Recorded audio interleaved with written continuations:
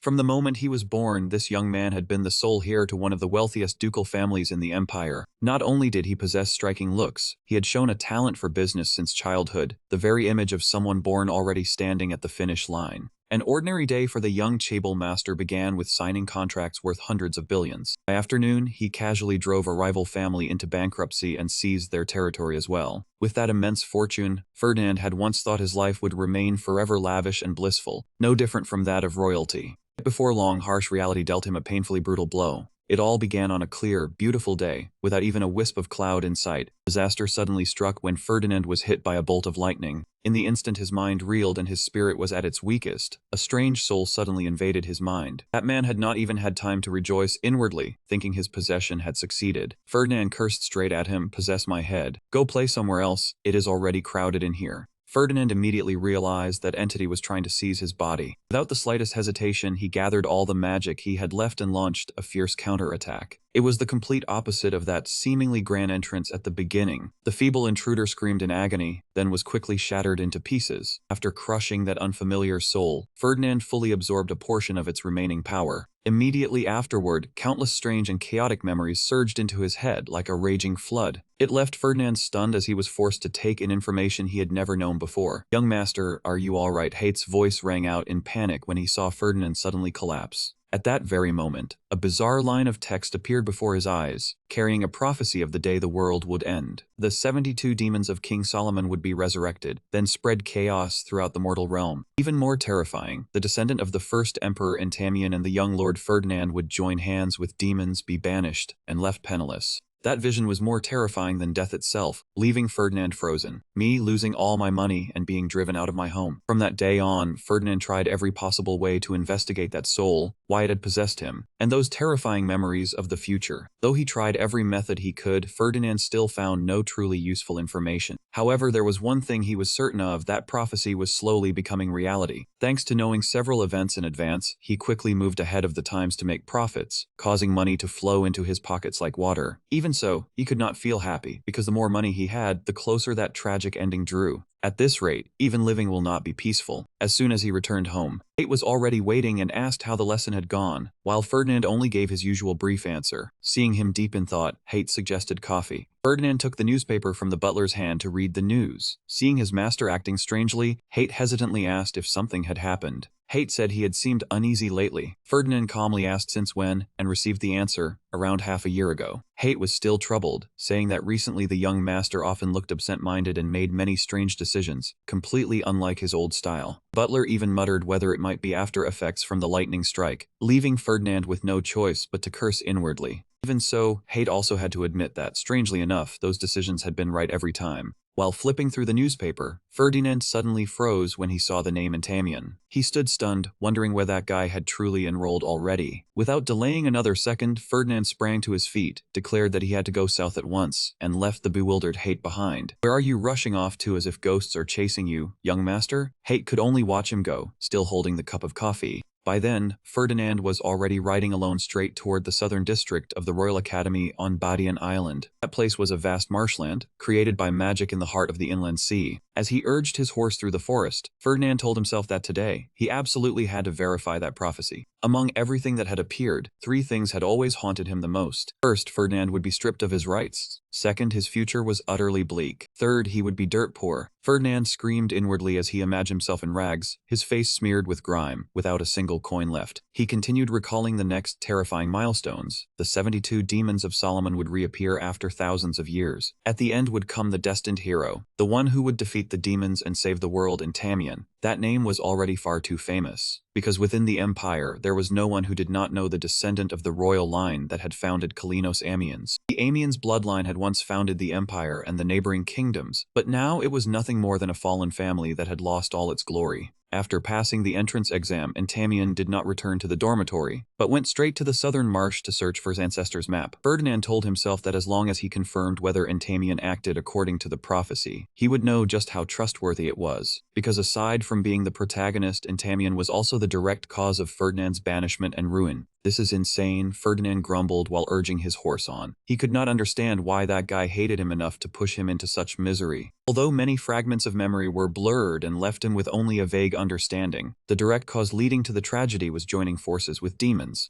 For someone as obsessed with money as Ferdinand, doing something so absurd and profitless was almost impossible. That is hard to say. What if demons are extremely good at temptation? It should be around here. Ferdinand reined in his horse in the dark forest, observing the place where Entamien was said to be searching for the secret tomb. Within that tomb was stored the sword containing the soul of Gagner, the first royal knight of immense power. Ferdinand smiled with calculation, thinking that if Entamien were not needed to fight the demons, he would have acted long ago to remove him. Suddenly, Ferdinand stopped short when he caught the strong, fishy scent of blood drifting through the air. Just as the prophecy foretold, on the way to the dungeon, Entamien was gravely wounded after being attacked by Crocker. Though he possessed the talent of a hero, he was still not strong enough to face the most fearsome predator in the swamp. Following the smear of blood across the ground to the foot of a giant ancient tree, Ferdinand realized this place was the entrance to the dungeon. Everything was unfolding exactly as the prophecy had arranged. Didn't that mean the day he had to shoulder a beggar's sack was coming soon as well? Ferdinand hid behind the bushes, his red eyes watching intently. Good, let us see whether Entamien has already gone inside. The moment he saw Entamien's figure in blood-stained armor still standing outside, Ferdinand could not help freezing in shock. Why was this bastard still here? He had not entered the dungeon yet. Did I arrive too early?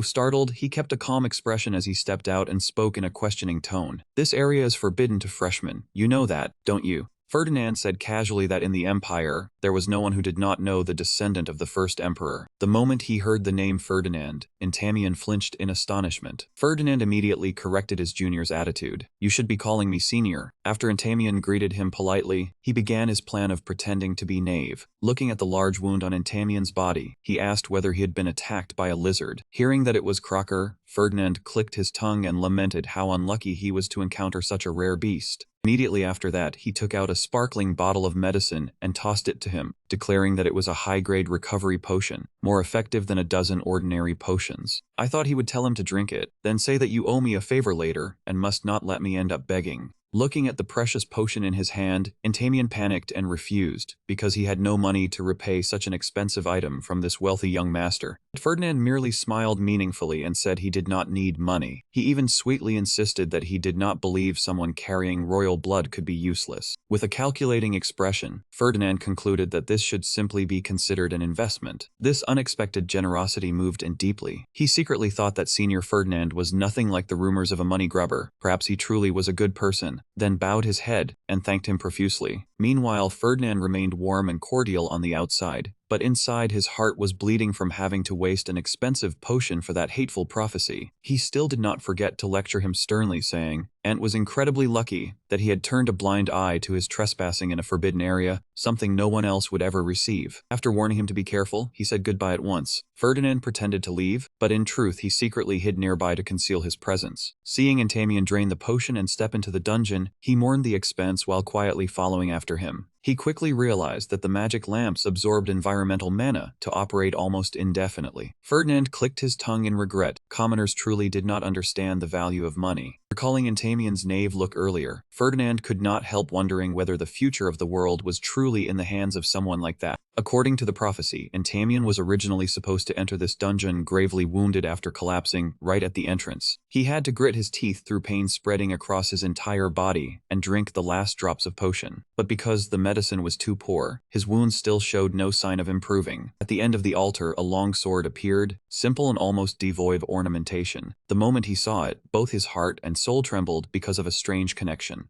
Entamien stepped forward, reached out to grasp the sword hilt, and in that very instant, a dazzling radiance erupted, driving away the darkness in the cave. When the light vanished, Entamien opened his eyes and realized he had been transported to a secluded alley at the Imperial Academy. Only then did Ferdinand approach the empty altar, where traces of magic still lingered and slowly faded. Looking at the imprint where the sword had once been embedded, he confirmed that Ant had disappeared completely after obtaining the treasure. He simply vanished from this place, leaving Ferdinand standing alone in a daze like a statue. It all felt like a slap straight across Ferdinand's face, proving that the prophecy was real. He shuddered as he imagined the bleak scene ahead. In that memory, the head of House Yvonne issued an expulsion order, stripped him of all privileges, and forbade him from taking anything that belonged to the family. Entamien stood above him then, coldly looking down at Ferdinand in his wretched state. Thinking of the scene where he would become a ragged beggar, Ferdinand was so furious that he clutched his head and tore at his hair. What the hell kind of future was this? Entamien was the protagonist acknowledged by the Book of Prophecy, a hero burdened with the mission of protecting the world from demons. Yet ironically, he was also the one who would drive Ferdinand to the brink of ruin. Even so, in the eyes of a money fanatic, Ferdinand still regarded Entamien as merchandise whose value was rising, an ideal investment that had to be bought while still cheap. What money could not buy, a great deal of money would buy. Ferdinand told himself he should immediately run over and wag his tail to curry favor like a loyal dog. But Ant's personality was the complete opposite of his. Entamien was the type of person who placed honor above material gain, so if Ferdinand used money too blatantly, he would very likely be seen as shameless and end up earning hatred. While at an impasse, Ferdinand asked Hate if there were a trading company guaranteed to turn a profit, but whose working style was the opposite of yours. Would you invest in it? Hate answered at once that he would. Hate added one sentence that made Ferdinand stop short. Did you not once say that money suits every style? At the very least, that sentence awakened him. He realized that even if the world ended, the essence of it was still a risky investment for enormous returns, while differences in personality became meaningless before immense profit. Because the greatest common point among humans was still making money, was it not? Ferdinand decided he had to immediately learn more specific information about Entamien. Though Hate anxiously reminded him that guests were about to arrive, Ferdinand still left decisively. At Amiens Academy, the dormitories were divided very strictly according to rank. Top 10 stayed in the luxurious Ravitos horns, while ranks 11 to 30 stayed in breast horns. Everyone else was pushed into the old and shabby Debet horns. The soul of Gagner Anfinfarson residing in Entamien's sword burned with fury when he saw that a royal descendant had to live in such a miserable room. The old man roared that he could not believe this cruel reality, while Entamien merely read in silence inside the dilapidated room. He was used to poverty, so sudden comfort would probably feel uncomfortable too. Entamien smiled helplessly and asked why he was dragging demons into this. Gagner grew even angrier, insisting that if the demons had not caused trouble, things would never have become this bad.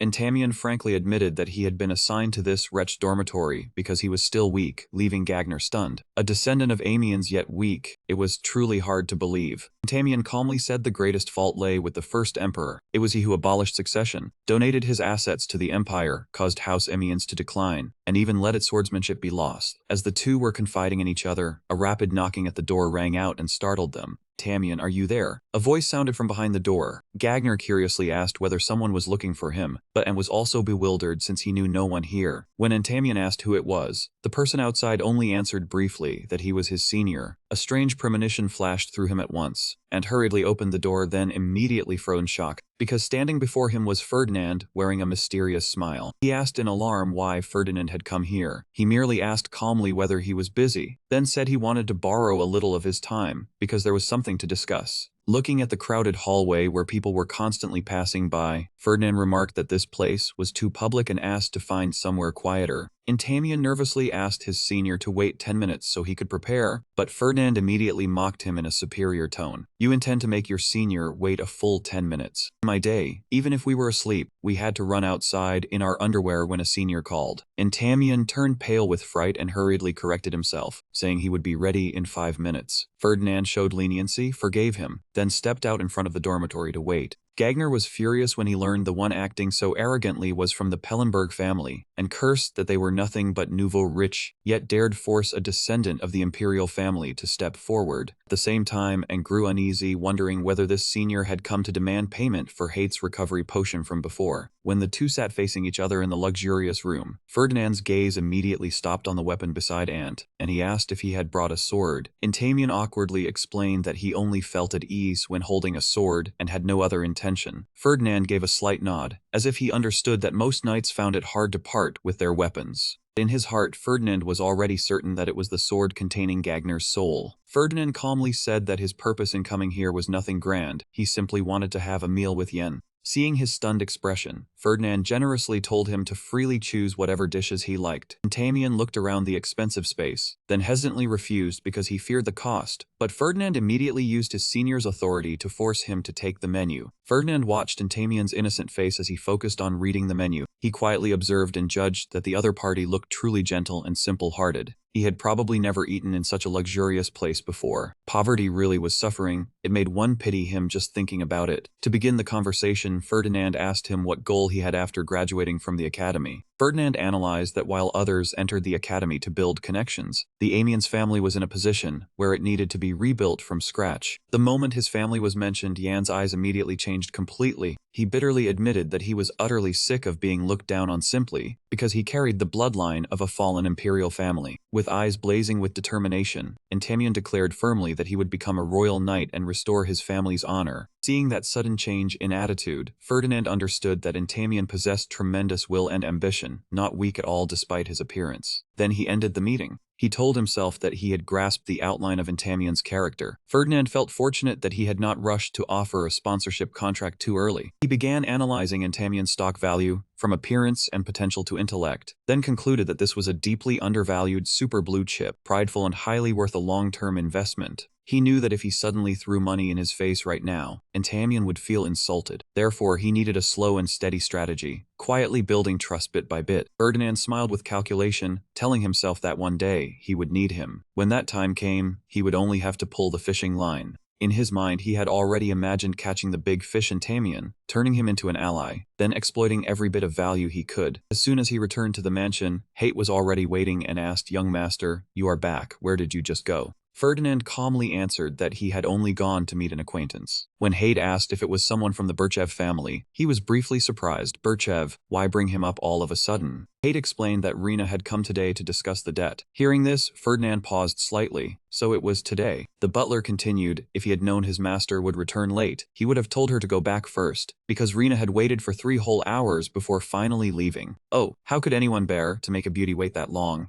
Hate judged that Birchev must think you deliberately avoided her to apply pressure. After hearing that, Ferdinand merely curled his lips in satisfaction. That was even better. I went through the trouble of driving him this far, now I only need to tighten the noose a little more. But the moment he finished speaking, an accident struck. A fierce headache suddenly slammed down on him, making Ferdinand let out a pained groan. Facing Hate's worried look, he merely waved his hand and said he was fine, but deep in his heart, he was shaken to realize that part of the prophecy from before, which had been unreadable, had now become clear in Season 1. There were lines describing a girl with brown hair like clouds in the sky and blue eyes like jewels. The prophecy wrote that her sword path was exceedingly precious, beautiful, and more vivid than anything else. Entamien had been completely captivated by her sword dance beneath the moon. She had enough talent to become a royal knight, but a fragile darkness was hidden in her heart. The next line sent a chill down Ferdinand's spine. If the chains were broken, she would spread her wings and soar into the high sky. He went deathly still as he continued reading Entamien's memories. I once wanted to free her from the Ferdinand family. The horrifying truth emerged. It was his own family that was restraining that girl, and perhaps that was why Entamien hated him to the bone. Ferdinand gritted his teeth and cursed, "Damn it, that guy drove me into begging just because of a girl. Hate, this truth is too hard to swallow." Meanwhile, Hate was still flusteredly explaining that he had absolutely no intention of targeting his master. At this moment, Rena was sitting alone in the lavish reception room. She could not hide her irritation after being stood up by Ferdinand yesterday, only to be suddenly summoned today. Bitter despair welled up in her heart, and she wondered whether he wanted to snuff out the last little hope of life left to a debt-ridden person like her. Standing behind the observation glass, Ferdinand clearly sensed the anger quietly radiating from the girl's back. He knew that Rena's family had once been a prestigious frontier count household, entrusted for generations with the heavy duty of guarding the borderlands. They had once belonged to the 7 electors, the solid pillars protecting the empire's north. But disaster of rampaging monsters had ravaged everything, causing the sturdy fortress to collapse and its former glory to vanish amid smoke and flames. To restore the family, Rena's house had to scramble madly for money, even selling the Golden Edict, the symbol of an elector's authority. Yet it still was not enough. In their most desperate moment, the one who reached out to help them was Ferdinand's father, the head of the Ferdinand family. The father's generation incurred the debt, and now the son's generation had to bear it. At this rate, another man would soon have to go begging too.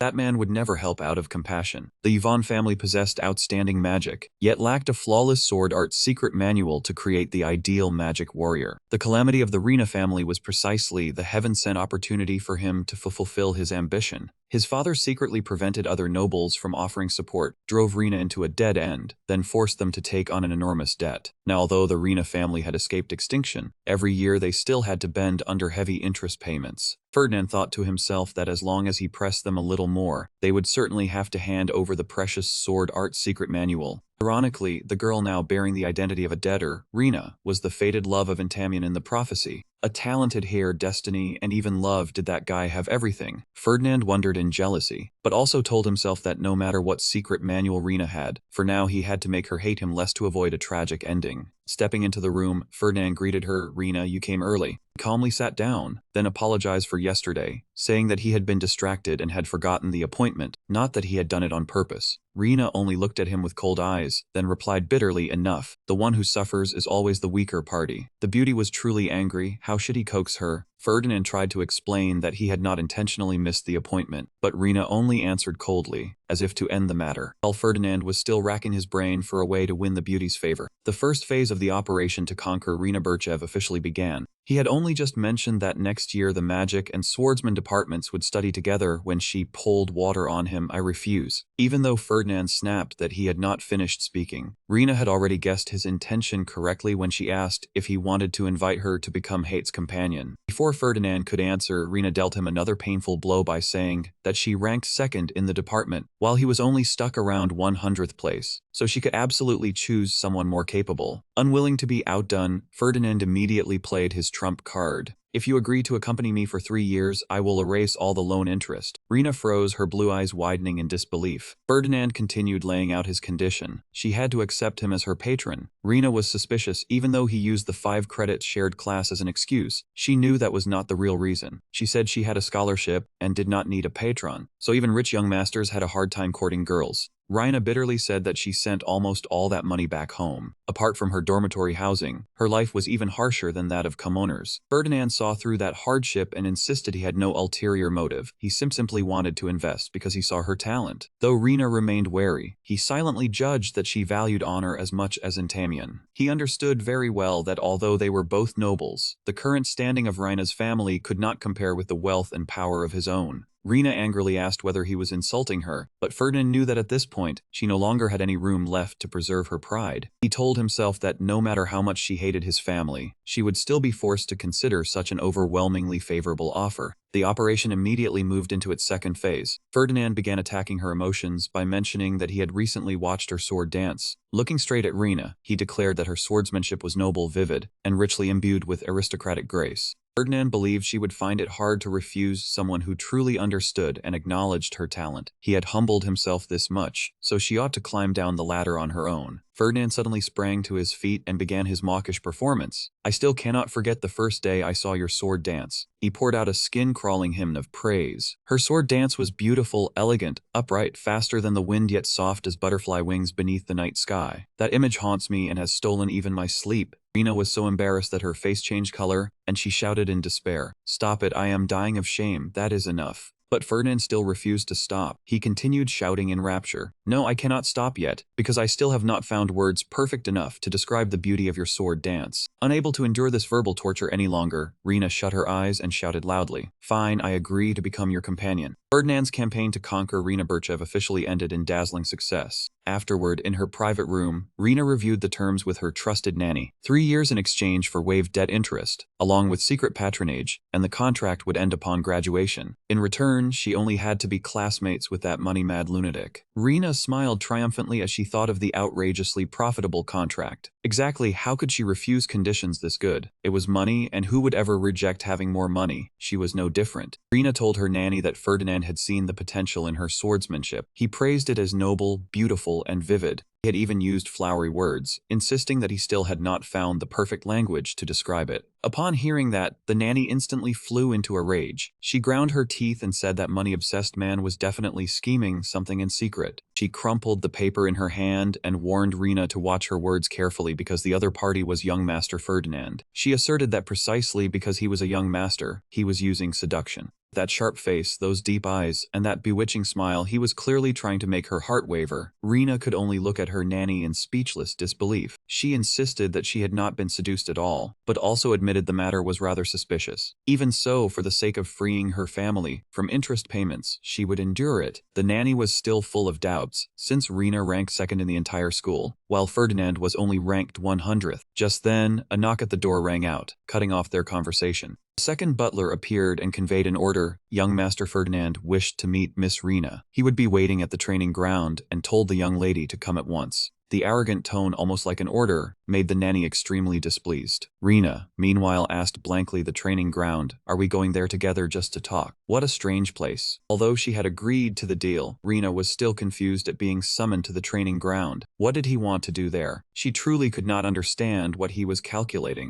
Meanwhile, Ferdinand walked in leisurely, holding his staff in his hand. Although Rena had always held the second-place position, she had never defeated Alon Donetsk, the top student among the second-year swordsmen. Even so, in Ferdinand's eyes, she possessed the qualities to become one of the 10 strongest imperial knights on the continent. He thought to himself that before long, he would know whether she was truly an unpolished gem. As soon as she saw Ferdinand, Rena immediately stepped forward and asked directly, "I do not understand what you are trying to do." "What do you mean?" Ferdinand replied calmly, "I simply do not want you to think accompanying me is useless. I want to prove that I am not inferior to you." Hearing that, Rena frowned. "So you want to duel me here?" She added that even if he was only ranked 10th, being chosen for Lapidus Hall was already enough to prove his ability. Yet Ferdinand merely curled his lips. "There is still a great gap between 2nd place and 10th place, I understand. Let us begin." Rena did not hesitate any longer. She drew her sword from its sheath and declared, "Fine, if you want to prove it, then go ahead and try." Ferdinand arrogantly declared that he would let her strike first. Rena answered the challenge in a mocking voice. What an honor. Rena suddenly froze when she felt a wave of red magical pressure crashing toward her. That brilliant, chilling scarlet suddenly erupted from Ferdinand's direction.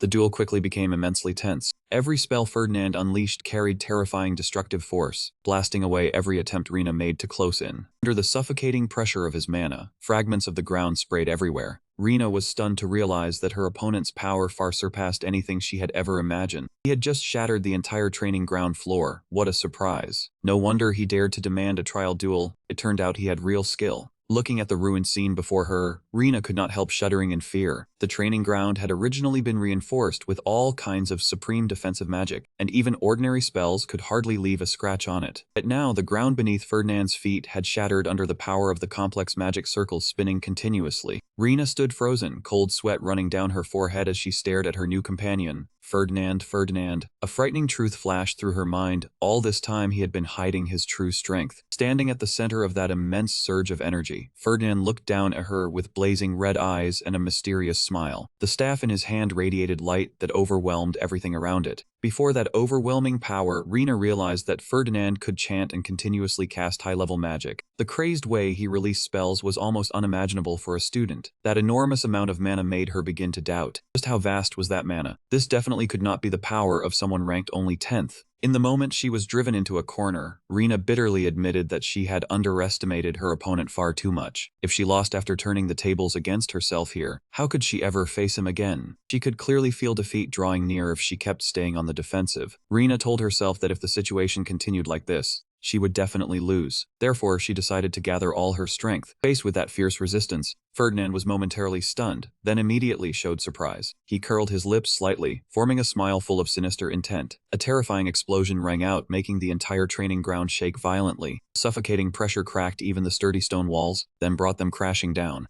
Amid the dust and ruins, Rena swung her sword blazing with blue light and charged forward like an arrow tearing through the wind. Though massive stones flew wildly around her, she still moved so fast that she left dazzling streaks of light behind. She broke through every obstacle and unleashed the decisive strike to end this tense battle. Rena's icy blade stopped right beside Ferdinand's neck. He immediately raised his hands and said calmly, "I surrender." Seeing Rena angrily ask whether he was mocking hate, Ferdinand calmly replied, "I was not mocking him at all. My magic power has simply run dry. A mage without magic power cannot defeat a knight." After observing closely, Rena realized Ferdinand was truly exhausted and did not seem to be pretending. She told herself she had won because she had blocked every attack until he could no longer resist, absolutely not because he had gone easy on her for being a girl. Although she had won, Rena still felt uneasy. She thought to herself that this victory did not feel like a real victory at all. Just then, Ferdinand calmly took out a gift box and handed it to her. "Ah, and this too. I want to give it to you. Consider it a congratulatory gift for defeating me. I heard you like chocolate. This is whiskey chocolate made by my family. The flavor is quite excellent." Seeing that the gift matched her tastes, Rena unconsciously swallowed, excitement rising in her heart. Ferdinand continued talking endlessly about all kinds of rare chocolates, from Kraken ink to World Tree bark, and even declared that as long as she liked it, he had it. Suddenly, Rena froze. She looked at him suspiciously. "Hold on, wait a moment, did you investigate my background?" Ferdinand replied in a mocking tone. "Wipe your drool first, then talk. I am not so idle that I would go to such trouble just for someone like you. I only looked briefly into the information of every student in the top group. He did not take her seriously, yet still saw through her gluttonous nature, making Rena even more embarrassed. She snapped angrily. "And you still say that is not an investigation." She said irritably that she was not a child who could be coaxed with candy just because she had won one match. But when Ferdinand tried to take the gift box back, she immediately snatched it and said, "I never said I would not accept it." Ferdinand smiled smugly. "Then I hope we can get along from now on." Even so, Rena still had not resolved her doubts about his strength. She pressed him, "Wait, what exactly is the reason? You have an enormous amount of magic power, enough to continuously unleash powerful spells on your own. I cannot even guess its limit. With that kind of ability, why are you only ranked 10th? Ferdinand only curled his lips into a mysterious smile, then spoke an incomprehensible line. "Is it not obvious? A merchant should not stand beneath the spotlight." That night at the mansion, Hate stared in shock at the shattered amplifier and magic power storage device on the table. "What happened here? What did you do to make all of these things get destroyed like this?" Ferdinand calmly replied that he had just fought Rena and that she was truly very strong. He sighed, "I prepared that thoroughly, yet still got beaten so badly. Not only that, she drained my magic power completely, and still remained standing." Was he no longer grieving over the cost, this money-grubbing man? Hate asked in distress why his master had used such precious items just to fight Rena, and whether she was really worth that much. Ferdinand calmly leaned back in his chair, treating it as an investment for the future. Seeing the young master's strange expression, Hate inwardly wondered whether the after-effects of being struck by lightning had flared up again. Meanwhile, Ferdinand sank into his own calculations. He admitted that Entamian's judgment had indeed not been wrong. Rina Burchev's swordsmanship was swift, supple, and carried an air of nobility. Looking at that powerful figure, Ferdinand understood why his father had once yearned so much to seize the Burchev family's secret manual. Ferdinand thoughtfully admitted that Rina truly was a genius. Beside him, Hate still did not understand his master's intention, so he asked why someone with that talent had never taken first place, or whether her equipment was inferior to others. Hate asked anxiously, "How do you intend to report this to the Duke? The Burchev family's swordship manual is something His Grace has desired for so many years." "Then just tell him to be less greedy." Ferdinand began to worry, wondering whether his father would disown him because of this. Hate calmly poured cold water on him. "Disowning you is not certain, but perhaps he might simply deal with you quickly." Seeing the young master panic and say he was his biological son, the butler added that the procedures for disowning someone were very troublesome, but the Duke probably would not kill his son just because a plan had failed. Even so, Ferdinand still decided to write a letter in advance and wait for a reply. In his mind, he had already imagined the old man growing so furious that he dealt with his troublesome son outright, not even sparing his soul.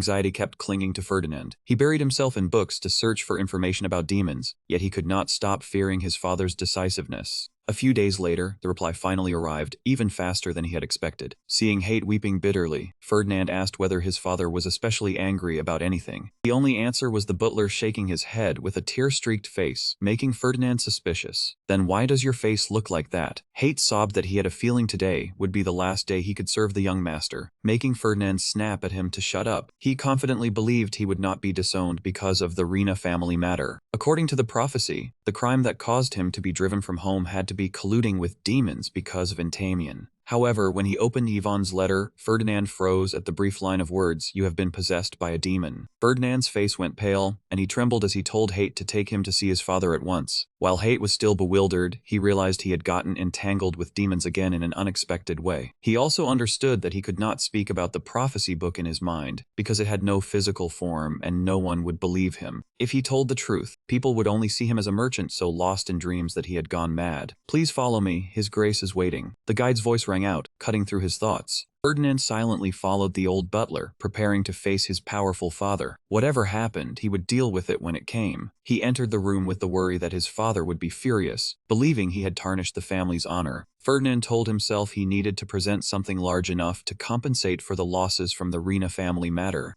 As soon as he saw his son enter, Yvonne remained calmly seated behind the desk and spoke mockingly, "You look calmer than I expected. I thought you had taken the wrong medicine and gone mad, or that the demon once destroyed by the first emperor had revived and possessed my son." His gaze fixed coldly on Ferdinand as he pressed him. "If that is not the case, then explain yourself." Ferdinand stood straight and declared in a clear voice, "I have decided to invest in the Rina family in a different direction." Immediately, his father questioned him suspiciously. What method could be more valuable than their family's hereditary swordsmanship manual? When Ferdinand said he could not reveal it yet, Yvonne lost patience, believing his actions were absurd and that he was squandering the family's assets. Despite the opposition, Ferdinand remained firm. My intention has not changed. If father allows me full authority to handle the Rena family matter, I believe I can bring benefits greater than that manual. Huh, was that all he had to argue? What basis gives you such confidence? Ivan asked back with a frown. Seeing his son remain silent, he snapped that he had not raised him to become a reckless man, and that this was not something that could be resolved with childish anger. Realizing the situation had grown tense, Ferdinand told himself he had to use information from the prophecy to negotiate. He calmly said, "I am not angry at all. In exchange for taking full responsibility for Rena's matter, I will provide father with a piece of information known only to me." He further added that he possessed a private intelligence network operated by himself in order to give his words more weight. Though Lord Ivan still doubted that his son's network could rival the family's, he still motioned for him to continue.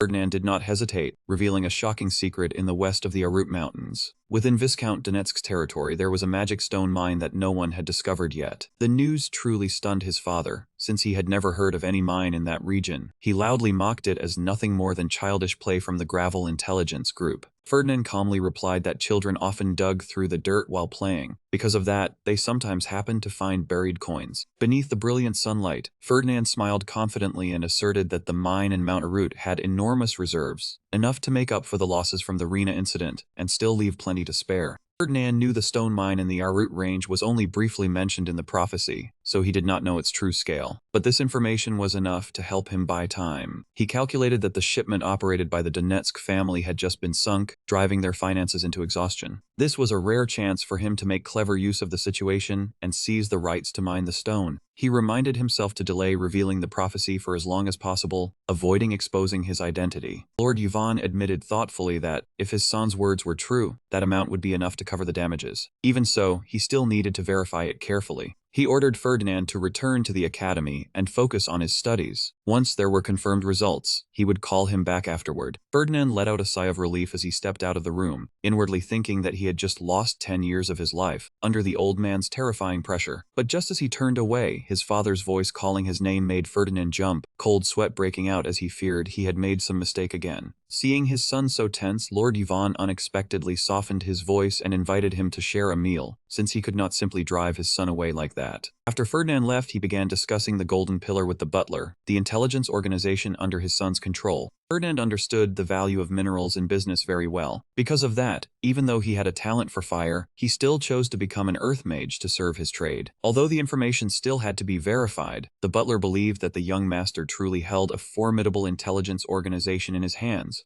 Lord Yvonne smiled in triumph when he realized that organization was powerful enough to grasp even the locations of mineral veins. He had never expected that the brat who had been obsessed with minerals since childhood would now truly accomplish something this great. However, he still did not forget to order a thorough investigation into Rena. He wanted to know what Rena had done to draw that brat Ferdinand in so deeply. Faced with the butler's question about whether the young master had fallen for Rena hate, Lord Yvonne only calmly told him to clean up, then repeated the principle of business. No profit meant no investment, and where there was profit, money had to be put down. He believed that if an investment had no clear reason, it meant that person's gaze had been drawn by something else. Lord Yvonne smiled meaningfully, wondering what, if not youthful love, had made Ferdinand change so much. Meanwhile, at the academy, Rena ate dessert while asking about Alia Tortega pairing with Carlos Denner. She said Carlos chose Alia after she declared she would study with Ferdinand. Hearing that, Ferdinand asked whether Alia was the one ranked 4th in the night department. Rena confirmed that she had previously been 5th, but had been improving very quickly lately. Ferdinand pressed her, asking whether Rena had told Carlos about pairing with him. She calmly replied that the rumors had spread everywhere, so even if she wanted to hide it, she could not, and sooner or later, everyone would know. Rena said bitterly that everyone assumed she had paired with him only because of money. Ferdinand merely gave a faint laugh, saying everyone could have guessed that, and he had no choice but to learn how to face it. When Rena said that was not entirely wrong either, Ferdinand calmly admitted that he truly did like money, and for money, there was nothing he would not do. Looking at his smug expression, Rena was left speechless, inwardly understanding why everyone called him a money maniac. Even though they were cooperating, she still found it hard to hide her displeasure. Suddenly, Ferdinand pushed a luxurious box toward her and told her to just accept it. Rena blankly asked what it was, then received the answer that there was a bottle of elixir and an exchange voucher inside. He explained that the elixir had been refined from an extremely precious mandrake root. As for the exchange voucher, it could be used at the weapon shop managed by his company to receive high-grade equipment. Rina panicked and tried to refuse because the gift was too great, but Ferdinand immediately reminded her of the sponsorship contract the two of them had signed.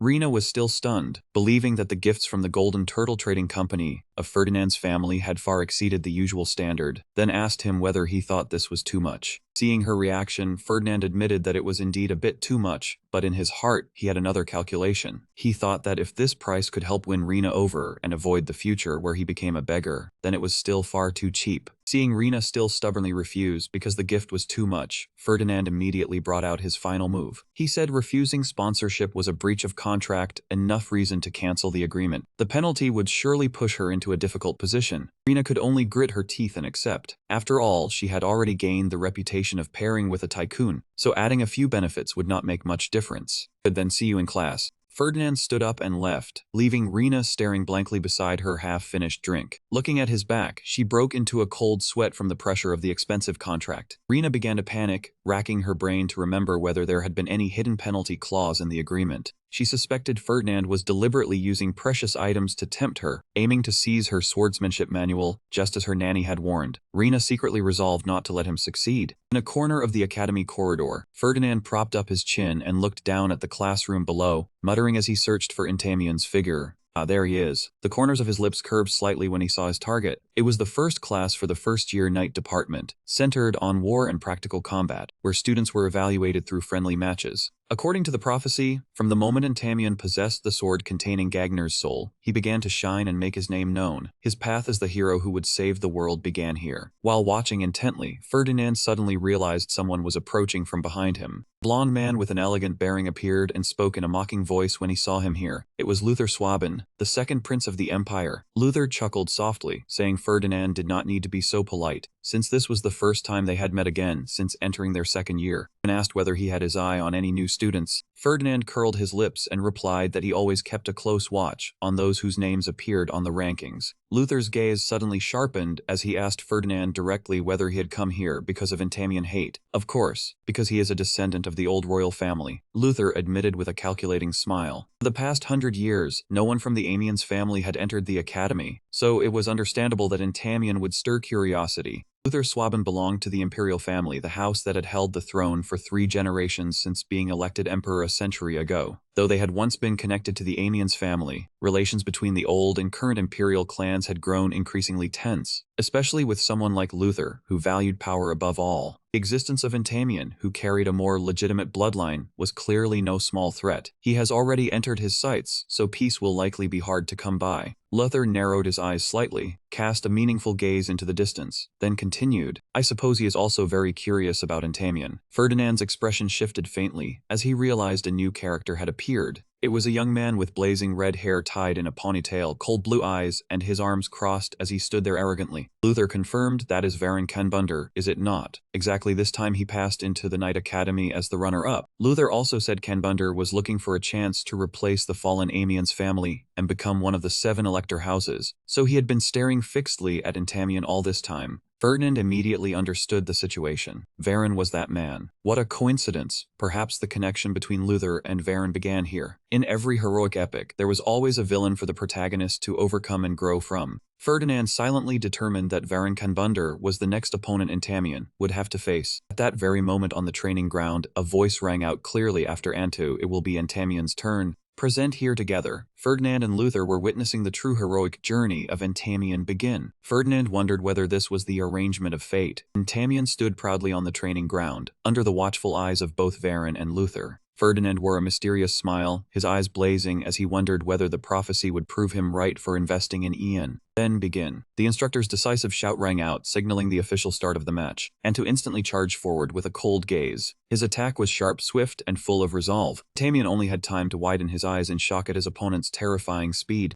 The 2 blades clashed, sparks flying as a piercing sound rang across the training ground. He has met a tough opponent. I wonder whether he can overcome this. The battle quickly tilted entirely to one side as Antu unleashed one heavy slash after another. Entamian was thrown backward. Without giving his opponent time to recover, Antu kept pressing in relentlessly. With lightning-fast movements, he forced Entamian completely onto the defensive. After the relentless chain of attacks, Entamion was forced to retreat, sweat soaking his face under the crushing pressure. From above, Luther remarked that the classes had been divided randomly, and Entamion was truly too unlucky to meet an opponent beyond his level. He analyzed that Antu had once ranked 10th in the entrance exam. Meanwhile, Entamion had only ranked 38th, so this was clearly an extremely difficult opponent. Seeing Entamion struggle to that extent, Luther sneered, thinking the match was far too dull, and was about to turn away because he thought there was nothing left worth watching. Just then, Ferdinand quietly spoke to keep him there. It is not certain there is nothing left to watch. Luther had not yet understood what was happening when a brilliant radiance suddenly burst from Entamion's direction. A gigantic pillar of light shot straight into the sky. The terrifying pressure it released made Anta freeze in fear. With his newly awakened power, Entamion swung his sword and unleashed a thunderous slash. The sword strike descended before him with devastating force. Anto froze in place amid the murmurs of the crowd. Witnessing that scene, Luther wondered in astonishment whether Anto intended to counterattack. Even Varen broke into a sweat upon knowing Entamion was only ranked 38th. Luther remarked that Anto had likely been caught off guard because his opponent's counterattack was too fierce, and that clear disorder showed he was still inexperienced. However, as long as he regained his composure and struck back, the situation would immediately reverse as Anto tightened his grip on the sword hilt. Anto ground his teeth in resentment. Someone ranked only 38th like you is going to make me lose. The surrounding students began to murmur. They thought Entamion had done better than expected, but Anto would still win, and lasting until now was already enough to preserve the imperial family's dignity. Luther curled his lips in amusement. What dignity is there to preserve? He is ranked 38th. Who would have thought someone ranked 38th would force the 10th ranked student to use aura? He admitted that he was worthy of bearing the Amion's name, then mocked that even someone lacking talent deserved praise for struggling so hard. Hearing that, Ferdinand immediately refuted it in his mind. Lacking talent? Entamion lacks talent. Impossible. Ferdinand understood that Entamion did not lack ability, only that his living environment had never supported him. Sharp clashing sounds rang out as Entamion swung his sword powerfully, gradually overwhelming his opponent before everyone's astonished eyes. Ferdinand was certain that Entamion was a special existence, one chosen by the prophecy. Entamion's eyes blazed with a powerful golden light. That suffocating pressure left Antu able only to stare wide-eyed in terror. In Ferdinand's mind, Entamion was the protagonist of this world. The match ended with Entamion standing tall, the sword in his hand pointed down at the opponent who had completely collapsed beneath his feet. Meanwhile, Luther and Varen Kanbunder could only watch in silence, both their eyes clearly revealing displeasure. Antodenon's sword flew from his hand, spun through the air, then stabbed hard into the ground before the stunned eyes of all the students. Immediately afterward, Professor Gratz declared loudly, "The winner is Entamion." The entire stands erupted in thunderous cheers. Entamion raised his sword high, his face radiant with the joy of victory. The crowd kept talking about how he had defeated an opponent ranked 10th like Antu. Watching from afar, Ferdinand smiled in satisfaction. He silently affirmed, just as expected, the prophecy had come true. I did not choose the wrong person. In his eyes, Ian's value was soaring like a vertical chart, while the sound of gold coins seemed to already be jingling in his pocket. Ferdinand told himself that as long as he nurtured Ian properly and turned him into a future ally, he would be safe. While Luther was still so stunned that he stammered in disbelief over Entamion's victory, Ferdinand ignored the second prince's reaction and began calculating the next step to recruit Rena. This time, he had to plan carefully, or later he would have no choice but to carry a beggar's sack. In the lecture hall, the appearance of Ferdinand and Rena immediately became the center of gossip. The students wondered whether they were truly a couple and why Lady Rena was willing to pair up with someone mad for money. Ferdinand found it annoying to attract so much attention, but Rena remained cold. She told him to ignore them. Sooner or later they would get bored and stop talking.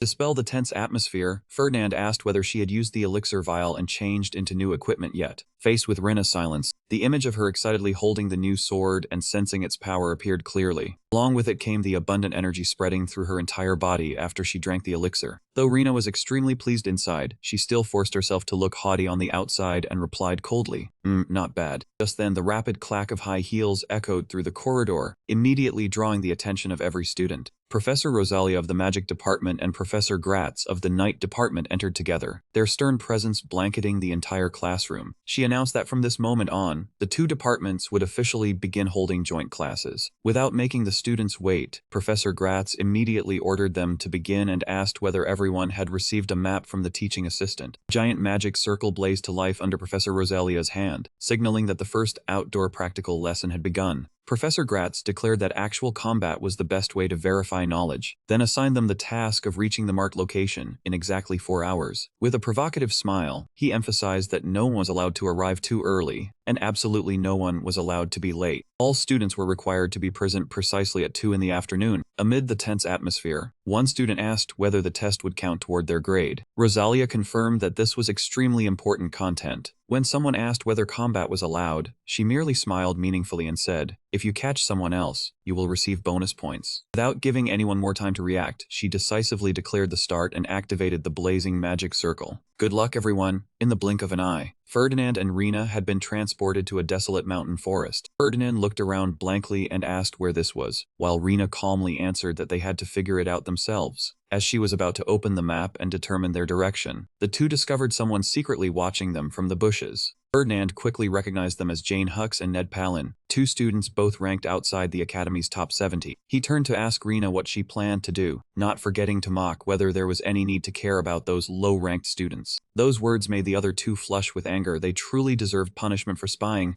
Ferdinand thought to himself that he would normally have walked away at once, but this time, he decided to follow Rena's wishes completely. Seeing her nod smugly, he immediately understood that she had set her sights on the bonus points from those two. Rena decisively drew her sword and prepared to hunt her targets, but still reminded him that they needed to check the map first. Ferdinand suggested using magic to make it faster, but the answer, "climb somewhere high and look," made Rena so angry she nearly exploded. Realizing the situation was turning bad, Jane hurriedly urged Ned to flee while the other side was still arguing. However, Rena had already seen through that intention. She launched herself into a graceful flip through the air, then landed and blocked the escape route of the two poor souls. Rena growled with bright, threatening eyes, leaving Jane and Ned with nothing to do but scream in despair. Brilliant blue sword aura descended from above, opening the curtain on a ruthless hunt for bonus points. Studying together while hunting one another like this, when he thought about it carefully, this test was truly cruel. It turned out that every student's map was engraved with a defensive charm, and thanks to that, Jane and Ned escaped Rena's sword strike. Rena said irritably that if she had known earlier, she would not have held back, making the two lying flat on the ground tremble and yell in grievance. Back at the academy, student cards cracked one after another and vanished. Professor Gratz observed that another team had been eliminated, and the rate of clearing was even faster than he had expected. Professor Rosalia smiled deeply when she realized that no one had been taken down by monsters. They had all been eliminated because of conflicts with one another. Brad curiously asked which pair Rosalia was watching most closely, while loser Swabin, Alan Donetsk, Carlos, and Alia Tortega were all worth keeping an eye on. Yet Rosalia's gaze fell on the pair that was truly causing chaos. Gratz clicked his tongue and said Rena was the one losing out by pairing with him, and he suspected she had agreed only because of money. Even so, he also found it contradictory, because Ferdinand did not seem to care about his own score at all. Rosalia immediately affirmed it. Ferdinand had certainly chosen Rena for another reason as well, because he was the kind of student who could raise his rank whenever he wished. He had never needed to pair up with anyone in the first place. Before Gratz's astonished expression, she revealed that Ferdinand had always remained exactly in 10th place, no higher and no lower. A talented student taking first place was normal, but holding 10th place for a long time was extremely abnormal. His theory scores were nearly perfect, but he always deliberately lost points in practicals to keep his position in Rabidus. Gratz was stunned to realize that Ferdinand had been hiding his true strength all along, while Rosalia revealed that this pair had once destroyed the training field. What made her most curious was not why he had hidden his skills, but why he had now decided to stop hiding them. Back in the forest, Ferdinand stood atop a tall stone pillar to get his bearings, then realized that the destination lay on the northern coast. From below, the shouts of the students rang out, blaming Rena Burchev for going too far no matter how important points were. Ferdinand calmly finished his own task, then asked whether Rena had determined their destination yet. Rena stood proudly before the defeated group, checked the map again, then said decisively that they only needed to head northeast. Ferdinand calmly replied very good, but inwardly wondered whether she planned to keep hunting other pairs for points. Rena brushed her hair back and declared that they still had plenty of time, so they had best make use of it to earn more bonus points. Just as the two were discussing it, a provocative voice suddenly rang out. It was Carlos, who had been lying in ambush from behind together with Alia Tortega. Rena frowned and shouted at Carlos, asking how a sneak attack from behind could be called honorable. Carlos curled his lips arrogantly and said that in combat nothing was wrong. Because the professor had said this was actual combat, he began gathering blue electricity around his staff and roared that since they had met so soon, he would not let her leave easily. Ferdinand casually scratched his head and quietly asked Rena whether Carlos was angry because he had once begged her to pair with him and been rejected. Ferdinand inwardly found him far too childish for still holding a grudge over the past. Rina replied irritably that she was not anyone's possession. Having been struck where it hurt, Carlos flushed red and shouted in fury, "Stop talking nonsense, let us fight." Knowing this battle would be hard to avoid, Ferdinand silently calculated that if he defeated that high-ranked pair, the bonus points would be enormous. He turned to tell Rina, "This time you cannot just stand by and watch. I will support you, so fight with all your strength."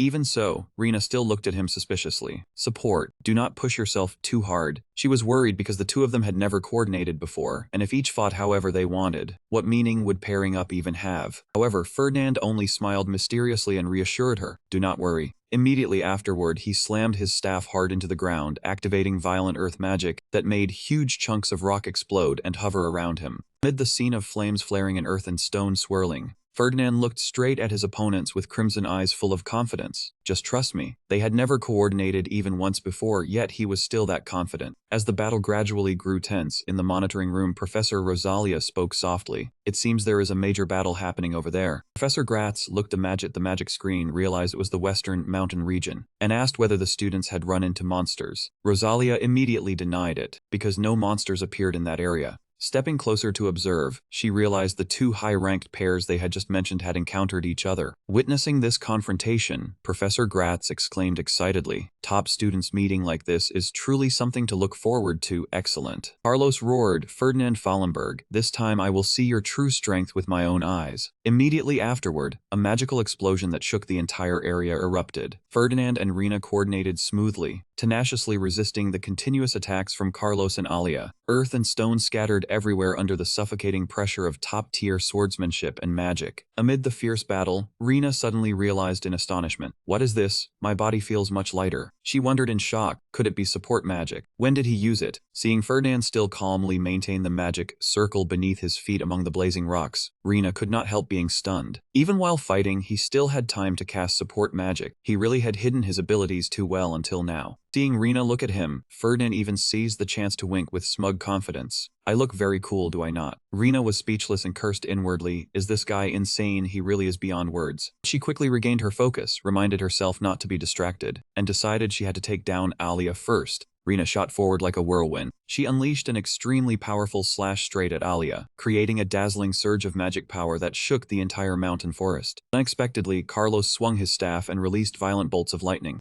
Brilliant blue lightning immediately surrounded her. The electric chains wrapped tightly around her, making Rina realize in horror that her body had gone numb, and she could not move at all. Though restrained, Rina still refused to yield. She gritted her teeth and told herself that as long as she gathered all her strength, she could break free. However, Alia had no intention of giving her any chance. She sprang into the air, pouring all her firepower into her blazing sword to unleash the decisive strike and bring Rina down at once. A blow as heavy as 1,000 caddies crashed down, dragging a violent explosion with it. But what was struck was not Rina, but a gigantic boulder. Carlos froze in astonishment. "A boulder? What is going on? Then where is Rina?" At that very moment, Rina realized she had somehow been moved to a safe place beside Ferdinand. Seeing her blank expression, Ferdinand smiled and explained, "Ah, that is magic my family recently developed. I found it useful, so I learned it right away. It allows two objects of the same weight to be swapped." Rina suddenly felt something was wrong. She glared and questioned him, "How do you know my weight?" Faced with her anger, Ferdinand still replied calmly that he'd only glanced over her biological profile. That answer made Rina so furious she nearly saw stars, while he even casually remarked that the boulder was not very heavy either before it was crushed apart by magic. Rina threatened through gritted teeth, "I will ask about this properly later. And as for that profile, I will burn it completely to ash." As she grabbed his collar and shook him violently, Ferdinand wailed and begged her to be gentle. "You are doing that on purpose, are you not?" Rina still had not calmed down and said irritably, "I will handle Alia, while you focus on stopping Carlos." Ferdinand activated a dazzling magic circle beneath his feet, preparing for the next step. Looking toward his opponent, Ferdinand smiled with calculation. "That Carlos, I still wonder why he has not used that move yet." He knew very well that Carlos Denner's ultimate technique was to summon lightning that fell like rain, forming a massive storm of light from dozens of thunderbolts through multiple incantations. Its destructive power far exceeded student level, and that was also why Carlos stood at the top of the night department. Ferdinand took out 2 sparkling blue orbs and said confidently, "Well then, I have already researched a way to block this attack. Now I can test it, let us see how effective it is." The sky suddenly changed color as Carlos poured all his strength into activating a grand spell, plunging the space into brilliant blue lightning filled with danger. A colossal pillar of lightning carrying terrifying power struck straight down at Ferdinand's position. His figure was almost swallowed by the blinding light and thunderous explosions. When the dust gradually cleared, Ferdinand was still standing tall and steady. He was completely unharmed, and an arrogant smile still rested on his lips. Carlos stammered in shock. "You blocked it." "Impossible, how is this happening? Why are you unharmed?" "Surprised classmate." Ferdinand calmly raised the two orbs that had now turned dark black, then explained that these were storage devices capable of absorbing magic power. He stepped closer to Carlos and patted his shoulder smugly. "Of course, I modified them a little. They are expensive and difficult to make, but the effect is not bad. If I fine-tune them further and succeed in mass production, this thing can absolutely be sold on the market." "Haha, I can smell money already." Carlos went mad with anger, roaring that using magic tools in battle was cowardly and cheating. Ferdinand calmly replied, "In battle, what exactly counts as cowardly?" Those words left Carlos speechless, and he could only look at Alia, who had fallen into a difficult position, while angrily cursing inwardly. "Damn it." Ferdinand called softly, "Rena, finish it."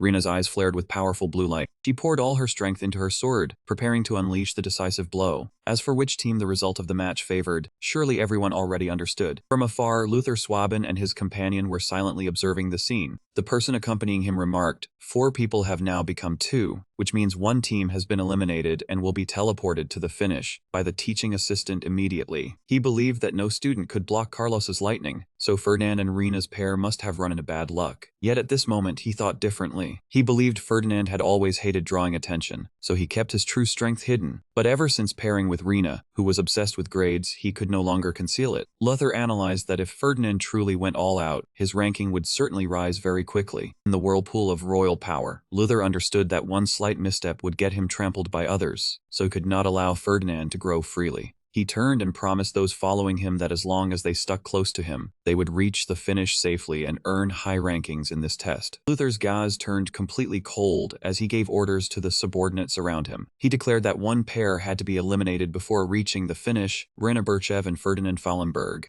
Luther decisively ordered them to capture the 2 alive. This bastard was playing dirty with another sneak attack, the kind of person who would be unbearable to meet in real life. Meanwhile, Ferdinand took the chance to collect each drop of giant demon blood into a glass vial. Seeing this, Rena could not help wondering whether that was truly necessary. Ferdinand calmly explained that this was the main ingredient for making high-grade recovery medicine. To Rena, it was only spare change, but to him, spare change was still money. He curled his lips and said it was also thanks to that money-grubbing habit that he had recruited a genius like her, an extremely profitable investment. After defeating as many as 8 opposing pairs, Rena began growing impatient and urged him to move on, because she was eagerly looking forward to the huge bonus points that would push her into the lead. Ferdinand clicked his tongue and said she really was crazed over grades, but Rena immediately replied that it was still better than being crazed over money. Her gaze darkened faintly as she said she had a proper reason to become the Academy's top student. Everyone had a purpose in what they did they not? Suddenly, both of them froze at the same time as they sensed a dense killing intent silently surrounding them. Ferdinand judged that at least 20 people were hiding nearby, and all of their targets were none other than the 2 of them. In an instant, countless black shadows plunged down from above, unleashing a relentless barrage of attacks.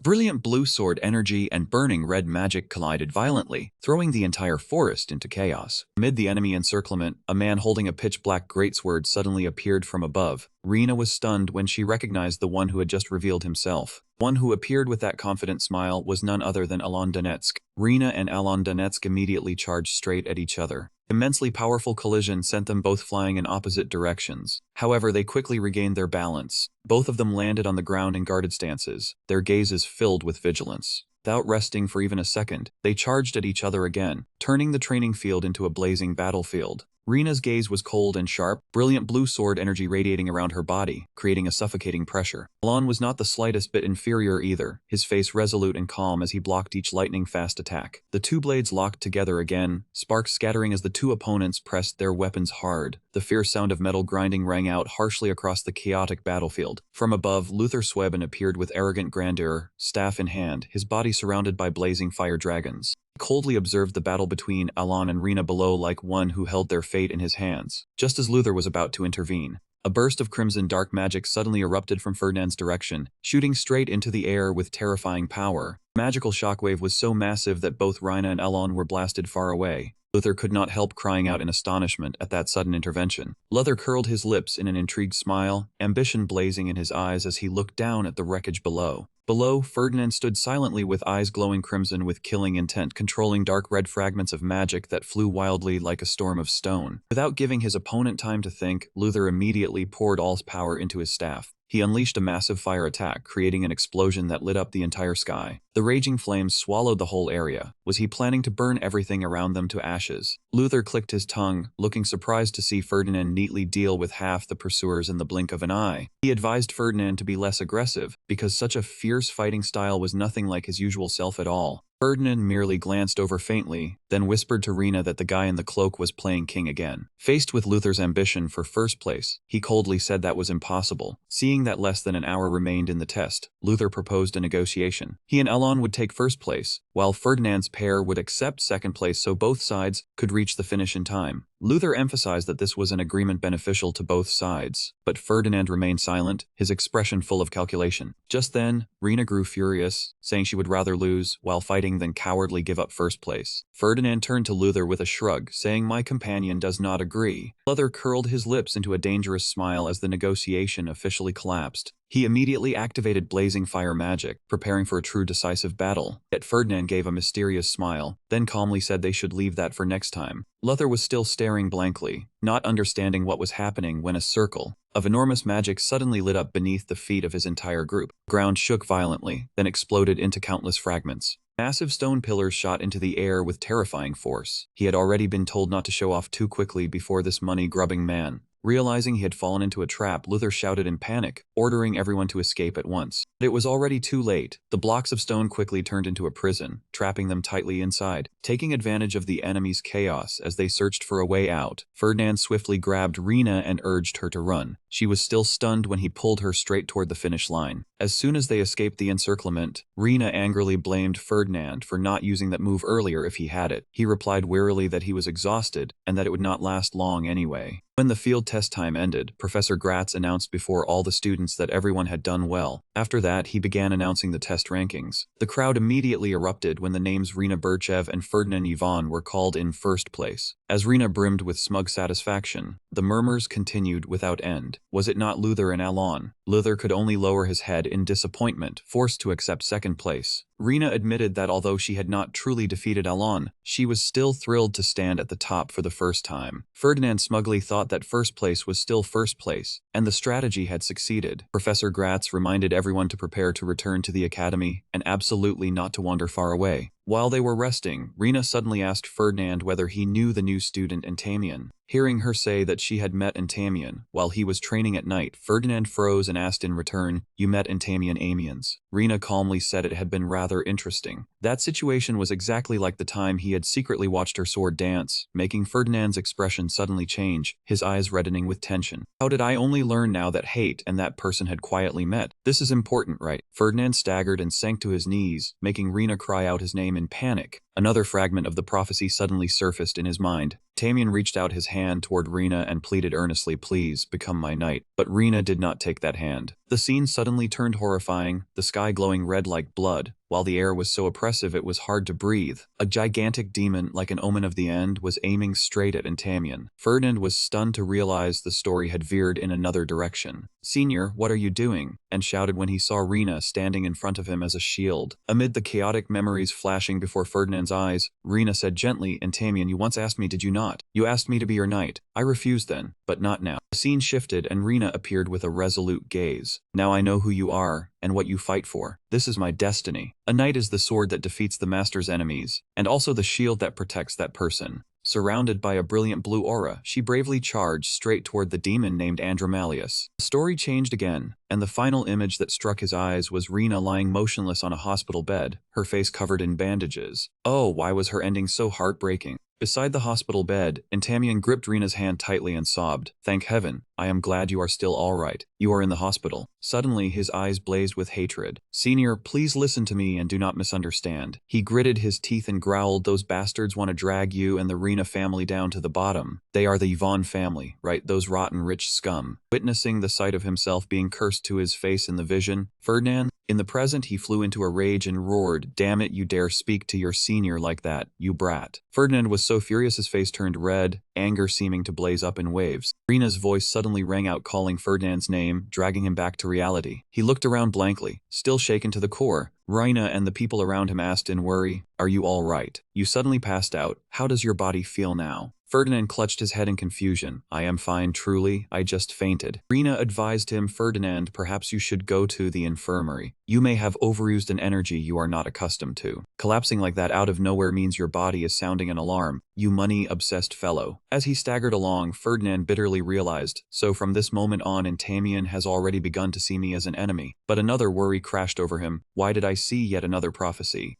Everything revolved around Rina. Could it be warning me about something about to happen? The name in the prophecy sent a chill down Ferdinand's spine. Andromalius, one of the 72 demons, will truly descend upon this world. Ferdinand trembled before the terrifying truth, and it is the near future too. When that time comes, will I really have to drag this body out to beg? Well done, young master. I heard you won first place. Hate congratulated him as soon as Ferdinand stepped into the carriage. Ferdinand answered with an exhausted face, "I burned through a huge amount of energy. I am dead tired." Seeing his master worn out, Hate advised him to sleep for a while, saying he would wake him when they reached Labadus Hall. The clopping of horse hooves rang steadily along the road home, yet Ferdinand's mind remained endlessly haunted by the name Andromalius. That was the one ranked last among the 72 demons, with pitch-black hair and eyes, a human-like body, and a snake. The snake coiled around his right arm. Even after Ferdinand had turned the books upside down, that was still all the information he could find about this terrifying entity. Searching like this was no different from looking for a needle at the bottom of the sea. War against demons had receded thousands of years into the past, so information about them had nearly been erased from history. In this era, demons were regarded as legend, because they had once been completely annihilated by the first emperor and had never appeared again. Ferdinand reassured himself that even with little information, Entamien would eventually handle everything, so there was nothing to worry about. What concerned him most was Rina. The scene of her being gravely wounded in the battle against Andromalius kept appearing vividly in his mind. Looking at the image of Rina lying motionless on the hospital bed, Ferdinand hesitated over whether he should tell her.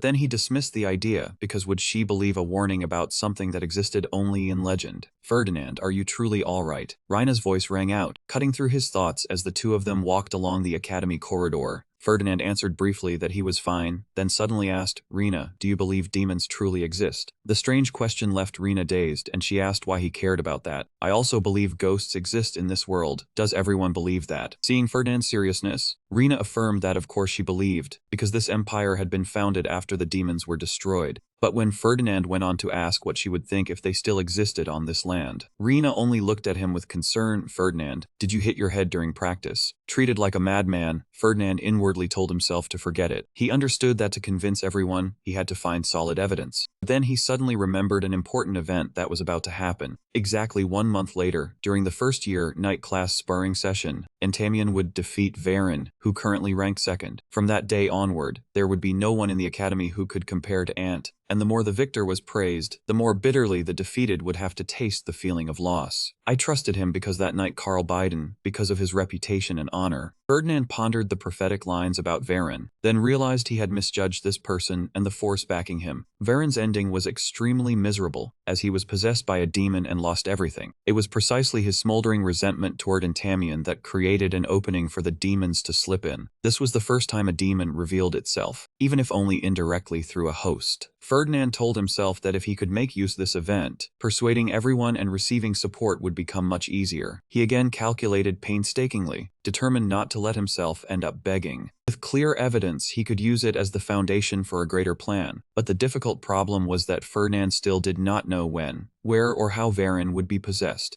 He irritably wondered why such important information had not appeared. Would it appear on its own at the right moment, or did he have to satisfy some mysterious condition? The more he thought, the more troublesome it became, and Ferdinand could only click his tongue in irritation amid the flickering magic code surrounding the carriage. Meanwhile, at the dormitory, Entamien was reading an article about the abnormality during the joint class, especially the suspicions that Ferdinand had hidden his strength and his relationship with Rina Burchev, and inwardly marveled. That was the Ferdinand family indeed. He thought that although Burchev had lost its military authority, it was precisely their remaining prestige that made Ferdinand show off and take action. Gagner's soul hovered beside him, remarking that Ent seemed to like the Birchev family, but hated the Ferdinand family to the bone. The old man snapped, telling him not to compare that family with them, because the only knight who had ever stood shoulder to shoulder with him and the first emperor on the battlefield was someone from Rena's family. Gagner sighed that these days, people praised the Ferdinand family more, calling it the era of magic. The old man grumbled that if not for their war treasury 1,000 years ago, he would never have bothered with those nouveau nobles. Suddenly Gagner told Yantai to ask Ferdinand for money, because his equipment was far too old. Yan was stunned and asked why the old man suggested that, then wondered whether Ferdinand was treating him with unusual kindness. The old man warned that the Ferdinand family surely wanted to establish ties with Amiens,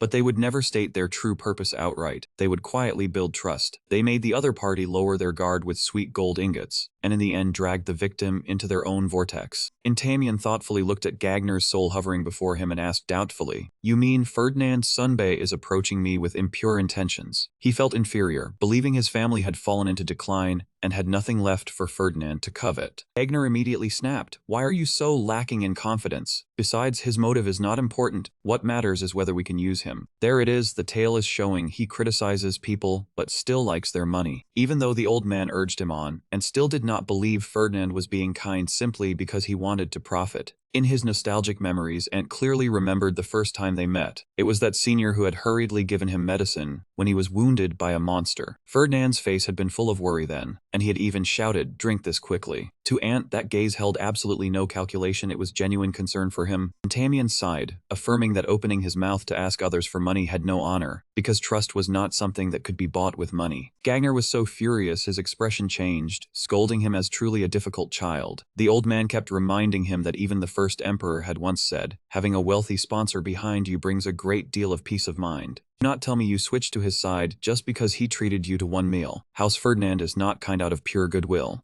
In the end, the old man firmly told him to stop arguing and go meet that man at once. Gagner was certain Ferdinand was waiting for Intamian to come asking for money. Standing before the splendid mansion, Intamian stopped short when the butler Hate blocked him right outside the door. Hate said coldly that young Master Ferdinand was both managing the family trading company and attending school, so he was very busy. Without a prior appointment, it would be difficult to arrange. Intamian awkwardly asked Hate to report that the visitor was not a stranger, but Intamian himself coming to meet him. But Hate returned and answered firmly that he had reported the young master of House Amiens had come. Yet the young master was busy, so he invited him to go back. Stepping down the stone stairs, Intamian trudged away in disappointment. He muttered reproachfully at his guardian spirit for saying Ferdinand would be waiting with a purse ready. Intamian regretted disturbing his senior while he was busy, driving Gagner nearly mad with fury. Yet he still felt this cold response was far too strange. In truth, it was all a play arranged from a high window of the mansion. Ferdinand secretly felt pleased that the prey had come to him on its own.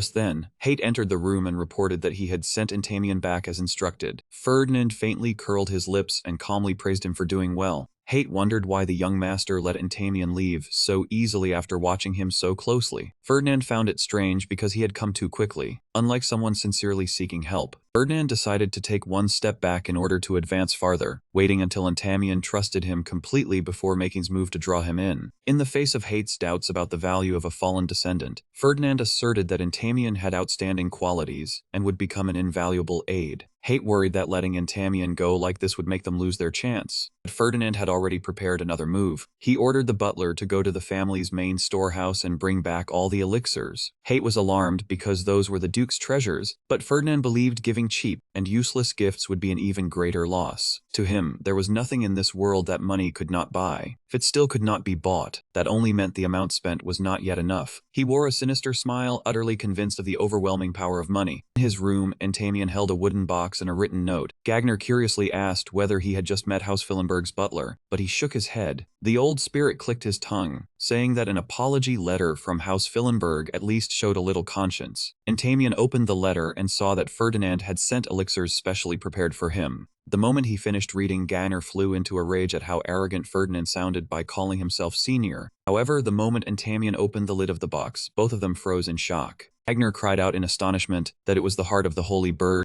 It was a supreme elixir symbolizing light, perfectly suited to House Amiens' light swordsmanship. This gift was truly hard for anyone to resist. Though he still cursed Ferdinand for being arrogant, Gagner had to admit that Intamian's trip had been well worth it. As for Intamian, he was deeply moved. Endymion thought with tearful eyes that Ferdinand valued someone used like him so highly. He resolved not to disappoint those expectations, leaving Gagner with nothing to do but sigh at how naive he was. Ferdinand sat leisurely in his study and quietly asked about the result of the match that had just taken place. Haight immediately reported that Endymion had defeated Varen. Varen's swordsmanship was somewhat superior, and Endymon's overwhelming aura had turned the situation around. Ferdinand was surprised that this victory had been easier than in the prophecy. Haight asked suspiciously whether Endymion had only won so overwhelmingly thanks to the young master's divine medicine. Ferdinand merely replied calmly that it probably had some effect. Faced with the butler's question of whether Endymion could have won even without using the medicine, Ferdinand only gave an ambiguous answer that no one could know for certain. Inwardly, he was excited because everything was matching the prophecy. Before long, Varen would be possessed by a demon. That was the perfect chance for Ferdinand to find proof of demon's existence. He immediately ordered Haight to closely monitor Varen's every action, surprising the butler because the target was not Amiens. Ferdinand emphasized that he needed to know everything, where Varen went, how the demon tempted him, and whom he had come into contact with. He wanted to understand how a demon from 1,000 years ago returned to this world, so he could prepare for the coming upheaval. However, Haight's subsequent reports only gave Ferdinand a headache. After several weeks of surveillance, there was still no sign of any demon appearing. Ferdinand sat pensively on the bed, staring at the surveillance report. He was suspicious because something important should already have happened. The report was full of trivial matters, such as what Varen ate and how often he went to the bathroom. Ferdinand worried that if the demon possession part was wrong, the entire prophecy would also be questionable. At that very moment, a new vision suddenly appeared in his mind. After his crushing defeat, Varen Kanbunder nursed his resentment and challenged Endymion again in the midterm exam. Carrying his pent-up fury, Varen charged in with a fierce attack as if he wanted to crush his opponent. But the outcome of the match seemed already decided. Endymion was not careless enough to lose to an opponent he had once defeated.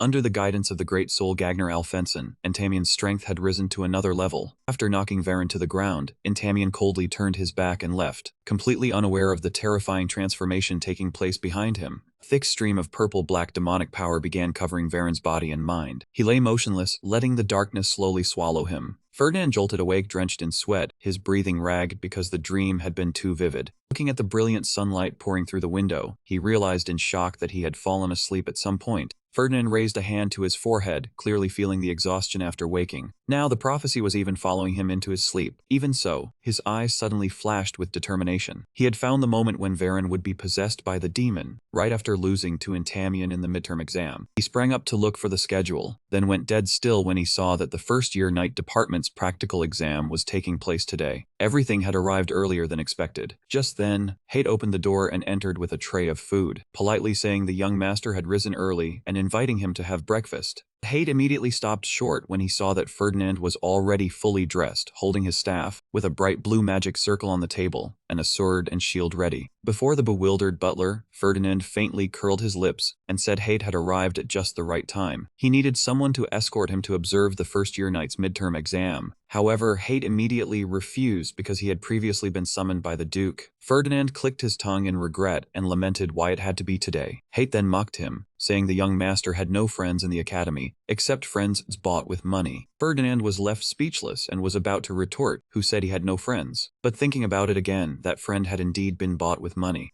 Rina suddenly appeared at the door and asked directly whether he needed someone to accompany him to gather divine medicine. Rina was still hesitant because it was exam season, but Ferdinand insisted that the medicinal ingredients would lose their effect if delayed, so he absolutely had to go today. When Ferdinand said that if she went with him, he would waive several months of debt even after graduation, Rina immediately agreed. If she did not earn money now, when else would she wait for? On the way, Rina asked where they were going, and Ferdinand answered that their destination was the northern mountains. Rina stopped in alarm, saying that place was being used for the first-year midterm exam. Ferdinand merely replied calmly that money could buy everything. Rina looked at him in utter exasperation when she learned he had blatantly bribed someone, and the one who accepted it was none other than Professor Gratz. As they walked, Rina suddenly turned her back and said she would return to the dormitory first, shocking Ferdinand so badly his face went pale. He hurried after her to block her path, shouting that everything was almost done, they would be fine, and surely a night would not break her promise. Faced with his loss of composure, Rina only replied calmly, "That is not it. I forgot to bring my sword." That answer made Ferdinand calm down at once. Then he quickly urged her to hurry and bring the sword back. Once preparations were complete, the two sneaked into the northern mountains, hid behind the dense foliage, and watched the training ground below. There, Entamien and Varenkambunder were clashing fiercely, sparks flying after each powerful collision. Ferdinand muttered that although he had bribed Gratz, wandering around was still not good. Rina scornfully scolded him for knowing it was wrong yet doing it anyway. Ferdinand merely replied calmly that she could continue living so properly if she wished. He opened the map to check, discovering that Entamien in second place and Varen in third were very close to each other. Ferdinand urged Rina to move faster, but she noticed the map in his hand and asked whether it was the professor's map. Rina angrily said that a student holding such a thing was against the rules, then asked how much money he had spent to bribe Gratz. Ferdinand only sighed, silently wondering whether he had been wrong to drag this troublesome girl along. Suddenly, a piercing scream echoed from far away, making Ferdinand instantly startle and become alert. Rina did not hesitate, confirmed that it was the first-year area, then rushed off to check, ignoring Ferdinand as he shouted after her to stop. In the blink of an eye, Rina vanished behind the dense trees. Ferdinand helplessly chased after her, running while calling loudly, "Rina, where are you rushing off to?" When they arrived, the two discovered a student lying unconscious on the ground. Rina checked him and said he had only fainted from a monster attack, and fortunately, thanks to a defensive charm, he was not injured. Ferdinand began to panic inwardly, realizing that the incident had happened earlier than expected, while he had not yet had time to check on Varen. Another terrible noise rang out, making the ground beneath their feet shake violently. Rina trembled, her eyes wide with fear as she looked ahead, and asked Ferdinand what on earth was happening. Before their eyes, the entire mountain forest had been devastated by terrifying power, smoke, dust, earth, and stone swirling everywhere. Heavy footsteps suddenly echoed toward them, making the ground continue to tremble in violent waves. Immediately afterward, a gigantic monster with an ashen gray body and ferocious eyes stepped out from the thicket, heading straight for them. Without the slightest hesitation, Rina immediately drew her sword and shot into the air. She unleashed a sharp slash, cutting off the monster's arm. Yet instead of falling, the monster only went even more violently berserk. Rina cried out in astonishment. Why was it still not stopping, when its arm had clearly been cut off? Its eyes blazed red with killing intent, and the monster roared before charging forward, despite the wounds covering its entire body. In that critical moment, Ferdinand slammed his staff down hard, activating earth magic and making the ground explode.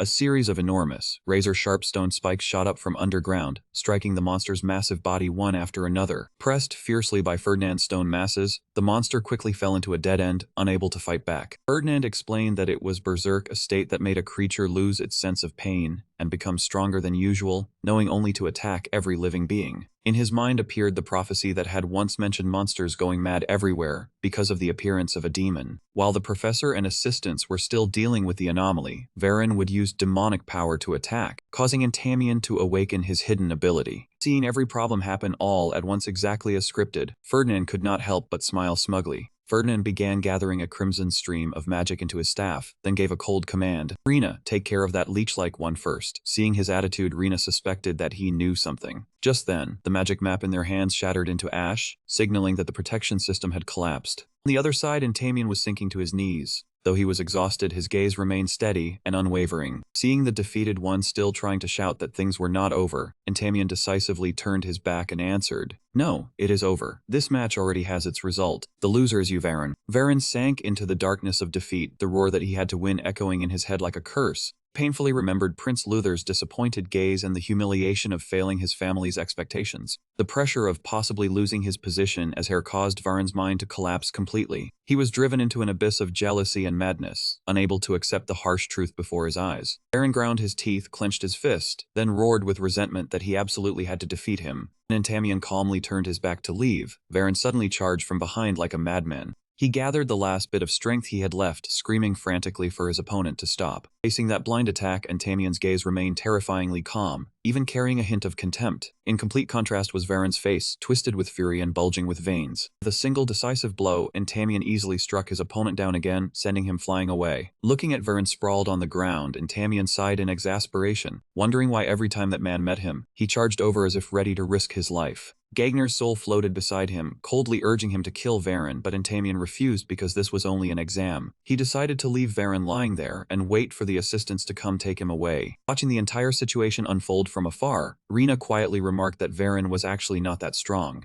Rena anxiously advised Ferdinand to forget about the elixir, leave this place quickly, and let the professor handle the rest. But Ferdinand firmly refused to retreat. He declared that he would get past the 7 monsters and advance westward. Before Rena's stunned expression, he calmly reminded her that she had just taken down a frenzied monster, so they were not invincible. Seeing Ferdinand act strangely resolute, Rena asked suspiciously whether he had already planned everything, and that was why he needed an escort. He could only break out in a cold sweat, desperately trying to deny it. Rena continued pressing him, asking whether that spirit medicine was truly more important than Hate's life. Ferdinand merely curled his lips into a sinister smile, then answered loudly. He firmly affirmed its value, then immediately turned and ran off. Rena could only shout after him, calling him a madman, then hurriedly chased him to an open clearing. Ferdinand inwardly blamed his master when he realized he had arrived late, and Entamian's battle had likely already ended. Just then Rena spotted someone lying unconscious ahead. The moment he realized it was Varen, Ferdinand cried out in alarm, telling Rena absolutely not to go near him. Rena could not understand how someone as strong as Varen had ended up like that, so she still meant to step forward and help, despite Ferdinand doing everything he could to stop her. She thought they could not leave him lying in a place overrun with monsters that had lost control. The instant she was about to reach out and touch him, a wave of icy pressure suddenly crashed over her, making Rena freeze in place. Varen's eyes abruptly snapped open, a strange red glow flaring up and making Rena retreat in panic. She was stunned to realize that an unprecedented dark aura was enveloping Varen's entire body. Ferdinand said coldly that it was demonic energy emanating from demons. Faced with Rena's shock, he confirmed that Varen had been completely possessed by a demon. A soul sunk in darkness was very easily lured by demons. Ferdinand felt that something had gone wrong. According to the prophecy, after becoming a demon, Varen should have attacked Entamian, but the target seemed to have changed. Rena asked in horror, "You mean a demon borrowed Varen's body to return to this world?" But Ferdinand could not answer her. He only silently watched Varen's blazing red eyes, then realized that he had completely lost his reason. Ferdinand immediately decided that they had to restrain Varen first. He placed a hand on Rena's shoulder and quickly instructed her, "Rena, try to hold him back for about 10 minutes. While Rena was still dazed, Ferdinand used invisibility magic, turned into a blurred shadow, and vanished. She only had time to shout, "Ferdinand, what are you saying?" Immediately afterward, Rena clenched her teeth and cursed furiously. "You bastard." Varen growled madly, then charged straight at Rena with terrifying killing intent. Rena was forced to draw her sword and meet him in battle. She shouted loudly, hoping to pull back the other party's reason. "Cambuner, it is me, it is Rena." But the only answer she received was the soulless roar of the demon that had taken over Sarkvaren. Sword strikes covered in pitch-black demonic energy clashed fiercely again and again with Rena's blade. Two blades pressed hard against each other, sending sparks flying. Rena was shocked by the opponent's overwhelming strength. He was too strong. "If this continues, I will be pushed back by him." Rena refused to let herself sink deeper into a passive position. She gathered her strength and unleashed an extremely powerful sword swing. That attack sent Varen flying, making him crash heavily onto the ground. Rena immediately rushed forward, slashing down with fierce resolve and shouting loudly to try to awaken what little reason he had left. "Varen, wake up." And yet, the answer to all her efforts was still the frenzied roar of someone swallowed by darkness. Varen's eyes glowed an even more eerie red. Realizing the other party was no longer himself, Rena quickly leaped back to keep a safe distance. At that moment, Varen was enveloped in a thick black mist, radiating an evil pressure that made it hard to breathe. Without the slightest hesitation, Rena poured all her mana into her sword, making the blade blaze with a mystical blue light. Varen howled madly like a wild beast, then charged straight at her. Two streams of blue and purple energy collided violently. After the final collision, a terrifying explosion erupted, blasting even Hate far away. Rena landed heavily on the ground. Her breathing grew ragged from exhaustion. Rena realized in shock that her energy was being rapidly worn away by the dark magic from Varen. Facing the enemy still sunk in darkness, Rena anxiously wondered what she should do when her strength was almost spent. But then she suddenly remembered that there was still one final option. Where in the world had the guy who tricked her into suffering like this disappeared to? Rena panicked when Ferdinand suddenly appeared from the darkness. She was just about to ask when he called coldly, "Come here, Rena," right as Varen was still roaring in madness. Rena suddenly stepped one foot onto his head, using the force to spring toward Ferdinand. He snapped angrily, "What were you doing? Only showing up now." "No, why did you run away?" Ferdinand glanced back with mysterious, blazing red eyes and replied that it was because he was a demon, that was all. Rena kept scolding him nonstop. "You ran away to save yourself, and you still dare call yourself human." While Varen was still madly pursuing them from behind, Ferdinand calmly explained that he had not run away. He had set a trap to take Varen down, because this man could not be subdued by ordinary means. The moment Varen stepped onto the trigger point, Ferdinand curled his lips and said, "That man has fallen into the trap." A shocking explosion erupted beneath Varen's feet, hurling him into the center of the magic trap. I thought he was a coward who abandoned a beauty and ran to save himself, but it turned out he had secretly gone to set a trap. Rina looked at Varen, who had been knocked down amid the ruins and the billowing smoke and dust. She cried out in alarm. There was no need to go that far. What if Kenbuner dies because of that trap? Ferdinand remained terrifyingly calm. He said Varen would not die. Look, on the contrary, he seems even angrier. Varen sprang up amid a surge of purple-black demonic energy that erupted more violently than ever, radiating an evil pressure that made it hard to breathe. Ferdinand murmured thoughtfully to himself, after that battle with Canbuner, I realized one thing. To be honest, I did not want to use this in front of Rina. He took out a crimson crystal that radiated a mysterious energy, then began murmuring strange incantations. Ferdinand poured all his strength into activating the crimson crystal. A colossal pillar of fire instantly erupted, swallowing Varen as he transformed into a demon. The power from the high-grade spell scroll created terrifying pressure, burning everything away in the blinding light. The game was over. That demon was surely finished. Varen crashed to the ground, completely unconscious. Ferdinand let out a breath of relief. It had finally worked. The trap had functioned exactly as planned. Looking at the wreckage before her, Rina asked doubtfully whether it had truly succeeded, then mourned her teammate's wallet, since all those premium items had just been used. Ferdinand painfully admitted it was a waste, but there had been no other choice at the time. Rina clicked her tongue and said that if all of Hate had worked together from the beginning, they would not have needed to spend so much. Ferdinand immediately retorted, asking what she was talking about. He had clearly been possessed by a demon, with blackened skin, blood-red eyes, and demonic energy raging so violently. He analyzed that his appearance was indeed no different from a demon capable of destroying the world, but his essence inside was still Varen.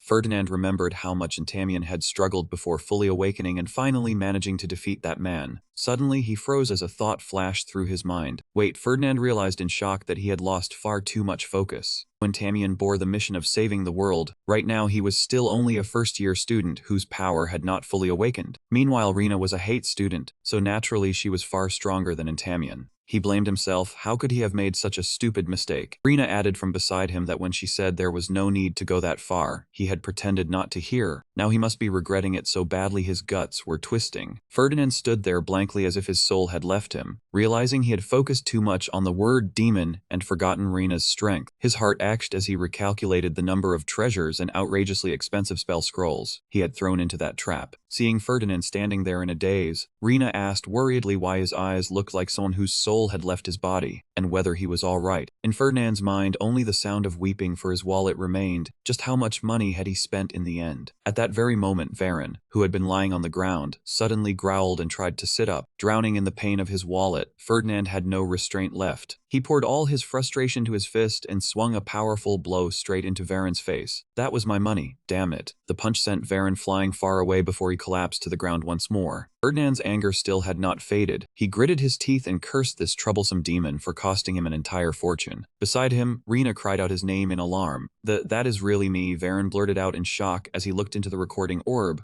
Could not believe his eyes when he saw himself in that terrifying demonized form, roaring without end. Ferdinand calmly added that the recording orb had captured everything that happened with complete accuracy, and there was absolutely no possibility it had been forged. Varen clutched his head in despair, unable to remember anything after his humiliating defeat against Tamian. Seeing that, Rina explained that Senior Ferdinand had kindly told him the entire story. She affirmed that after losing to Entamion, Varen had been possessed by a demon, and then frenziedly attacked them. Even so, Varen stubbornly argued that he had never met any demon, so there was no way he could have been possessed. Ferdinand merely curled his lips, telling him to look carefully at the recording orb, and he would understand the current situation. He began listing the many favors Varen had received from him, starting with taking a direct explosion head-on. After that, dozens of magic arrows pierced through him, and finally a pillar of hellfire engulfed his entire body. Ferdinand concluded that if not for the demonic energy protecting his body, Varen would certainly have no life left to sit here. Hearing that, even Varen shuddered and admitted his luck was truly immense to have survived so many attacks. Thankfully, his time had not come yet. His ancestors must have been carrying him with their backs bent. Ferdinand began complaining about how much money and how many precious magic tools he had spent to stop Varen's demon-possessed body. The moment debt was mentioned, Varen immediately flared up and demanded that he repay the cost of the magic tools, while also asking for compensation for emotional damage. Ferdinand instantly teared up, clutching his head as he lamented that he had nearly lost his life because of one attack from Varen.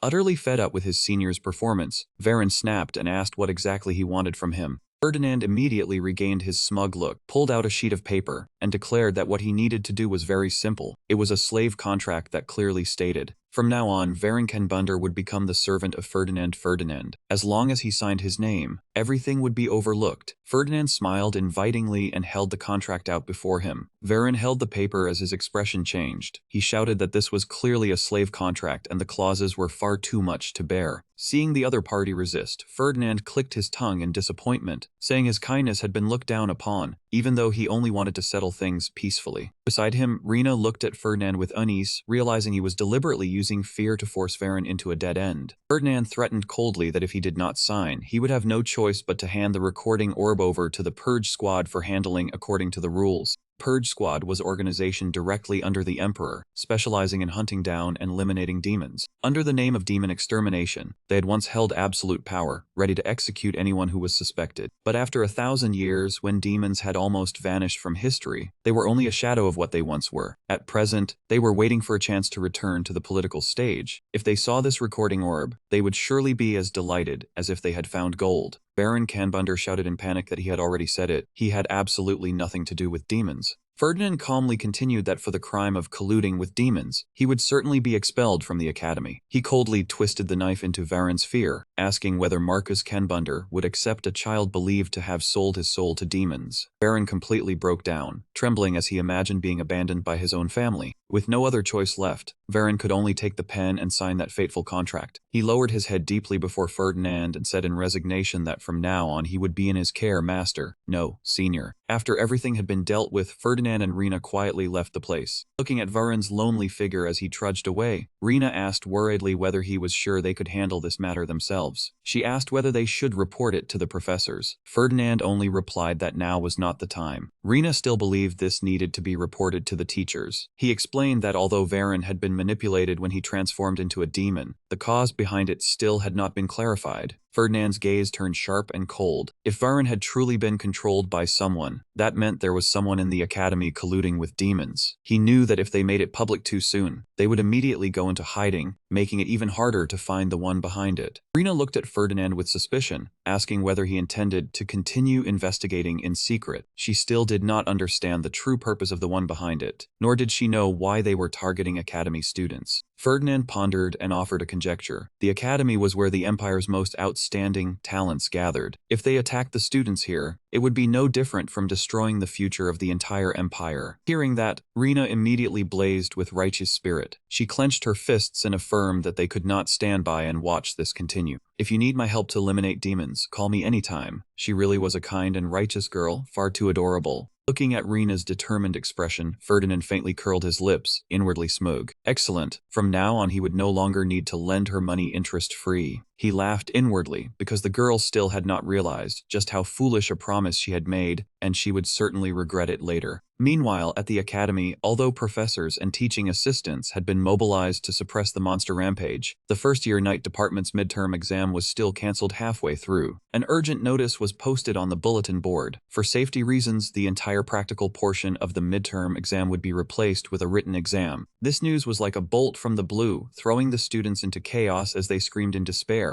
What? The midterm is a written exam now? I am dead. Since the academy's grading system had always valued practice over theory, having to take written exams in every subject was no small burden for students who only focused on combat training. And of course, Intamian was no exception. When it came to writing, it was truly torture for students. Just hearing the word exam was enough to make one sick of it. Under the flickering oil lamp, Intamian was burying his head in a pile of books and notes, while the soul of Anfin Farson floated beside him and muttered, "But no matter how I think about it, something still feels wrong." Intamian asked wearily what exactly felt wrong. Gagner analyzed that the previous monster rampage was clearly related to demons, because he had sensed thin demonic energy spreading everywhere, yet the real demon had never appeared. She asked doubtfully, "Then was that not caused by demons?" And Von Farson immediately snapped, "Impossible. How many times have I told you, yet you still refuse to believe it? Demons will surely appear again. That is precisely why the first emperor arranged for me to be here. They will always target you." Van Farson's warning kept echoing beside Intamian's ears as he buried himself in his books. At that same moment in Ravidus Hall, a scream of agony tore through the silent night. Ferdinand clutched his head and cried out in despair that his head felt as if it were about to split open. Hate rushed over in panic when he saw the young master collapse onto the desk. "Young master, what is wrong with you?" In his daze, memories of the first-year field survival exam in the southern forest flooded back. There, In the middle of the still lake was a rare spirit herb, along with a scheme to strip away the protective layer around Intamian the moment he entered the water. Intamian entered the dark cave alone, a place where, without a true purpose, one could never find the way out. Intamian held his breath and hid himself, clearly sensing the strange current of air surrounding him, then murmured, "I found it." Before him was a colossal creature, its sapphire heart glowing as it crawled out from the rock wall and radiated biting cold. Gegner's soul recognized in terror that it was a sacred beast and urged him to run quickly. Amid the tense chase, Intamian happened to discover a vein of rare mithril ore exposed from a crack in the rock wall. Old and Fanfarson shouted excitedly, forcing him to mine it cleanly and not leave even a single chunk behind.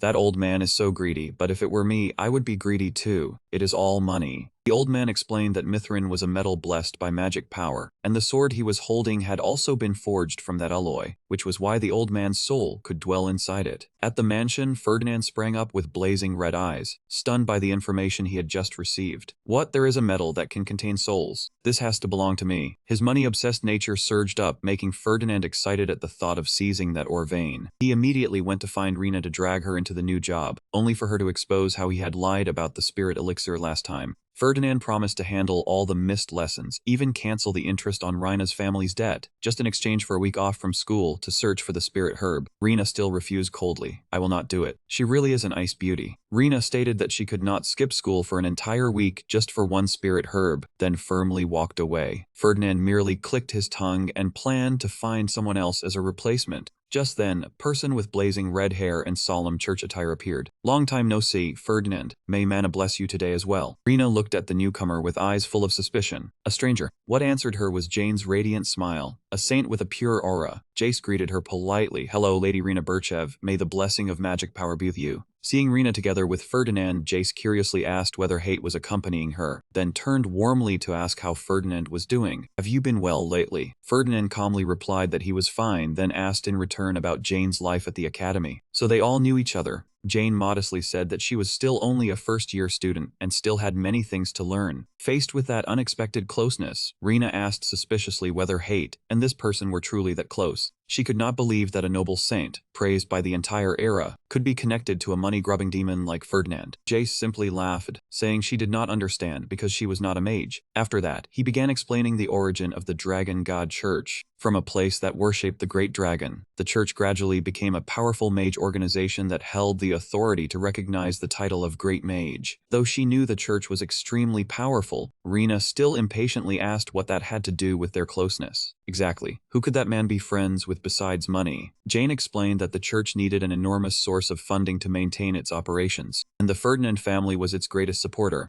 Countless magical artifacts of the church were transferred to the Ferdinand Merchant Guild, causing both sides to be bound tightly together like roots clinging to earth. Jace concluded smugly, "With money, one is an elder," and even teased that he was older than Rina, making her face darken with anger. Rina looked at Jace full of suspicion. He thought inwardly, could this man really be a saint, when the way he mentioned the word saint sounded so off-key and not serious at all. Seeing Jace pretend to be heartbroken, wiping his tears as he said hearing that made him feel a little prickly, Rina could only offer a sarcastic apology and let it pass. Right after that, Jace laughed loudly and said he was only joking, making Rina realize the relationship between the two of them was far too strange and firmly take her leave. Though Zesko tried to hold her back, saying she was leaving right after they had just met, Rina still turned away, because she did not want to get tangled in more trouble. That lunatic Hate really does wear a beauty out. Rina muttered regretfully and left, while Ferdinand still managed to call after her that if she changed her mind she should come back. Jane also wished that the blessing of magic power would always protect Lady Rina.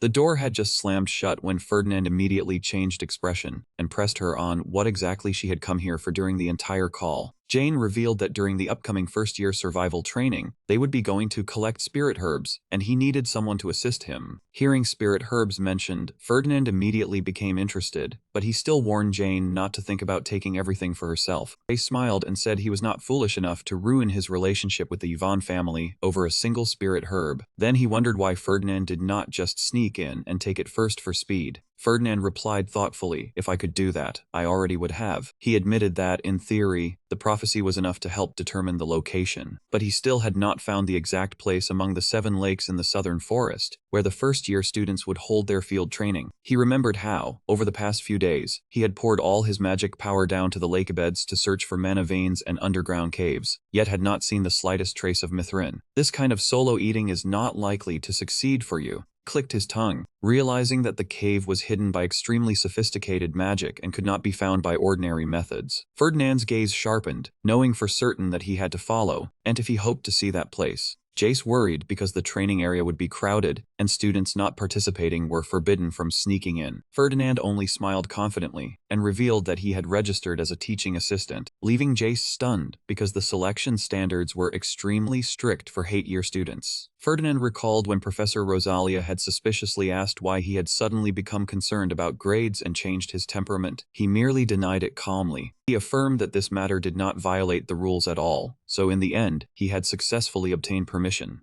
Jane nodded and praised Ferdinand's plan as truly merchant-like, meticulously calculated with no flaw to criticize. When asked whether he would join, that saint winked and said his condition: "As long as you promise to give me plenty of that, I will devote myself completely." He even demanded that a compensation agreement be prepared in advance, making Ferdinand inwardly marvel at how meticulous this man was. Meanwhile, at the first-year field training, Entamion was focused on checking his target, searching for spirit herbs at Black Crystal Lake in the west, and is only looking for fish for Ferdinand to catch too, so take it slow. He told himself he had to make everything look like a coincidence and avoid suspicion, so at first, he merely pretended to wander around. While absorbed in thought, Entamion suddenly froze when he heard whispers from the students. "Look over there, it is Senior Ferdinand. It seems he is also working as a teaching assistant." The new students wondered why a rich young noble would become a teaching assistant, thinking that he was only aiming for bonus points, and had just been about to call out to his senior. Then Professor Gratz loudly ordered the teaching assistants to return to their positions at once, so the training could begin in 30 minutes. Entamion felt sad because he had not managed to greet him in time, causing Gagner's soul to flare up again. "What do you like about that weak rich boy?" In a hidden corner deep within the forest, Jace had finished preparing all the clothes and necessities. "Now, give me a little of your blood and mana." Moment Ferdinand nodded in agreement. Jace used a small drop of blood to cast a transformation spell on him, then asked smugly, "How is it? It looks pretty similar, right?" He confidently boasted that he had once topped his class, and often used this trick to sneak out without the Pope noticing. Faced with Ferdinand's doubt, Jace admitted that he could not completely fool a legendary archmage, but it was enough to make the Pope take several hours to realize it. Ferdinand inwardly marveled that Jace truly was a genius, able to deceive even an archmage. He believed Jace would become a powerful helper to Entamion in the future, but strangely, the prophecy had not mentioned him. Why had such a talent of the Dragon God Church been overlooked? Speaking of this church, everyone knew they hated demons to an extreme degree. It all began when a demon once arrogantly mocked them, saying their magic did not come from dragons, but originated from devils. That insult enraged the entire church. From then on, they became a fanatical organization specializing in hunting down and exterminating demons without mercy. Ferdinand wondered whether Jace would later become an ally of N20, then considered investing early in this promising stock. Cutting off that thought, Jace reminded him to return within 5 double hours. Ferdinand nodded, then silently put on the cloak and left. He silently followed the tracks through the forest, quietly observing every movement of the other party. From behind the ancient tree roots, he realized the other party had already begun fishing, and wondered what would be caught this time. Ferdinand noticed that Entamion was heading west, toward the only Black Crystal Lake. He revealed a calculating smile and whispered softly, "It is your turn now, just do exactly as I told you." Immediately after, a small sound rang out, making Entamion startle and stop short. He was surprised to see a familiar figure already standing and waiting deep in the forest. Seeing the other party's tense expression, Entamion immediately looked suspicious. He stared at his opponent, his voice full of mockery. "What is this, Varen? Do not tell me you want to try again. You know it is impossible." Faced with that contemptuous attitude, Varen ground his teeth in resentment and cursed inwardly, "I know that, you bastard, but I do not want to keep looking pathetic either." It all stemmed from Ferdinand's forced order at the mansion. Varen did not understand why he had to follow Entamion during the training session. Ferdinand immediately released a terrifying pressure, his crimson eyes seeming ready to devour the other party, making Varen tremble and beg in fear. Back in the present forest, Varen shouted with determination, "I cannot accept defeat." Entamion still asked calmly in return, was twice still not enough?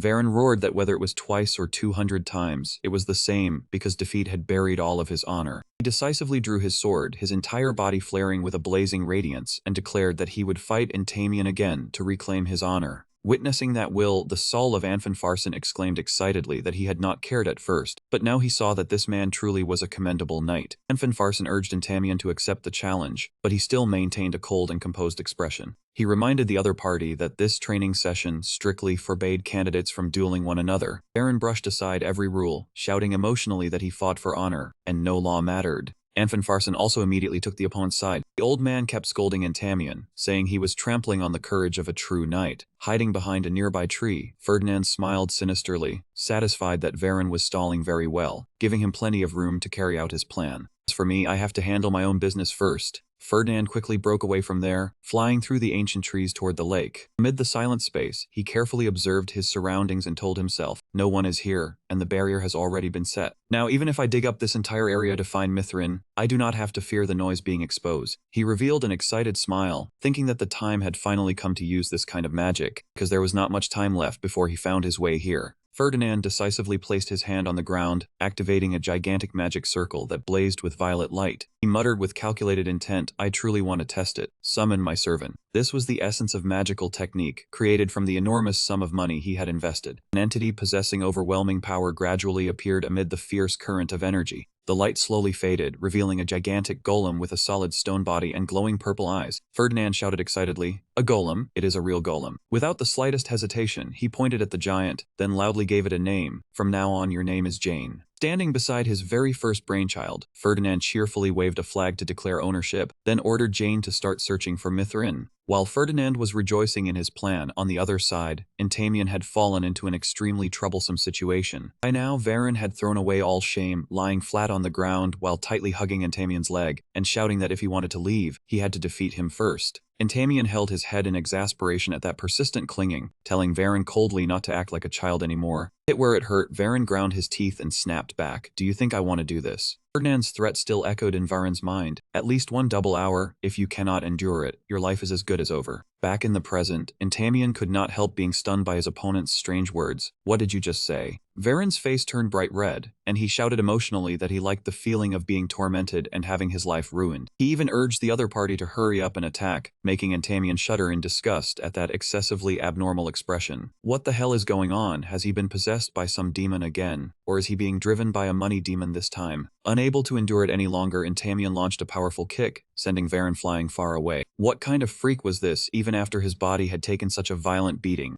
Varen still sprang back up and roared proudly, that is right, I am a freak, so hurry up and attack. However, the very moment he vanished from sight, Varen's expression changed at once, and he secretly took out a watch to check the time. How long have I lasted already? Senior Ferdinand told me to hold out for 1 hour. Seeing that the hands had already passed 1 hour and 10 minutes, Varen collapsed and wept in relief. I am saved. The mission to delay Entamion has finally succeeded. By then, Entamion had advanced deep into the dark cave beneath the waterfall. Though Anfanfasson's soul kept cursing without end, he only calmly replied that fighting was forbidden during training. Gagner muttered, this cave would never be found unless someone deliberately searched for it. Of course, if it were easy to find, it would have been stolen clean long ago. Be careful, or you will be robbed before you even realize it. Stepping into the cold water inside the cave, Entamion sensed it faintly and said, I feel something unusual about this place. Gagner's soul also suddenly became alert. I sense a stream of energy unlike spirit herbs. Shh, look down below. Standing on the high rocky ledge, he cast his gaze down toward the waterfall surging below. In the middle of the dark cave, spirit herbs glowing with a mysterious blue light bloomed across the wet rocks. We hit the jackpot, Entamion cried out in excitement. At the same time, deep inside the cavern beneath the lake, Ferdinand was also laughing with delight until his face flushed red. Thanks to Golem Jane constantly punching and smashing the rock walls, he shouted in excitement, Found it, it is Madrin, we finally landed a huge haul. But Entamion's joy quickly faded when he realized the real trouble. The spirit herbs were right before his eyes, but the problem was how to harvest them. A massive sea dragon with emerald blue scales was coiled in the middle of the lake, guarding and enveloping his target. Anfanfarson's soul also clicked his tongue in dismay when he saw that this place was guarded by a sea dragon. The old man advised Entamion to retreat and wait for another chance, because it was far too dangerous. But Entamion was too confident, and even wanted to risk fighting it. Gagner immediately scolded him, saying that doing so would only let the dragon taste human flesh, because his current strength was nowhere near enough. Just then, violent tremors rang out, shaking the entire cave. It may have smelled meat. Run quickly. Shaking caused huge rocks on the cave ceiling to begin collapsing. A brilliant blue light flashed from the sea dragon's eyes, signaling that it had awakened from its long slumber. Gagner shouted in panic, "This is bad, it is awake." The monster opened its mouth and roared like thunder, releasing a suffocating pressure that threw the surrounding space into chaos. Tamian stood frozen in shock as he watched the enormous body of the sea dragon rise high before his eyes. Before the overwhelming might of that legendary creature, he could only tremble and wonder what he should do. How could he escape this life and death situation? Anfin Fashion's soul roared and urged him on. Since it has come to this, take it down, just as Tamian drew his sword and prepared to meet it in battle. The old man instantly panicked and changed his mind when he saw that gigantic body stop. "It is far beyond your reach, you and I must run first." Who could possibly keep up with a plan changing this quickly? Anfin Fashion shouted frantically, "Run, do not look back, just run." And Tamian broke out in cold sweat and replied, "Yeah, I think it is already too late." With no path of retreat, he gathered all his strength and leaped high, swinging his sword straight at the dragon's massive body. Tamian's eyes blazed with determination, and he poured all his mana into the blade, forming a dazzling streak of light. However, the dragon's steel-hard scales completely stopped that attack. Immediately afterward, the monster lashed out fiercely with its gigantic tail, fast as a bolt of lightning. And Tamian only had time to groan in pain before he was sent flying far away. Tamian fell onto the surface of the water, breathing hard, yet his hand still gripped the sword hilt tightly. He forced himself up and coldly observed every movement of the legendary creature. The sea dragon opened its mouth wide, gathering an enormous amount of water mana and forming pressure vortices so intense they were suffocating. Realizing the next attack could finish him off, Tamian activated a golden aura that covered his entire body, preparing to face the destructive force head-on. Could he overcome this water dragon? The sea dragon spewed out a gigantic column of water like a waterspout, its terrifying pressure submerging the entire cave amid the roaring of waves. At the heart of the storm, Tamian still stood tall and firm, the sword in his hand shining with a sacred radiance. He directly endured the full power of the ancient dragon's breath. Tamian was being completely overpowered by the gigantic sea dragon. His body was repeatedly sent flying by the powerful tail strikes of the legendary creature. Hearing the tremors echo all the way into the depths of the cave, Ferdinand froze in suspicion. What is all that noise? Did the sea dragon wake up? That muttered because he had clearly fed it meat laced with an extremely powerful sleeping drug. Holding the radiant Midran block in his hand, Ferdinand began to worry. "Ian, do not get yourself tangled up with the sea dragon." He blamed himself because he had been busy dealing with Varen being possessed by a demon, causing Tamian to miss his chance to awaken as the prophecy had said. That made Ferdinand even more uneasy. Looking at the treasure box in his hand, he reassured himself. "Anyway, I already gave it the sacred bird's heart. It should be fine." Ferdinand turned and ordered the golem Jane. "We have dug everything out, right? Let us withdraw." While he left with bags of Midran piled high on Jane's shoulders, Tamian was still struggling desperately. He tried to climb up the rock wall, his feet slipping again and again amid the thick clouds of dust and smoke. After finally escaping the danger, he collapsed and panted in exhaustion. "I nearly died." Gagner's soul floated beside him and grumbled, "That is why I told you to run." Tamian said he had wanted to run too, but the sea dragon as if it wanted to swallow him whole. Anfin Fashion scolded him for being reckless, saying that if the ground had not collapsed from the aftershock, he would already be inside the dragon's stomach. Hearing Tamian boast that he had held out fairly well, the old man could only admit, "Thanks to that rich man's sacred bird heart, your spiritual power really has grown stronger." Looking up at the high rock wall, Tamian sighed when he saw that the spirit herbs were still intact, but growing far too far away. Climbing back up would probably take a lifetime. Seeing them but not being able to take them is truly a pity. "Ian, go inside there. I feel something strange in that direction," Anfin Farson suddenly urged.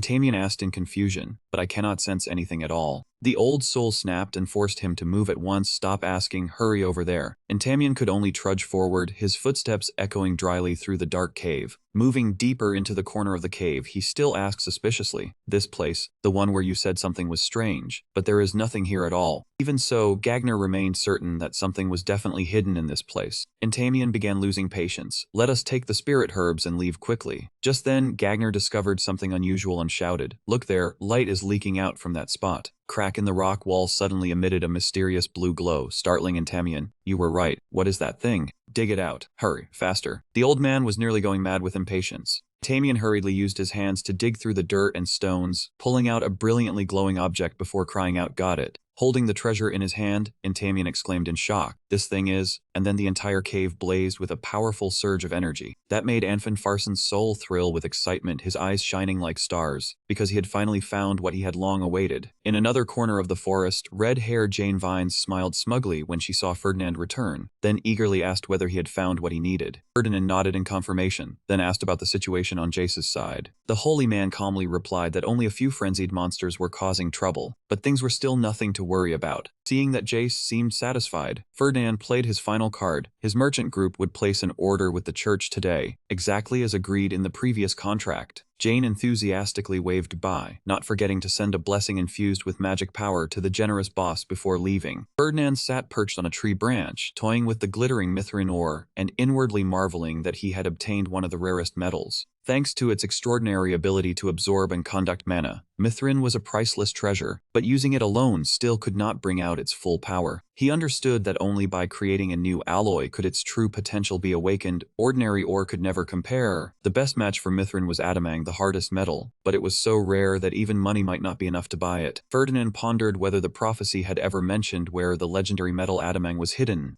Just as he was lost in thought, a terrified scream rang out, "Save me." But Ferdinand's mind was still filled only with adamang, so he sat there calmly despite the cry for help coming from nearby. Seeing Ferdinand still ignore her, the girl shouted in frustration, "Teacher, are you going to keep ignoring me forever? I told you to help me." Ferdinand glanced down slightly and calmly replied that if she were truly in danger, of course he would step in to help, but an elf being frightened this badly by a hellhound. The girl quickly leapt onto the tree branch where Ferdinand was sitting to avoid the danger. Below, the abandoned pack of hellhounds continued growling in fury. "Good thing dogs cannot climb trees, or I would be done for with that pack. I am scared of dogs too. Deal with that noisy pack of dogs." Ferdinand remained seated on the branch and gave the order calmly. The elf girl immediately swung her hand with practiced skill, controlling sharp wind blades that swept across the ground and scattered the pack of hellhounds. After cleaning them up, she smugly turned to ask whether he was satisfied, then curiously asked whether he had come to find her on purpose. Ferdinand only glanced at her coldly, making her hurry to give an awkward laugh before sheepishly admitting that she had come to find him on purpose because he was too hard to approach. Ferdinand curled his lips and asked whether it was because he was the descendant of a great noble family that she wanted to get close, believing he had seen through her intentions. That girl was Arya Fridian, an elf with an exceptionally captivating appearance. Ferdinand did not hesitate to point out directly that he had heard of her habit of approaching descendants of great noble families. Having been seen through, Arya showed no embarrassment at all and even proposed becoming friends, but Ferdinand coldly refused with a single word, "No."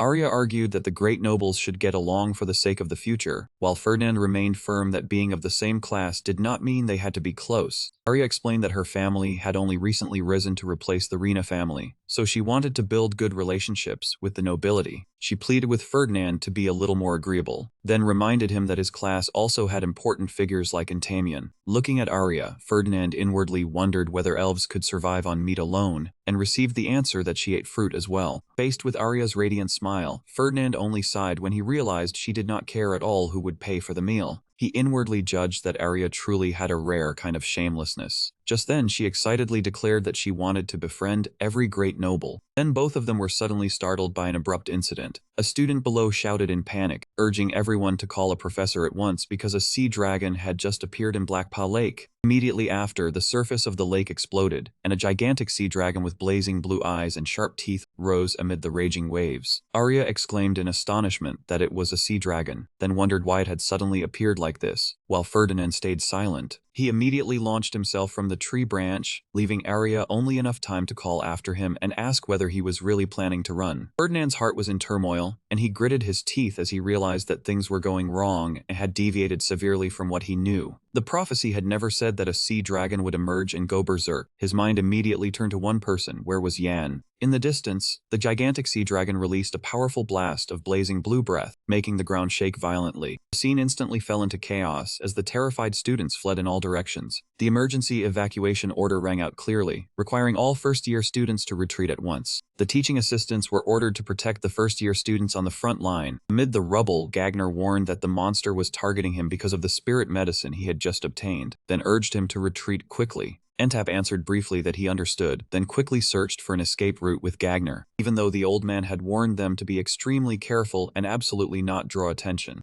The sea dragon's blazing blue eyes had already locked firmly onto its target. The moment the monster was about to unleash the finishing blow, Ferdinand suddenly rushed over and stood in front of Yan, his crimson eyes shining with determination. He activated a massive magic circle, and blazing energy enveloped the entire area, saving the main character in time. Ferdinand murmured an incantation, pouring all his magic power into the decisive attack. Beneath the earth, enormous sharp stone pillars suddenly shot upward. They pierced through the hard scales and drove straight into the sea dragon's massive body. Looking at the legendary creature still frantically resisting despite being gravely wounded, Ferdinand gritted his teeth and wondered whether this had already gone beyond what they could handle. "You held the line well, Ferdinand. Leave the rest to us," Professor Gratz's voice rang out with solemn authority. At once, he and the other mages unleashed extremely powerful spells, attacking head-on and forcing the sea dragon into a passive position. Overwhelmed by their combined power, the gigantic monster roared once, then began to flee. The students cheered excitedly. "Oh, it is running away. Hurry and chase after it." Ferdinand breathed a sigh of relief, inwardly thinking that his interference had perhaps changed the prophecy slightly, but as long as the hero was safe, that was enough. Ferdinand walked closer and asked after him, "Are you all right?" In complete contrast to his calm demeanor, Entamien looked up at his senior with eyes brimming with emotion. "Did you come to save me?" Faced with his junior's sentimental expression, Ferdinand felt a little awkward, and could only explain that protecting students was a teaching assistant's responsibility. Seeing that everything was fine, Ferdinand told Entamien to continue with his own business, and was about to turn and leave. Yet Entamien unexpectedly held him back, his expression hesitant. Actually, there is something I want to say. Do you have a moment?" Seeing Entamien hesitate because it felt inconvenient to talk here, Ferdinand nodded and agreed to find a quieter place to talk. The two walked into a deserted corner of the forest. Ferdinand folded his arms and said bluntly, "Do not worry, no one can hear us. Say whatever you want to say." Entamien hesitantly asked whether Ferdinand's merchant guild dealt in rare ores, then confessed that he was utterly penniless but had something he wanted to sell. Ferdinand accidentally blurted out sympathy for the protagonist's impoverished fate, leaving Entamien deeply wounded. He was startled and immediately regretted speaking the true thoughts in his heart aloud.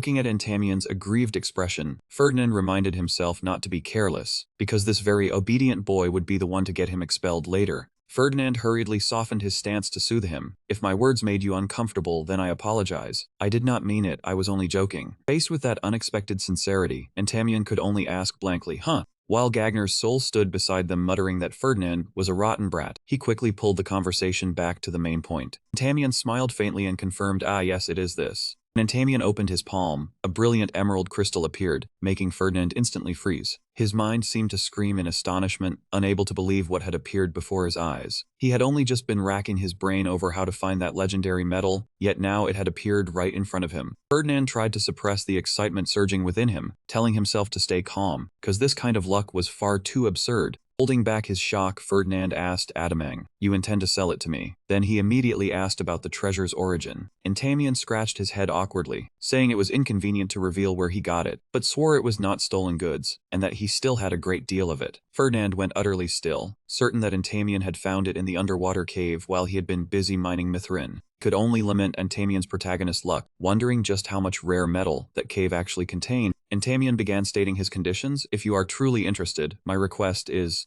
Anfin Farson's soul immediately appeared in full vigilance, warning Entamien not to negotiate casually with someone from the Yvonne family. Under the stunned gazes of Entamien and his guardian spirit, Ferdinand decisively settled it. "Fine, I will buy it exactly under those conditions." Anfin Farson's mouth fell open in disbelief, while Ferdinand also wondered why Entamien did not take it to auction for a higher price. Entamien said thoughtfully that he wanted to sell it as soon as possible, because Adamang was far too rare, and if rumors leaked out, countless greedy people would come running. Ferdinand frowned and asked back, "So I am strong enough then?" He even said half jokingly, half seriously, "What if I killed you and stole the Adamang?" Entamien merely laughed, reminding him that Ferdinand had once given him the sacred bird's heart and risked his life to save him from the sea dragon, so he trusted him absolutely. Looking at Entamien's trusting smile, Ferdinand felt his heart warm slightly, inwardly thinking that this investment through trust had truly yielded a massive profit. Ferdinand stepped closer, placed a hand on Entamien's shoulder with a friendly smile, and said that he truly cared about him very much. When Entamien nodded, he began working on his emotions, bringing up the fact that he himself had saved him from the sea dragon. The moment Entamien answered yes, the atmosphere suddenly grew heavy. Ferdinand leaned close to his junior's ear. A clear threat showed in his red eyes as he reminded Entamien never to forget today, and especially not to make him into a beggar.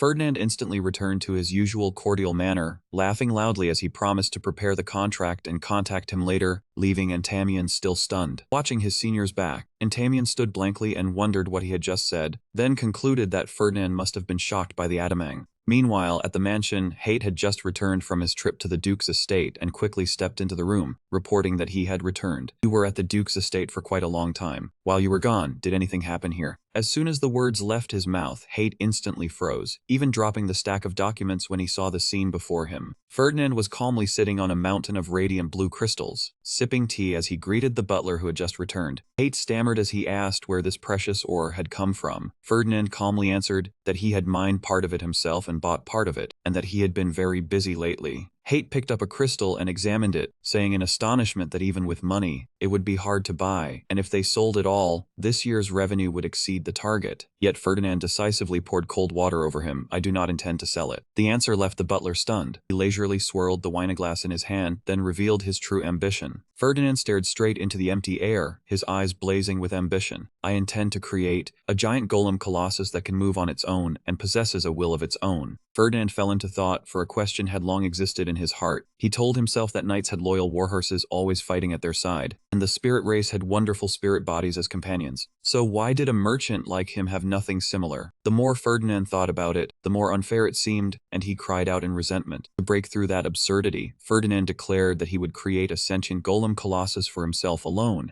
Ferdinand explained with great enthusiasm that making a golem required cutting-edge magical engineering knowledge and enormous financial resources, so anyone who was not rich should not even dream of it. To Ferdinand, a golem was the perfect asset for a merchant, especially when the great war against the demon race was drawing near. Therefore, he was determined to create a truly solid and reliable support for himself. Even after hearing all that passion, Haight still did not understand why a merchant needed a golem, so he could only remain silent before the young master's excitement. Haight curiously asked about the size of the sentient golem colossus, then was stunned when Ferdinand answered simply, 10 meters. Ferdinand calmly gave a reason that could not have been simpler. What other reason could there be? Because it looks extremely cool. As soon as he finished speaking, a violent pain suddenly tore through Ferdinand's mind, making him clutch his head and groan. Damn it, the headache again. His eyes burned red with strain as he realized another cursed prophecy was flooding into his head. Ferdinand's cry of pain echoed throughout the mansion, making Haight rush over in panic and call out, "Young master." Ever since the day he was struck by lightning, the young master's body had left Haight constantly uneasy. He hurriedly brought a thermometer over and urged him to bite down on this. Though his whole body trembled, Ferdinand still forced himself to push the butler's hand away, gasping that he was fine, that it did not hurt at all. That stubbornness enraged Haight. He snapped, "If it does not hurt, why did you faint? Do you know how many times you screamed?" Despite his master's feeble resistance, Haight firmly placed the thermometer in his mouth and ordered him to bite down. "I need to check your temperature." Haight muttered anxiously that this must be an after effect of the previous lightning strike. Ferdinand could only endure in silence with the thermometer in his mouth, but he had no time to rest when another prophecy struck at that very moment. This time, the vision carried him out onto a cold open sea where Entamion stood on the ship's deck, while the black shadow of death lurked behind him and said, "Die, Entamion." Pity his memory. Every now and then it was stuffed with more information about the protagonist. At this rate, he would become a guardian. That man was a contractee, someone who had sold his soul to devils, secretly infiltrating the yacht club gathering to assassinate Entamion. This was an upper-class social group within the academy, and only nobles were qualified to join. Ferdinand had also joined to expand his connections and often attended their parties. Ironically, it was Ferdinand himself who had proposed turning an ordinary afternoon tea into a lavish gathering on a yacht in the middle of the sea, complete with brilliant fireworks. Yet the moment he persuaded everyone to set sail, a gigantic monster suddenly surged up from the ocean. Screams rang everywhere, "A monster! Why is there a monster here? Turn the ship around." Amid the chaos, the contractee slipped onto the ship. When Entamion recognized his face, he was stunned, because that man was an employee of Ferdinand's trading company. Why was every bad thing connected to him? Was fate trying to force him into becoming a beggar? If Entamion's memory was not wrong, this man was a crew member. Terrifying suspicion arose in the hero's mind. Could Flimberg be involved in this? Entamion thought that if they knew, it would be a betrayal of humanity, and if they did not, the Flimberg family was more incompetent than he had imagined. Back in reality, Ferdinand was so furious he nearly went mad. He screamed inwardly, "Other people randomly pick up treasures, while I carry the ultimate villain's fate. Everything gets dumped on my head." Ferdinand understood why Entamion believed he would bring about his ruin, because anyone looking at this situation would think he had joined hands with demons.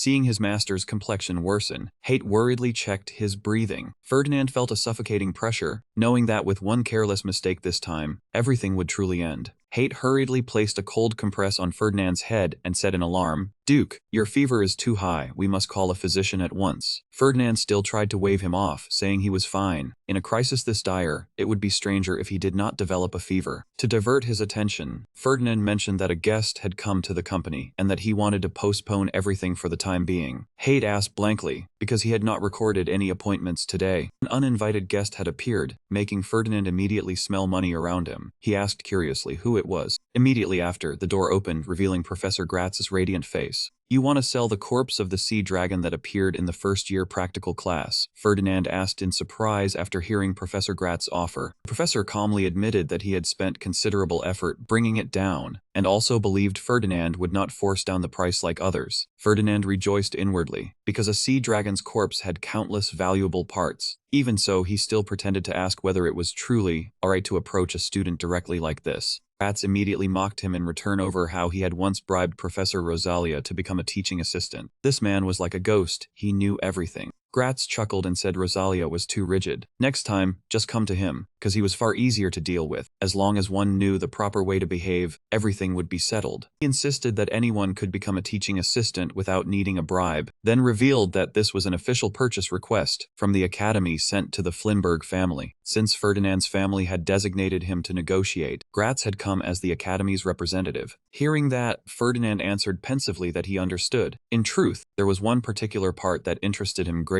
However, Gratz immediately folded his arms and refused flatly. "I do not sell parts separately. If you want it, buy the whole thing." Ferdinand took a light sip of tea and admitted that was not bad either, because a sea dragon truly was a treasure with no useless part. Its teeth and bones were extremely hard, making them ideal for forging weapons. Its blood and eyes were rich in mana, suitable for refining potions, while its scales could be made into protective armor. Even if he bought the whole creature, his merchant guild would still make a large profit. Truly impressive, he planned to buy it and use every last bit. However, Ferdinand still maintained the bearing of a true merchant, declaring that a merchant's pride was to maximize profit. Seeing that Ferdinand wanted to bargain, Gratz snorted coldly and threatened to sell the dragon corpse to another family. Ferdinand calmly sipped his tea and launched a sharp counterattack by reminding him that the profits from hunted materials would be used to fund the professor's research. He looked straight at Gratz, smiled meaningfully, and said that if it sold for a good price, the one who benefited most would be the professor. Ferdinand curled his lips, striking right at the man's weakness as he asked whether he wanted to receive the best possible price for the goods he needed to sell. Gratz was immediately convinced and pressed him for his true condition. With a calculating gaze, Ferdinand declared loudly that he wanted the right to sell ships to the academy. He demanded that in the future, if the academy needed to buy ships, his merchant guild had to be the sole supplier. Professor Gratz could not help being astonished, wondering why the academy would need ships and thinking this request was far too simple. To him, it was an easy matter, while the benefits were not small. Ferdinand smiled smugly, thinking to himself that there was indeed no need now, but the future would certainly be different. According to the prophecy, the attacking monster would sink the yacht, and the noble children would drift across the sea. This shocking incident would make the academy realize the importance of naval combat training, and open many related curses. At that time, simulated battles would constantly damage ships, creating a huge source of revenue from repairs and new purchases. Ferdinand joyfully imagined the money from this long-term deal flowing into his pockets like water. After hearing the promising plan, Professor Gratz excitedly shook Ferdinand's hand and promised to immediately propose it to the headmaster. Meanwhile, at a crowded bookstore in the city, Rena was looking to buy a basic cookbook. The manager checked the display area but did not find it, so he guessed the book had probably sold out. Was even a cookbook this hard to buy? Seeing that the customer seemed to need it urgently, he suggested she wait a moment while he went into the storage room to check further. He stepped into the dark storeroom, where towering bookshelves were packed full. The manager muttered while searching for the title Basic Cooking among thousands of different books. In the dim darkness of the storeroom, a dark entity with crimson eyes was bowing its head and reporting the situation. He confirmed that Intamian had never encountered Varan Kanbunder, the one who had gone mad from demonic energy. According to the original plan, after being defeated, Kanbunder should have followed the trail of Intamian's mana, but in reality, an unforeseen variable had appeared. The entity was certain someone had intervened halfway, causing the plan to deviate from its course. That made the gray-haired man ask suspiciously, intervened. As the man climbed the wooden ladder between the towering bookshelves, he listened to the shadow explain. The dark entity admitted that it could not identify the one who had disrupted things, because every trace at the scene had been completely erased. Faced with that helplessness, the gray-haired man coldly questioned whether his subordinate intended to say that he had failed. Though the shadow insisted that it would use every method to uncover the truth, he indifferently told it to stop. If they had gone this far and still had no result, there was probably no other way to know. He was truly a thug disguised as an intellectual. Setting the failure aside, he ordered his subordinate to focus on the next step of the plan. Even so, in his heart, this man still could not stop worrying about the abnormalities that had just occurred. He told himself that if Kanbunder had truly fought, such a large amount of demonic energy could not possibly have gone undetected. Yet the Academy side remained completely silent. Every trace had been erased too perfectly, making him begin to wonder whether this was merely a coincidence, or whether another truth was hidden behind it. A terrifying hypothesis flashed through his mind, making his gaze turn instantly sharp and cold. His mismatched red and golden pupils glimmered faintly. He wondered whether some force was secretly manipulating everything, deliberately acting to conceal responsibility. Perhaps that person's true purpose was to cover up this entire truth. This is bad. Could someone have already discovered our existence? The mysterious shadow said in a worried voice. However, the man with heterochromatic eyes looked doubtful. He believed that if they had truly been exposed, the kingdom could not possibly be this quiet. He told himself that perhaps this was only a coincidence, but still did not forget to warn his subordinate to be more cautious. Because their current forces were still not powerful enough, exposure would ruin all their plans for the future. This group really knew how to hide, even concealing themselves in a place familiar to the people of hate. He declared with certainty that eliminating Enthamian right now was the most urgent matter, because ever since enrollment that kid's growth speed had far exceeded all their initial calculations. He bitterly believed that it was the result of the cursed bloodline of the first emperor. Ambition flared in his eyes as he made up his mind. The next plan had to succeed. If Enthamian grew any stronger, things would become very troublesome. They absolutely could not fail again. After the Black Shadow promised to remember the order, the man quietly left the dark storage room in the library. The moment he saw Rena waiting outside, he immediately regained the calm demeanor of a bookstore employee and handed her a book. Objectively speaking, I found a book on basic cooking. He handed the book to her with a mysterious smile. The girl accepted the book, thanked him, and quickly left. A while later, during a luxurious dinner at the mansion, Ferdinand sipped his wine while pressing her about the person who discovered the demonic energy. When and where was it? Rena calmly recounted that it had happened around 7 in the evening 3 days ago, right after dinner, when she was walking with a friend. Ferdinand asked if it was Bella Hohen, the 19th ranked student of the Hate Night department. Rena immediately confirmed that it was Bella Hohen, making him curious enough to ask what had happened next. Rena began recalling the incident.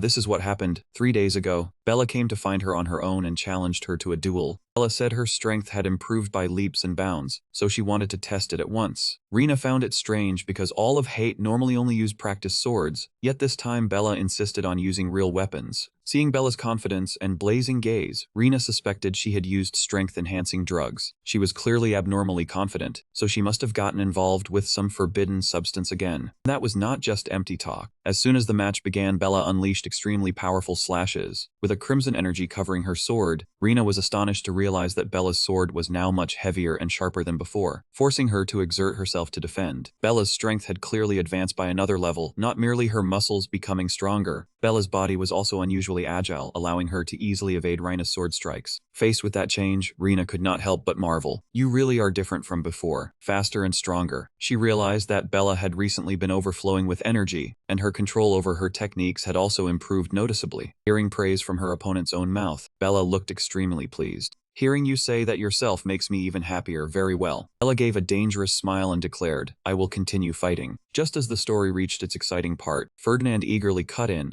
so who lost in the end? Rena snapped in annoyance, not yet, I have not finished telling it. How tactless, I was just getting into it, and you jumped in to interrupt. She continued analyzing that Bella's swordsmanship had always leaned toward making use of the weight and power of her sword. Every swing of her sword carried terrifying destructive force, enough to crush the large stones around them, with power far surpassing many other schools. But because her fighting style was heavy and cumbersome, Bella revealed an obvious weakness at close range when Rena pressed in and exploited her openings. Just then, Bella suddenly revealed blazing red eyes, her vertical pupils looking utterly bizarre. It was in that instant that Rena suddenly sensed something extremely dangerous. The match ended in a draw, and the two sides temporarily separated. Bella clicked her tongue softly, her expression full of regret. Damn it. She quickly regained her calm expression, forced a smile, and muttered to herself, "It seems I still cannot control my sword path very well." Ending her recollection, Rena set down her fork and said, "That is what happened. Now I am done telling it. Say whatever you want." Ferdinand pondered and asked whether she was certain it was demonic power, and Rena affirmed it firmly. "There is no way I could forget that icy, horrifying aura I once felt from Varen. It was only a flash, but I am certain it was demonic power." Rena said Bella was still completely normal now, and there had been nothing strange after the duel. Unlike Varen, she had not transformed her body or lost her reason, so Rena had once suspected she had seen wrong. Hearing Ferdinand ask whether she wanted to check again to be certain, she answered decisively yes, because this matter involves demonic power. Besides, Bella is my closest friend. We grew up together since childhood. I cannot stand by and watch her turn into a monster. Trusting Ferdinand's ability, she hoped he could step in and help. Ferdinand nodded, promised to investigate in his own way, then suddenly looked straight at her and asked, "By the way, let me ask honestly." Ferdinand asked suspiciously whether that dish was truly edible, and received a firm nod from Rena. "That is right, it is absolutely delicious." After that dinner, he began reviewing all the investigation materials on Bella, from the dormitory, lecture hall, training hall, library, to the cafeteria. This girl lived according to a timetable so proper it was astonishing. There was absolutely no sign that she had ever had suspicious contact with anyone. Moreover, unlike Varen, who had once suffered psychological trauma, Bella was always cheerful and got along well with everyone. In theory, demonic power would find it difficult to invade someone with such a stable mind. But if Rena's words were true, that Bella had truly used demonic power, then only one common point remained between her and Varen.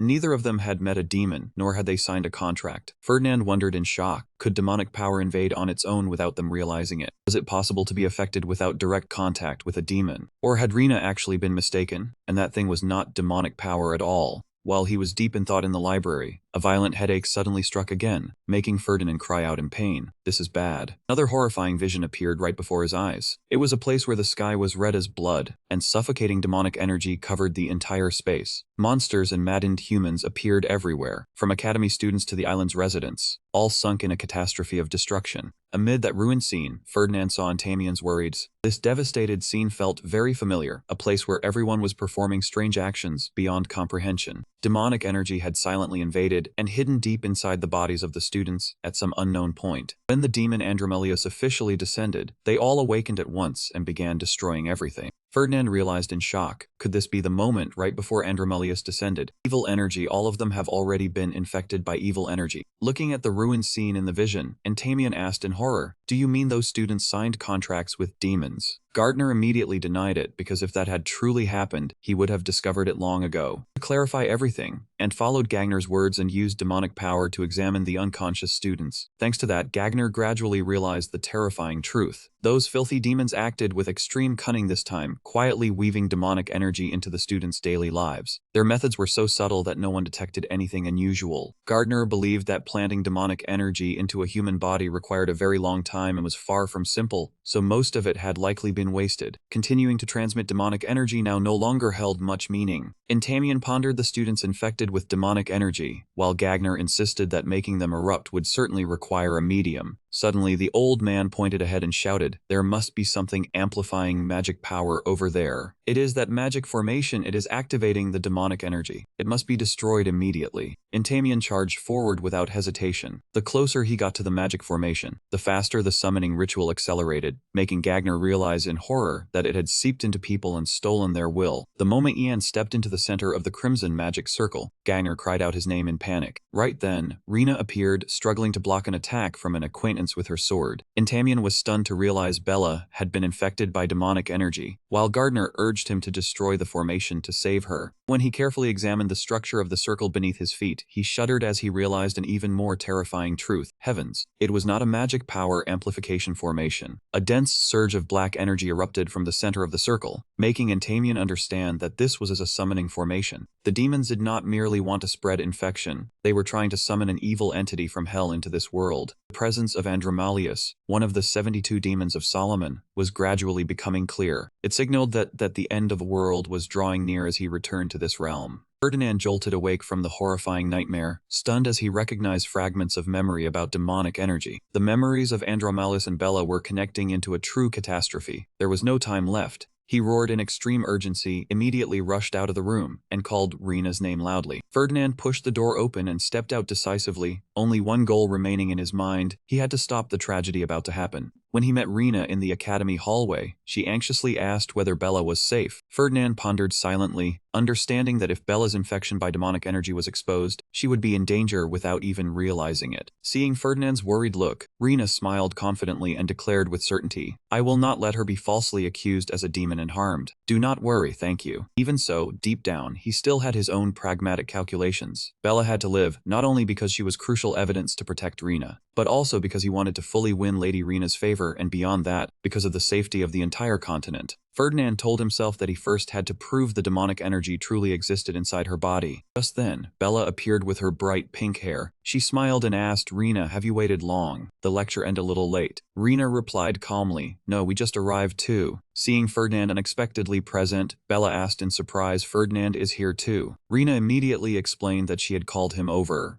Then she suddenly pointed straight at Bella's forehead and declared clearly, "There are demons in your head." With his crimson eyes full of pressure, Ferdinand added in a cold voice, "I must eliminate them. So from now on, do as I say." Too shocked by that absurd accusation and arrogant attitude, Bella immediately refused. Though she resisted, Ferdinand still forced her coldly, making Bella look at him as if he had lost his mind. Ferdinand looked at Bella solemnly, insisting that he was not joking. If the demonic energy was not dealt with, she would lose her reason sooner or later, and the church judge would not spare her. Bella gritted her teeth in anger and demanded to know whether Ferdinand was deliberately threatening her. He calmly replied that he was only telling the truth. Bella turned to snap at Rena, saying her friend had gone mad because she still felt completely normal. Seeing the atmosphere stretched tight as a bowstring, Rena hurriedly took her friend's hand and called out, "Bella." Rena earnestly begged Bella to listen to Ferdinand just once. Bella was still stunned and asked what this demon matter was about, but then she saw her close friend's sincere gaze and gentle smile. In the end, Bella clicked her tongue and accepted, because she did not want Rena to be sad. Ferdinand stood watching, inwardly thinking that if she had kept refusing, he had been ready to knock her unconscious on the spot. Bella declared that she would obey Ferdinand on one condition: if she had no demonic energy, he had to apologize to both her and Rena. Ferdinand stared blankly, unable to understand why he had to apologize to Rena. Bella glared and shouted that Ferdinand had dragged her innocent friend into this trouble. Ferdinand inwardly cursed that it was Rena who had dragged him in, but he could only let it pass. He asked Bella to take him to the places she often visited so he could search for traces of contact with demonic energy. Bella mocked that if he had already investigated everything, why did he still need her help, then grew angry when she learned that he had secretly looked into her background. Ferdinand walked on in silence, mentally reviewing every place Bella had been that he had checked beforehand, yet found nothing suspicious. As soon as he entered the training hall, Ferdinand remarked that the place was too gloomy, making Rena immediately snap at him to shut up. He had carefully searched from the dormitory to the lecture halls, from the library to the dining hall, but nothing had been unusual. Even the cafe had left no strange traces.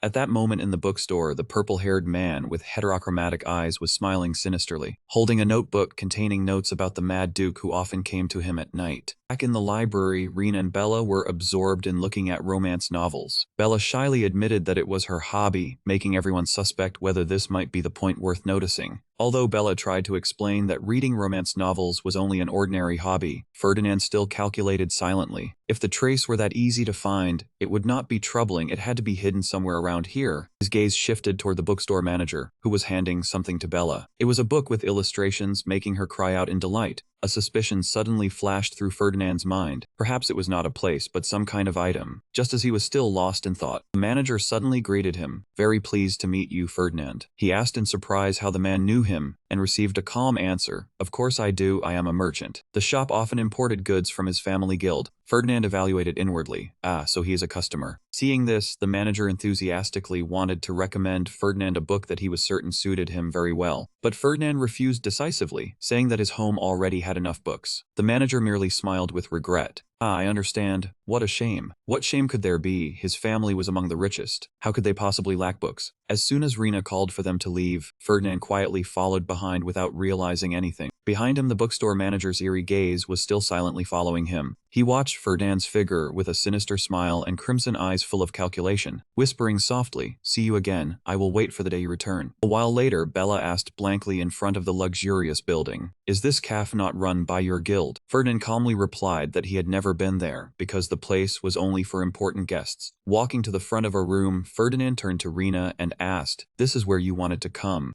She nodded, confirming that this was the best place to avoid other people's prying eyes. The moment the door opened, a brilliant holy light spread out along with a voice calling, "I have been waiting for you for a long time." It was Jace, who was glowing dazzlingly and speaking endlessly about faith blessed by mana. Faced with Jace's question reeking of religion, Ferdinand only answered calmly, "Oh, I believe." Better to believe than to hear that glib mouth of his speak without end. Getting straight to the main matter, Ferdinand asked whether Jane had brought what he needed. Jane confirmed with a bright smile, but reminded him that used goods could not be returned and had to be paid for in cash. Witnessing the highly suspicious transaction, Bella cried out in panic, "What do you mean, transaction? Ferdinand, what are you doing? Why did that man appear here?" Ferdinand curled his lips into a faint, mysterious smile, affirming that Jane was present to prove a terrifying truth. Bella truly carried demonic energy. Bella crossed her arms defiantly, refusing to believe she was tainted with demonic energy, and pressing Ferdinand on how he planned to prove such nonsense. Jane confidently lifted the small box, saying the church had always prepared for the day the demon race returned according to the founding pope's prophecy. Bella stared curiously at the glittering jewel that was radiating a mysterious energy. When Bella introduced herself as a second-year student in the night department, Jane cheerfully greeted her as a senior. Jane told Bella to hold the jewel with both hands so the mana could flow into her body and examine deep inside her. Rena worriedly asked Ferdinand whether this item was truly effective, while he merely said calmly that the church's sacred artifact could not be wrong.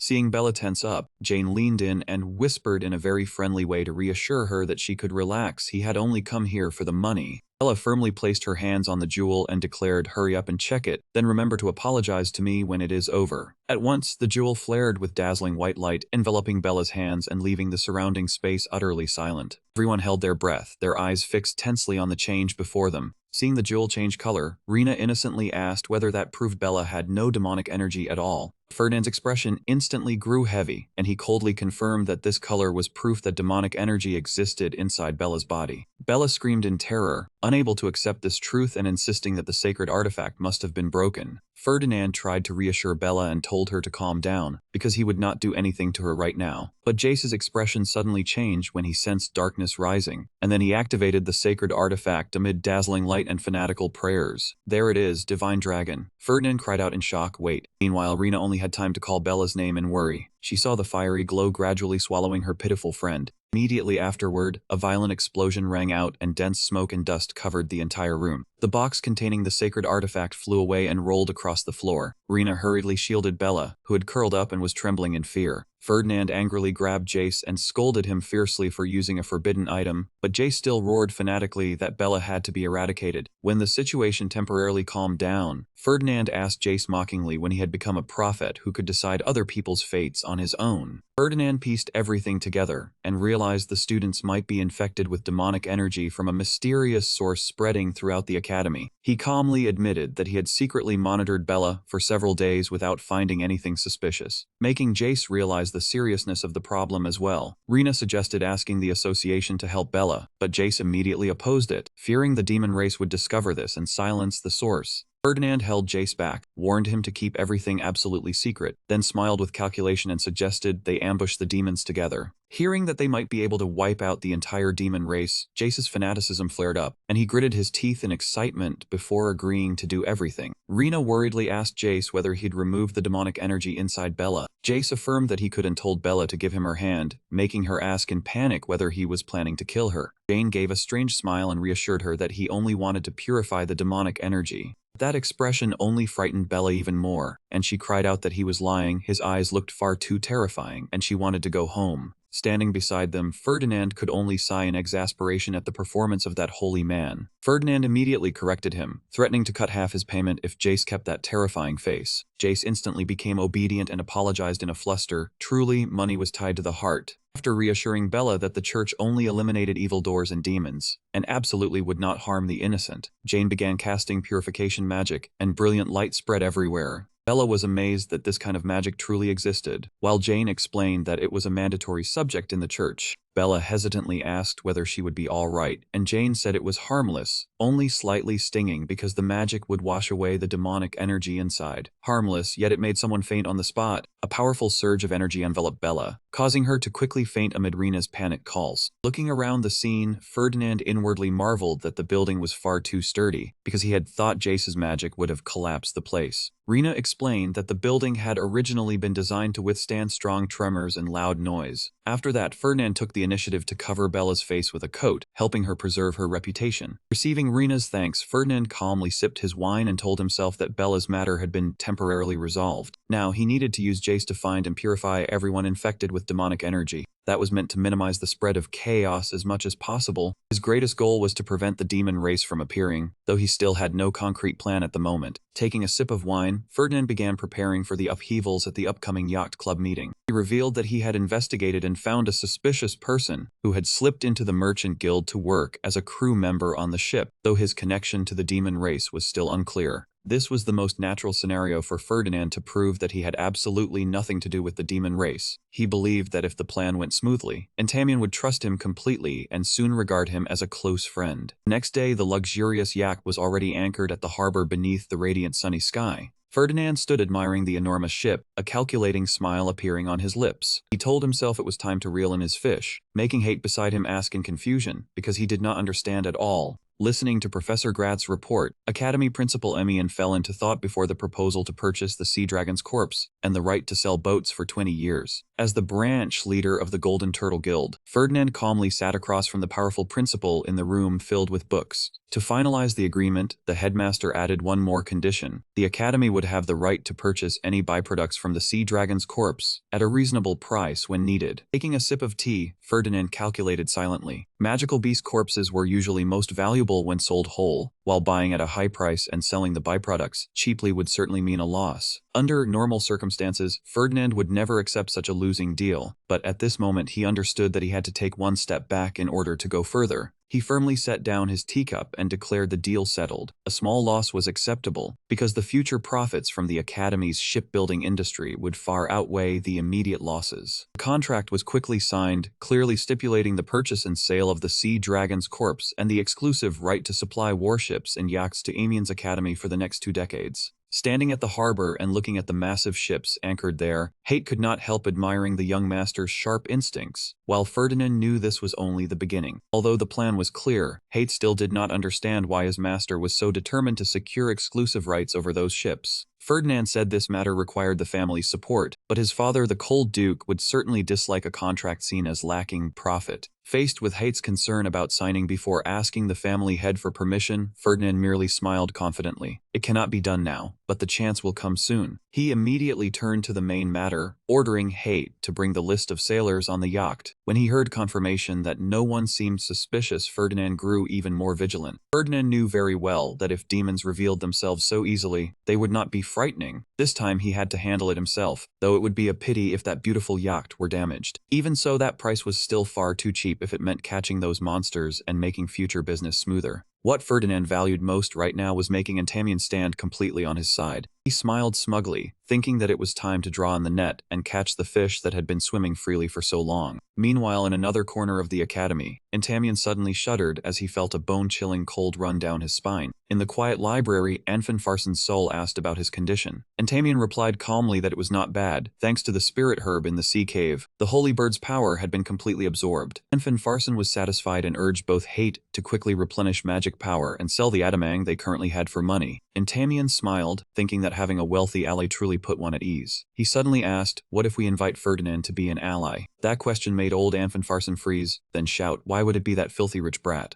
Entamion calmly explained that war always required money, and having a wealthy ally on one side would be better, would it not? He believed Ferdinand and his family were not stupid. As long as they saw how serious the situation was, they would certainly spend money, so it would be best to let Ferdinand see a demon with his own eyes. Entamion was still troubled because he had never seen demons or monsters. Gagner insisted they were real, but warned him sternly that he absolutely should not trust Ferdinand. When Ian asked the reason, Gagner immediately revealed a dark secret. The Ferdinand family had once made deals with demons. They were the kind of people who did not care whether the other party was a demon or not, as long as it brought brought profit. The old man lowered his voice and declared that they were people willing to sell anything to demons, and only through cleverness had they managed to keep their territory. Entamien firmly refuted that Ferdinand would never do such a thing. In his eyes, he was kind, generous, and upright, leaving Anfanfarson with no choice but to scold him for being too obsessed with that rich man. Suddenly, he froze when he realized something was unusual. Gagner whispered in panic that someone was coming, telling him to hide quickly, then told Entamien to hide under the table. Just then, a man walked in. That person approached and called his name. It was Veloci Vindex, the top first-year student of the night department and the heir of House Vindex. He smiled and said, "Found you want to go yachting with me." Veloci invited Entamien to come along as a guest, because the club allowed each member to bring one person. Veloci said that one needed a member's recommendation to join, and with his status as a member of House Amiens, Entamien was entirely qualified. Entamien silently considered the invitation to join the yacht club. Anfanfarson immediately appeared and fiercely opposed it. The old man thought Swabin was surely there, and that Veloci was only pretending to be friendly in order to drag Entamien into trouble.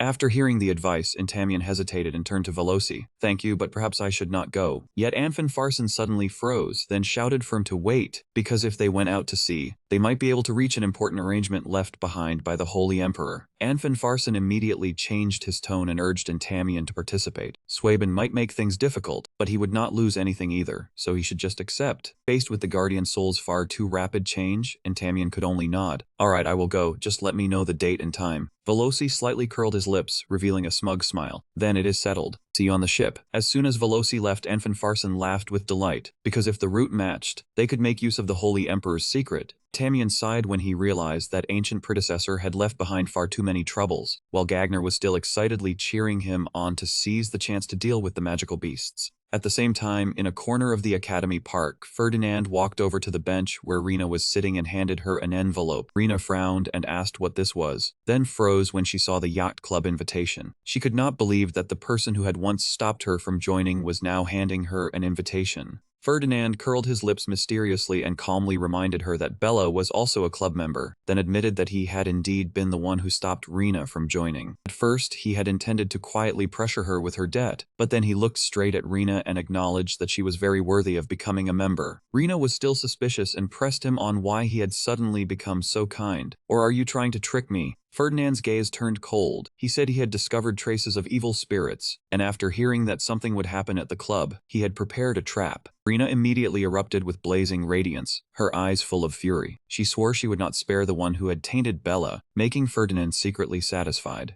He suddenly remembered and asked about Bella's condition. Rena replied sadly that even though an entire day had passed, she still had not woken up. Ferdinand pondered as he recalled the Saint Jace, wondering how much power that man had used to purify Bella's magic power. He could only comfort Rena by saying that Bella would surely wake up soon, while the two of them prayed together for their friend's safety. Ferdinand gently invited Rena to eat since it was mealtime, and even generously said he would pay for everything with his card. She nodded in agreement. The two leisurely left, leaving the quiet park behind. At that very moment, Varen silently appeared from the rear. He stepped forward, then collapsed onto the stone bench they had just left. Varen painfully wondered why his life had fallen into such ruin, then recalled his once glorious past. He had once been the proud heir of House Canbuden and a promising student ranked second in the night department, but now everything was only the past. All his glory had collapsed ever since he was defeated by Entamien, the person his family had forced him to surpass in order to become the family head. Not only was Varen humiliated by his defeat, he was also bitter after being coldly discarded by Prince Luther, his greatest backer. What drove him mad with resentment was that Entamien had been invited by Veloci Vindex into the yacht club, the position Varen had always longed for. Varen cried while gritting his teeth in jealousy, unable to accept that a fallen descendant had stolen the glory that should have belonged to him. While he was sinking into loneliness and despair, a figure quietly approached the stone bench, then spoke softly, "Hello, Varen." Entamien stepped in front of Varen, who was sitting gloomily on the stone bench, then took the initiative to speak. "Do you want to have lunch with me?" A sudden invitation left Varen stunned, then he asked irritably, "What? Lunch?"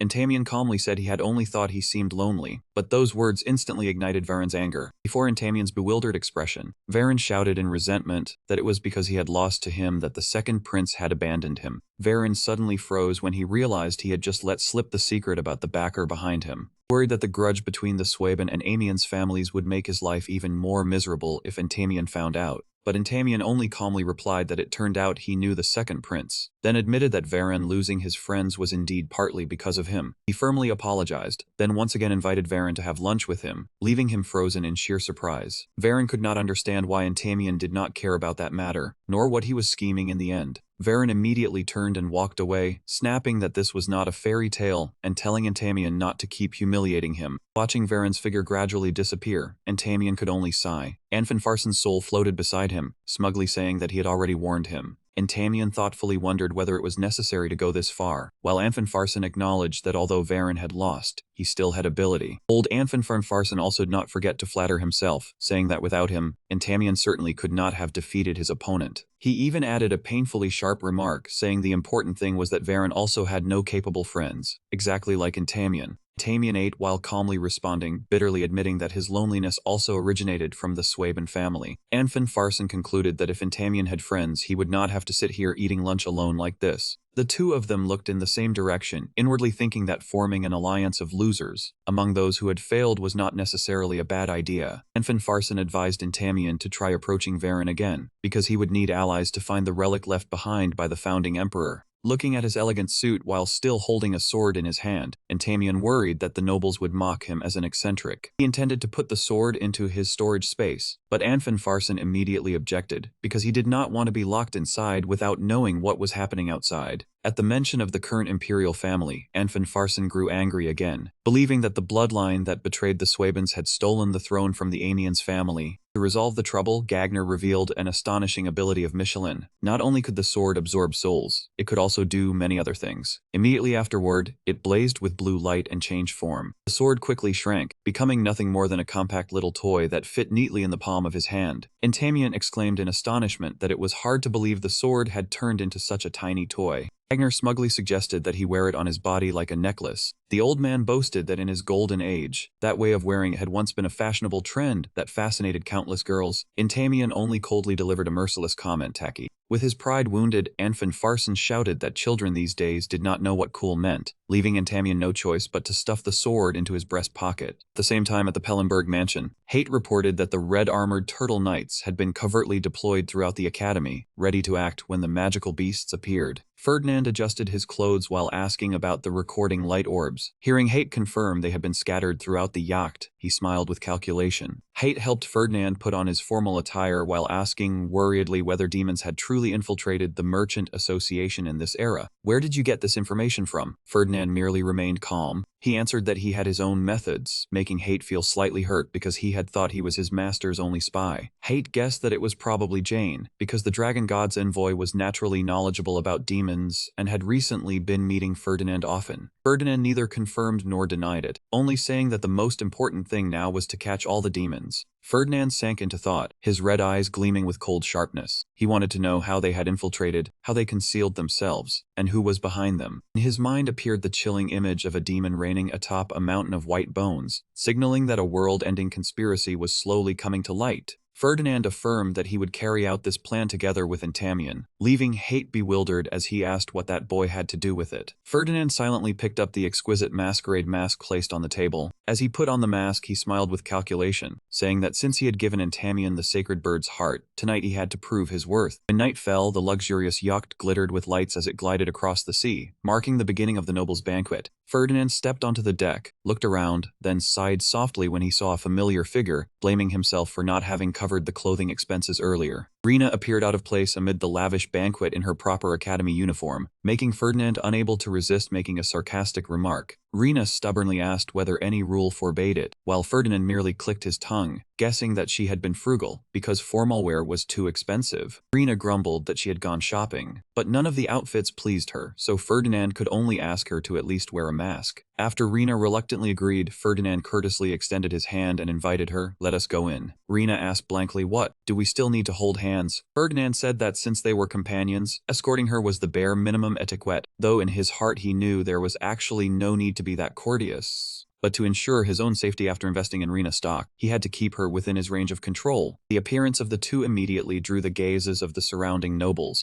That made them keep discussing the unexpectedly close relationship between Ferdinand and Rena. Ferdinand looked pleased with himself, intending to use this intimate gesture to warn others not to dream of stealing Rena from his grasp. As soon as they entered the banquet hall, he teased her, "Shall I call you my lady?" Rena immediately brushed him off. "Stop being so cheesy, just call me normally." The announcement over the speakers rang out in rapid succession, urging everyone to board quickly so the cruise ship could set sail at once. Clusters of brilliant fireworks began blooming across the night sky, signaling the official start of the cruise party. Amid the lavish setting, Ferdinand asked whether Bella would be joining to help this time. Rena was certain she would, because Bella hated demons to the bone. She said that the moment Bella woke up, she had flown into a rage, even wanting to settle accounts with Jane for daring to burn her spiritual power. Thanks to Rena skillfully guiding her, that anger had completely shifted onto the demons. Ferdinand curled his lips in satisfaction. Very good. The director was pleased that the supporting actress had gotten into character so perfectly. All of a sudden, the murmurs in the crowd caught Rena's attention. She asked suspiciously, "What happened?" Ferdinand looked toward the center of the banquet hall, secretly finding it amusing. Perhaps everyone here had been waiting for this fateful moment for a very long time. In the middle of the dazzling room, two figures bearing royal blood were facing each other in an atmosphere so tense it was suffocating. It was the inevitable encounter between descendants of the current dynasty. On one side was Swaben, on the other was the one who carried the bloodline of the old royal house Amiens. Aegner's soul roared in fury when he recognized Luther Swaben, the descendant of the royal family that had once seized the imperial throne from the house of Amiens. Contrary to the guardian spirit, who was agitated and demanding that the other party kneel, Entamion remained strangely calm. He bowed with proper etiquette. "I respectfully greet your highness." His mouth was reverent, but his heart was full of calculations. Entamion silently analyzed the powerful figures appearing at the party. First was Luther, the sinister and unpredictable second prince. Next was Ferdinand, the man who held immense wealth in his hands, enough to turn an ordinary club into an influential yacht society. Finally, there was Veloci, heir to a prestigious family, always hiding his ambition behind a kindly appearance. Outside by the ship's rail, Luther was talking with Ferdinand. He suddenly mentioned that Ferdinand had once stopped Rena from joining the club, even though she fully met the requirements. Luther probed him, asking whether Ferdinand had grown close to Rena hate and developed feelings for her. Ferdinand merely adjusted his glasses calmly and replied, "Why bother asking? I am going elsewhere." That indifference left the second prince with no choice but to grit his teeth and silently swallow his frustration. Back at the party and was talking with Rena when he saw Ferdinand return. At that exact moment, Entamion also spoke up to excuse himself. The moment Ferdinand returned, he had to face Rena's sulky expression because she had been searching for him everywhere, so he could only smile apologetically. From afar, Entamion quietly observed and realized that the relationship between Hate and that person was truly very special. He reassured himself that they were close because they were classmates, but Gagner immediately exposed that he had fallen for Rena at first sight. The old man kept scolding him, saying that such infatuation would make him lose the war against the demons. The old man kept grumbling at Entamion for focusing only on finding women instead of searching for the relics of the founding emperor. Entamion could only explain that things were not like that. In truth, Ferdinand had already been calculating everything in secret according to the prophecy. The demons and monsters would ambush them and make the cruise ship sink. All of it was part of his plan. At that time, Entamion would be trapped on the island that held the ruins of the founding emperor and be surrounded by demons. Ferdinand and Rena would follow the demonic energy, meet Entamion, and divert the flow of the oracle. Just then, a server approached Entamion and spoke, "You are Amiens, correct?" The moment Entamion confirmed it, the server suddenly dropped the tray of wine, sending glasses shattering noisily across the floor. He abruptly drew a knife and lunged forward to attack, making Entamion cry out in alarm. "What is this?" As expected of a blessed male lead, he was targeted wherever he went. Thanks to his quick reflexes, Entamion dodged the strike in time, then drew his sword and countered without the slightest hesitation. Entamion was startled by his opponent's strength, while also sensing a strange aura he had never encountered before. Looking at the server's twisted face and terrifying smile, the old soul immediately warned him, "It is demonic energy. He is a demon." Entamion was stunned, unable to understand how someone from Ferdinand's merchant group could have turned into a demon. Immediately afterward, the sea suddenly erupted violently. A gigantic sea worm, with mouths bristling with sharp teeth, abruptly surged out of the water. "It is a sea worm." A terrified scream rang out over the violently churning sea. Countless hideous creatures surfaced all at once, surrounding the luxurious cruise ship and plunging the nobles into utter panic. Good heavens, how disgusting. Where did so many sea worms come from? The enormous sea worms began crawling onto the deck, attacking anyone who entered their sight. Amid the chaos, a noblewoman was about to use fire magic to counterattack when she was immediately stopped. "Do not use fire, you will burn the whole ship." Right after that, a violent explosion of flames erupted, making the situation even more chaotic. Amid the sea of fire and billowing smoke, Entamion had to face the assassin with a grotesquely distorted face. He curled his lips into a sinister smile, revealing the true nature of one who had been devoured by demonic energy. Tamian's eyes lit up with vigilance when he realized danger was closing in. The two blades clashed with a harsh ring, scattering dazzling sparks through the night. In Tamian's mind, Gagner's soul kept warning him that this man was a professionally trained assassin. Just from the way he moved, it was clear he was stronger than ordinary people. Tamian calmly defended against the vicious and heavy attacks, clearly sensing the gap in real combat experience. Seeing the opponent reveal an opening, Gagner immediately urged him, throw him into the sea, and Tamian poured all his strength into a lightning-fast kick. The blow sent the assassin flying over the ship's rail. He watched the enemy fall straight into the writhing nest of sea worms below. Tamian wondered, is he dead? Gagner immediately asserted, if he fell into a sea worm nest, there is no way he survived. But the unease still did not disappear, and Tamian asked in shock, what exactly is happening? Gagner warned him in a grave voice, the demons are targeting you, they have finally begun to act. Nobles on the ship screamed in panic as a gigantic creature rose out of the water. It was a sea monster. Immediately, clear battle orders were passed down. Apprentice knights, move to the front. Magic students, provide support from the rear. Gagner realized in horror the enemy's sinister plot. Sea serpent, those demons truly wanted your life. In this desperate situation, Tamian decided he had to bring down the monster before it destroyed everything. Suddenly, the assassin who seemed to have vanished appeared behind him again and launched an attack, leaving him stunned. Damn it, I thought he had already been taken down. Farson shouted a warning and Tamian, be careful. But it was already too late. The sea serpent opened its jaws and swallowed him whole in a dazzling radiance. Tamian sank into the deep sea while unconscious. As Farson desperately called out to him amid the icy water, the giant sea serpent thrashed violently, directly crushing the luxurious yacht into countless fragments amid towering pillars of waves. Gentle waves lapped against the white sand of the deserted island, where Tamian staggered ashore and vomited mouthful after mouthful of bitterly salty seawater. Gagner called out anxiously, "Han, wake up, child. Hurry and spit all the water out." He dizzily recalled the moment he was attacked by the sea serpent, then fell into the ocean as the boat slowly sank. Gagner said the sea serpent's breath had frozen his body and temporarily paralyzed him, thanks to the guardian spirit dispelling it in time and keeping his body temperature stable while he drifted. Tamian had escaped death and awakened. Tamian looked at the glowing sword in his hand and asked in surprise, "You can even do that?" Gagner explained that the sword not only sealed his soul, but was also an all-purpose magical artifact meant to support the heir of the Amiens dynasty. Observing the silent shore around him, Tamian wondered where he was, then received an excited answer from the old guardian. Gagner cried out that this was the very place where the founding emperor had left a treasure for him, and that his drifting here was guidance from their forebears.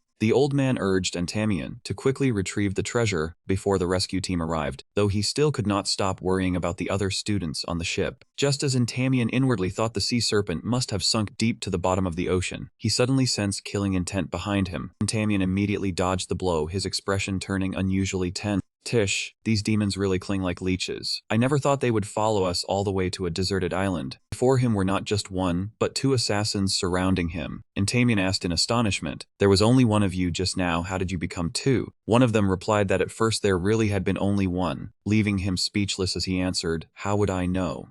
Farson loudly reminded him, "Be careful, they are absolutely not easy opponents to handle." Tamian decisively drew his sword, "I know." Immediately after, a fierce battle erupted. The speed of the clash was so fast that only streaks of light could be seen continuously weaving through the air. He tried to find an opening to bring down the stubborn demons that kept pressing close. All of a sudden, one demon reached out and seized Tamian tightly by the collar. That pull forced him onto the defensive. At that very moment, the other one dived down from above, his cold, sharp dagger aimed straight at his head. At the moment between life and death, Tamian burst out with a massive surge of purple energy from his body. After the counterattack into which he had poured all his strength, Tamian still stood firm amid the wreckage, blood still seeping from his body. He realized in horror that the enemy's weapon was poisoned. The toxin spread quickly, making Tamian tremble as sweat poured out in a wave of dizziness. Seeing the crisis, Farson hurriedly reassured him, "Do not panic, use battle aura to resist the poison." In his exhausted haze, Tamian wondered whether he could survive, but the old guardian's roar pulled him back. "You have to live. You are an Amiens." Looking at the two treacherous black shadows advancing with crimson eyes, Tamian refused to die at the hands of these monsters.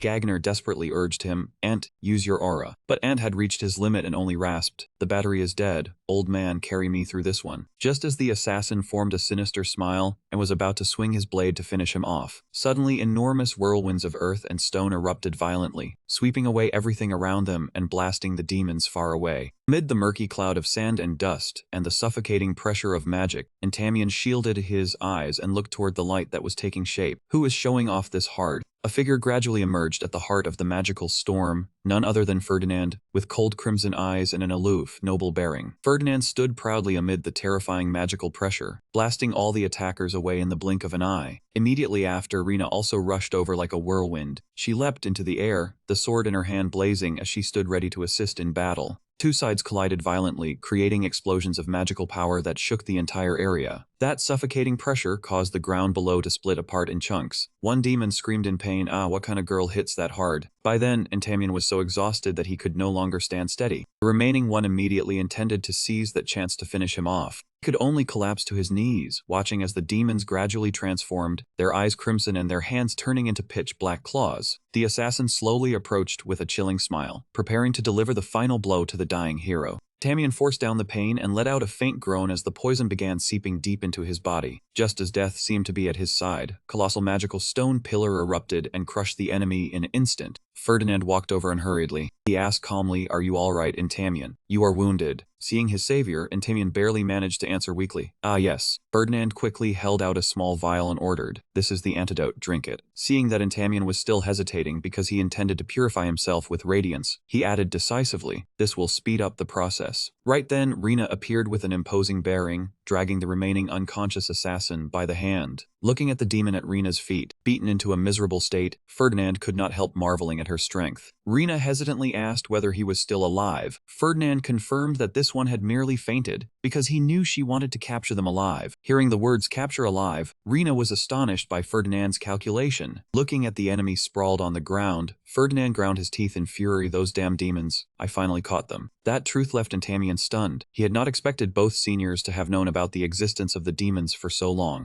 Suddenly, the assassin began convulsing, then roared in agony, making the atmosphere instantly tense. Rina immediately drew her sword in caution, while Ferdinand continued to observe coldly. When asked whether he knew this person, he firmly denied it and said he had thoroughly investigated every employee in the merchant guild, and no one had the strength to stand in his way. Ferdinand grabbed the transforming demon tightly by the collar and demanded in an icy voice, "Who exactly are you?" Ferdinand's gaze was sharp as if it wanted to pierce through the traitor. He growled, "Why did you sneak into my merchant guild?" While the demon only groaned in pain as his body began to mutate abnormally. Suddenly, bruised purple tumors bulged across his face and neck, releasing a surge of chaotic energy. Tamion instantly sensed the danger and shouted in panic, "Get away, it is about to self-detonate." Dust and smoke billowed up, quickly covering the entire area. Tamion could only stand frozen, staring into the cloud of dust, his heart filled with worry for his companion's safety. Amid the thick smoke and dust, a blazing red magical barrier appeared, safely protecting Ferdinand and Rina. Rina wondered in surprise, "Is that a protective layer?" She looked at Ferdinand with admiration and asked whether he had predicted that the demon would self-destruct. Ferdinand calmly replied that he simply always stayed vigilant, but inwardly, he thought smugly that since he already knew the prophecy, how could he possibly die to such a trivial fragment? Having been saved by Ferdinand, Rina blushed slightly and stammered that she was deeply moved. But he immediately poured cold water on her. "If you die, who will pay me?" Rina glared irritably at the money-obsessed man, then still murmured her thanks. Before the dust had fully settled, Rina suddenly remembered something and cried out, "Right, I forgot Bella." Ferdinand silently gestured, "The demons have been captured. Tell her to come out." From the hazy mist, Bella stepped out with an elegant bearing in a dark blue formal dress, holding a brightly glowing magic orb in her hands. Ferdinand immediately pressed her, "Did you record the demons?" After receiving Bella's nod, he took the orb and said triumphantly, "Then I have the evidence." Looking at the green light swirling inside, Ferdinand curled his lips slightly with calculation. "This seems a little unfair." Bella flared with anger and shouted, "Is Ferdinand treating me like a reporter just to film, when I am going mad wanting revenge against the demons?" A battle god with a drained battery was dragged off to film. Ferdinand calmly explained that the demonic mana in Bella had just been separated, her aura had not yet recovered, so she still could not fight. Seeing Bella still seething and wanting to charge forward, he firmly reassured her, "Do not worry, Bella. I did not bring you here just to be a journalist." All of a sudden, a roar that shook heaven and earth rang out from the ocean, making everyone's expression change at once. Amid the raging waves, a gigantic sea serpent abruptly rose from the water. Faced with the appearance of that legendary creature, Ferdinand immediately made a decision. "It actually came all the way here again. Rina, I will leave it to you to hold that thing off first." quickly carried the injured person away from the scene, while promising to return after taking him to a safe place. Watching Ferdinand's figure disappear behind the trees, Bella anxiously asked whether it was all right to let him leave like that, afraid that he would take the chance to flee. Rena remained resolute and trusted him completely. She affirmed with certainty that Ferdinand was not that kind of person. He would definitely come back.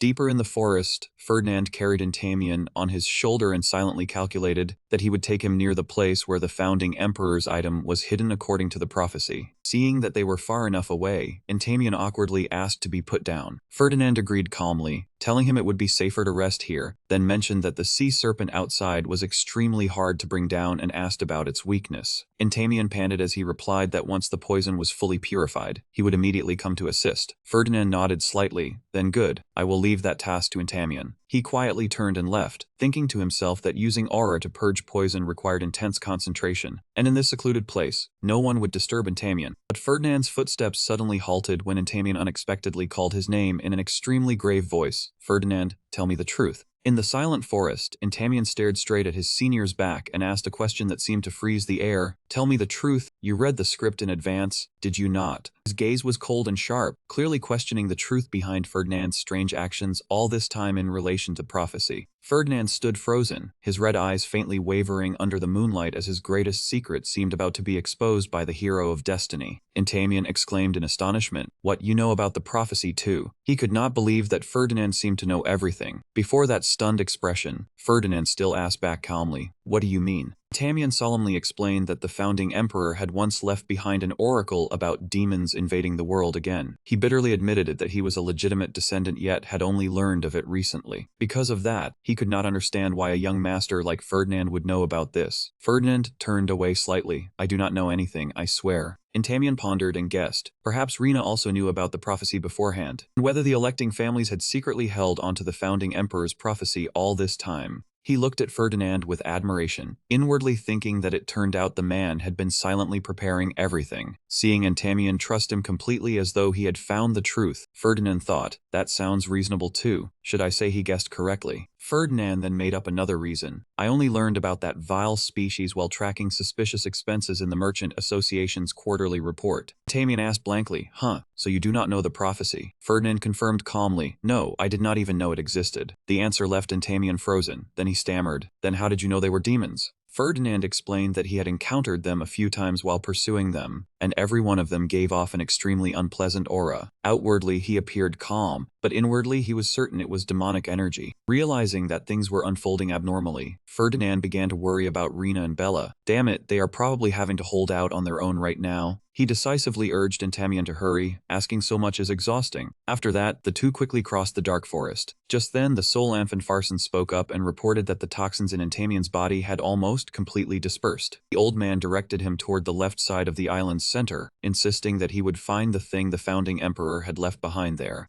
Seeing that the location was not too far, Gagner was extremely excited. He had coincidentally drifted to this very island, and had even unconsciously moved close to the place they needed to find. Everything was going strangely smoothly. The old man cried out joyfully, today must be your lucky day. Entamien was left speechless as he recalled what had just happened. He had just nearly lost his life at the hands of monsters and vicious demons. What luck, I almost became fish food. Although Entamien remained full of doubt, Gagner still cheerfully insisted that the founding emperor was surely guiding them. Entamien asked the guardian spirit in confusion, why did you go quiet after Fennon spoke up? You usually talk a lot. Gagner explained that he had only stayed silent to observe because Ferdinand had appeared far too conveniently, and he had even thought the man intended to do something wicked to him. But the old man also admitted he had not expected Ferdinand to have been secretly pursuing demons beforehand. The old man mused solemnly. Perhaps the demons began moving earlier than I thought. Not only that, Amphenfarson also praised Rena's abilities. The old man said, I knew that silver-haired girl had skill, but I did not expect her to be that powerful. Gagner compared bluntly, she took down the demons with ease, while you still have to struggle against them. Entamien could only admit bitterly, that is true, she is only 1 year ahead of me, yet the gap in strength is already terrifyingly large. Inwardly, Entamien told himself that with people like Rena and Ferdinand as allies, the battle against the demons would surely become much less burdensome. Yet Gagner immediately poured cold water on him, warning him not to trust Ferdinand so easily, because in the past his family had once sold goods to demons. Entamien retorted, you always say that, but that happened 1,000 years ago. Even so, the old man still insisted, time changes nothing. Stay away from that red-haired brat. His family is slippery. Entamian still tried to defend them, saying that in the end, they had fought alongside humanity. That was precisely why they became one of the powerful families. "Why do you keep digging up old matters and hating Ferdinand for no reason?" Gagner snapped angrily. "Are you his lawyer or something? You youngsters really never listen to your elders." The old man was furious, but he still explained gently that he did not want to hold too heavy a prejudice against anyone. Moreover, he understood clearly that if he became an ally now, he would only be a burden because Ferdinand was far beyond him. Gagner immediately waved his hand. "There is no need to worry about that. We are here." Entamian looked around in confusion. The old man firmly declared that this was indeed the place, and you would become much stronger if you ate that thing. He stared in panic at the enormous ancient tree glowing brilliantly. "Eat it." "Eat what?" "Could it be eating this whole tree?" "No." Entamian nearly became a herbivore. Gagner quickly corrected him. The thing he needed to eat was the divine elixir hidden inside it. Following the instructions, Entamian drove his sword hard into the tree trunk. Immediately afterward, a dazzling radiance erupted, releasing an astonishingly powerful surge of energy. Gagner proudly announced that this was something personally created by the founding emperor himself. It was a divine elixir on an entirely different level. Swallow it. Just one bite will make you vastly stronger. At the same time, far offshore, the sea suddenly exploded violently. The gigantic sea serpent rose from the raging waves, roaring threateningly at the appearance of the intruder. Ferdinand did not waver at all. He struck his staff down hard. Crimson magic was instantly activated, enveloping the vast space in preparation for decisive battle. The monster charged madly forward, but Ferdinand had already managed to cast lines of extremely complex ancient magical script. He summoned dark red pillars of energy that pierced straight into the sea serpent's massive body. Continuous attacks shook the sea, sending spray and towering waves bursting everywhere. Amid the chaotic scene, Rina was also ready to enter the battle with a powerful dive from above. Seizing the moment, Rina poured all her mana into the sword in her hand. She shot forward like lightning, unleashing the decisive slash straight down at the sea serpent's neck. Yet when the blade had just touched the target, it instantly stopped before scales as hard as steel. She clicked her tongue helplessly. "Tish, I cannot cut through it. Its shell is too hard." Ferdinand stood beside her and judged thoughtfully that even dropping giant rocks on it would be useless. Looking at the sea serpent's massive body, he concluded that cutting off its head right now was impossible. The monster still stood towering and firm, its eyes shining with overwhelming power as it looked down at Ferdinand's group. "Then what are we supposed to do? Is there really no way left?" Bella shouted in despair when she saw the monster still stubbornly advancing. Ferdinand observed silently. Then he noticed something unusual. The monster had clearly suffered a fatal injury but still did not fall. He wondered whether this was the influence of Hate's demonic energy. He affirmed that they still needed the whetstone before they could truly finish it off. Right then, a gigantic pillar of light shot straight into the sky from the distance. Both Raina and Bella were so shocked that they cried out, "Good heavens, who turned on such a blinding searchlight?"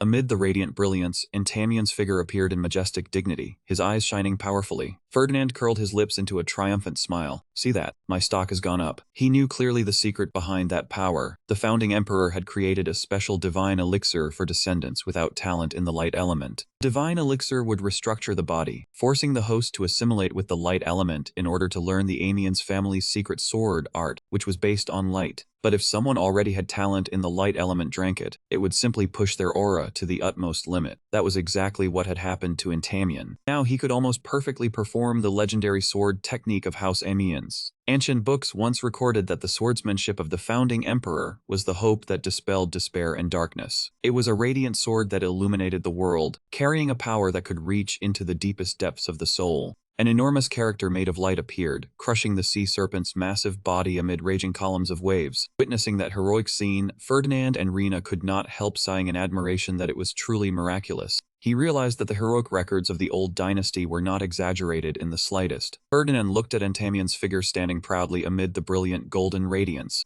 Ferdinand smiled with ambition and declared with certainty, "You are my trump card in the war against demons." Looking at the gigantic sea serpent's corpse lying motionless on the sand, Entamian stared down at his hands in a daze and exclaimed in shock. Gagner's soul laughed loudly in satisfaction, affirming that this was the power of the relic the founding emperor had left for his descendants. Entamian inwardly marveled that Amien's swordsmanship was indeed as formidable as the rumors said. Just then, Ferdinand approached with Rina and Bella. He spoke up to acknowledge his junior's achievement. "You saved us, Entamian." Endymion blushed shyly and answered modestly that he had only delivered the final blow, while the victory had been this easy thanks to everyone's support. Ferdinand quickly returned to his assistant instructor demeanor. He reported that the signal had been sent and someone would soon to pick the group up and leave the island. While Endymion was still worrying about returning to the academy, Ferdinand had already shifted to a more important goal. He stared at the colossal entity beneath his feet and asked, "If no one is taking this snake corpse, I will bring it back and sell it." Rena and Endymion calmly refused because they had no need for it, but Bella immediately flared up and demanded a share because she had also contributed quite a lot. Ferdinand coldly reminded her that she still owed him, and besides, he had been the one to purify the energy for her. Bella, though resentfully calling him stingy, had no choice but to yield. Seeing that no one else objected, Ferdinand smiled in satisfaction, because he had monopolized this priceless commodity. Suddenly, Endymion stepped forward with a serious expression, pressing him on whether his senior was also secretly pursuing the demons. At Ferdinand's confirmation, Endymion's eyes shone brightly with determination. He affirmed that if someone infected with demonic energy had appeared, then the true demons would sooner or later reveal themselves. Therefore, he firmly declared that he wanted to help him, like a stock voluntarily going public. Looking at the prey walking into the trap on his own, Ferdinand inwardly cheered because everything was going more smoothly than he had imagined. He had still been racking his brains over how to pull Endymion in, yet he had taken the initiative to ask to become an ally. Ferdinand happily shook Endymion's hand, officially forming a demon extermination alliance. His three-step plan was moving in the right direction: catch the demon infected, cleanse his reputation, then pull Endymion to his side. Not long afterward at the academy, Hate appeared. Hate reported that the class for wave combat had officially been established, while the trading company continued receiving additional orders for new ship construction.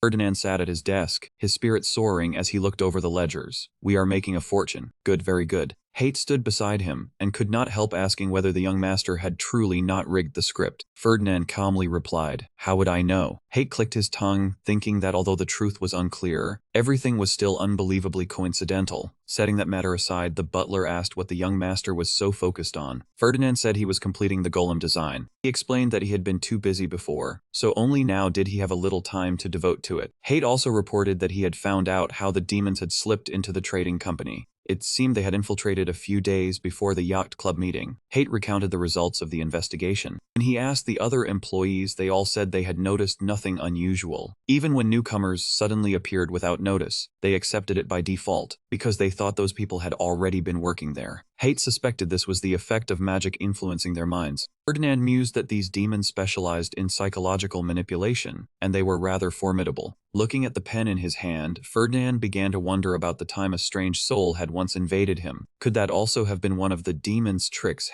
He admitted they were entirely capable of doing that, but it still did not explain the origin of the prophecy in his head. Returning to the matter of the captured demons, Hate asked if anything else had been discovered, but Ferdinand merely shook his head in disappointment. The confession spell was completely useless against them, so he had ordered them all imprisoned in the dungeon, and allowed Hate to use harsher methods if necessary. While he was busy, Hate reported that an important message had arrived from the Duke. This time, the Arya family would provide spirit stones and leaves from the World Tree to the Academy. Until now, these precious items had always been transported by the Ferdinand family. This time, the Arya family had personally chosen Ferdinand to take charge. Ferdinand froze and asked again, "Arya wants me to handle it personally." He folded his arms and thought with deep suspicion. Why would the system choose a money grubber like me? An ominous feeling about this mission began to stir in Ferdinand's heart. Meanwhile, at the academy, Reina and Bella were taking a walk together. Bella admitted that the appearance of demons had shaken her. Even though she had once seen a person infected with demonic energy with her own eyes, she still found it hard to believe that demons truly existed. Reina nibbled on her donut while thinking to herself, "He told me not to say anything, so I should eat first." She reminded herself that it was still unclear who was friend and who was foe, so keeping quiet was better. Seeing that Reina seemed to trust him greatly, Bella asked curiously whether Ferdinand already had a plan. Reina answered firmly that that man always had a plan, and she completely trusted his ability. Bella narrowed her eyes and remarked that ever since the two of them had become a couple, Reina seemed to have been more deeply involved in this than usual. She insisted that Reina would never sincerely want to befriend someone like Ferdinand. She believed the rumor that Reina had approached him for money was only a cover, while the true purpose was to use his hand to track down demons. Bella kept praising Reina as a true knight, someone willing to join join hands with a person she hated for the greater good. Watching the conversation from afar, Entamian secretly felt Bella was a little strange, but his respect for Rena only grew even deeper. Entamian walked away in high spirits, feeling as though the burden in his heart had just been lifted. In the past, he had once been at a loss because he did not know how to deal with demons. Now, as long as he discussed it with Ferdinand, everything would probably be fine. Entamian having the Ferdinand family as an ally would certainly be better than opposing them. More importantly, he would have many more chances to see Rena often. Even so, Entamian quickly corrected his thoughts, because the matter of the demons was the top priority. Remembering Ferdinand's words about humans corrupted by demonic energy, he shuddered at the thought that Bella truly might have been infected. He knew that anyone infected with demonic energy would eventually turn into a demon and bring disaster. Tame resolved to prevent that tragedy at all costs. Anfin Farson's soul also agreed, urging him to gather more allies for the coming battle. Following the old guardian's advice, Entamian set out to find another important figure. As soon as he saw a familiar figure ahead, Entamian called out loudly, "Hey, Varen." Hearing the call, Varen quietly turned back with surprise in his eyes. The moment he saw Entamian, Varen immediately snapped in irritation. "Get lost, who wants to be close to you?" Yet Entamian still wore a radiant smile and said, "Exactly, I am the person you need to meet. Ferdinand told me to come." Hearing the name of the master of his slave contract mentioned, Varen was stunned and blurted out, "What?" Without giving the other party time to react, Entamian went straight to the point. "I will just say it since you probably know already. I am helping Ferdinand eliminate demons, and he said you could assist me." Seeing that Varen was still sullen, Entamian added another compliment. "You fight pretty well too."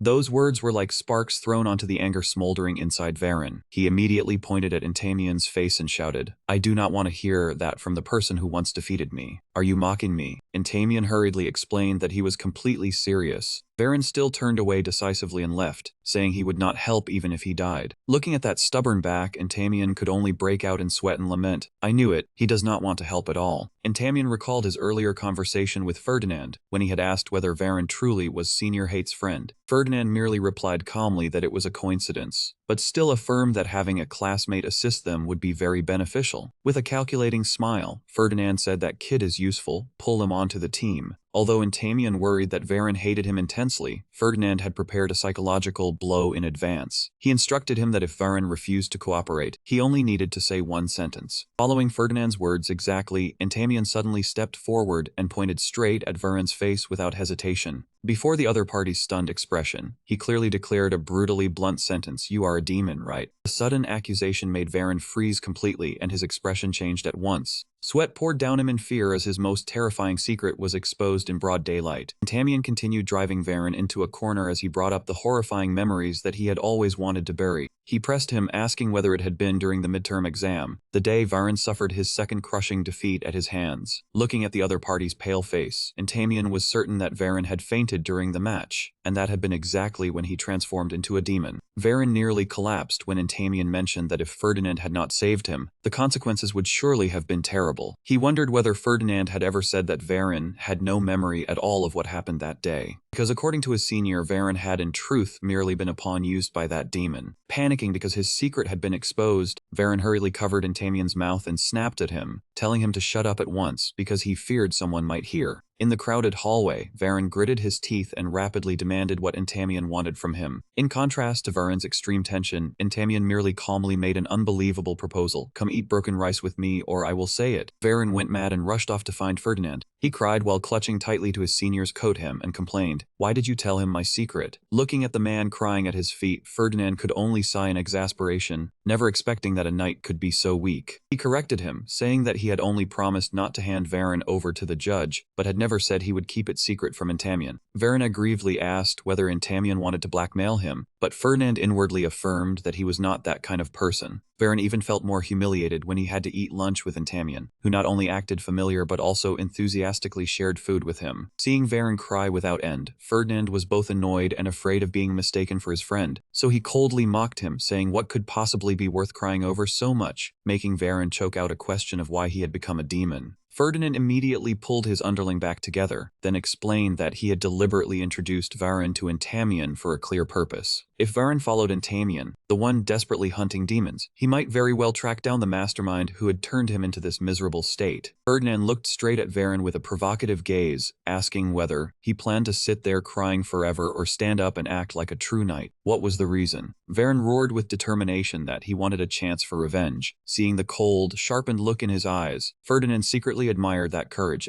though he still did not know when the opportunity would come. He calmly announced that he had to go to class, then turned and left, inwardly pleased with his plan to join hands with one enemy to destroy another. Viria gripped her sword hilt tightly and solemnly swore that she would never be loyal to that detestable man. Ferdinand looked back at the allies around him, starting with Rena, and even Varen. Every one of them was blazing with the will to exterminate demons, leaving Ferdinand wearily wondering why knights were all so alike, as though cast from the same mold. The class on monsters and magical creatures began with a strict roll call. Carlos, then second Prince Lutherswaben, each answered loudly to confirm their presence. Meanwhile, Rena anxiously looked around, worried that the money-obsessed man had skipped class again to count his coins. This was an important practical lesson, so her unease only grew. Professor began to lose patience when reading the name Ferdinand. Just then, he suddenly appeared behind Rena and answered, present. He had almost failed the course simply because he was late. After being scolded harshly by the professor for arriving late and affecting his score, Ferdinand could only laugh awkwardly, quickly apologize to Alia Tortiga, then focus on the lesson.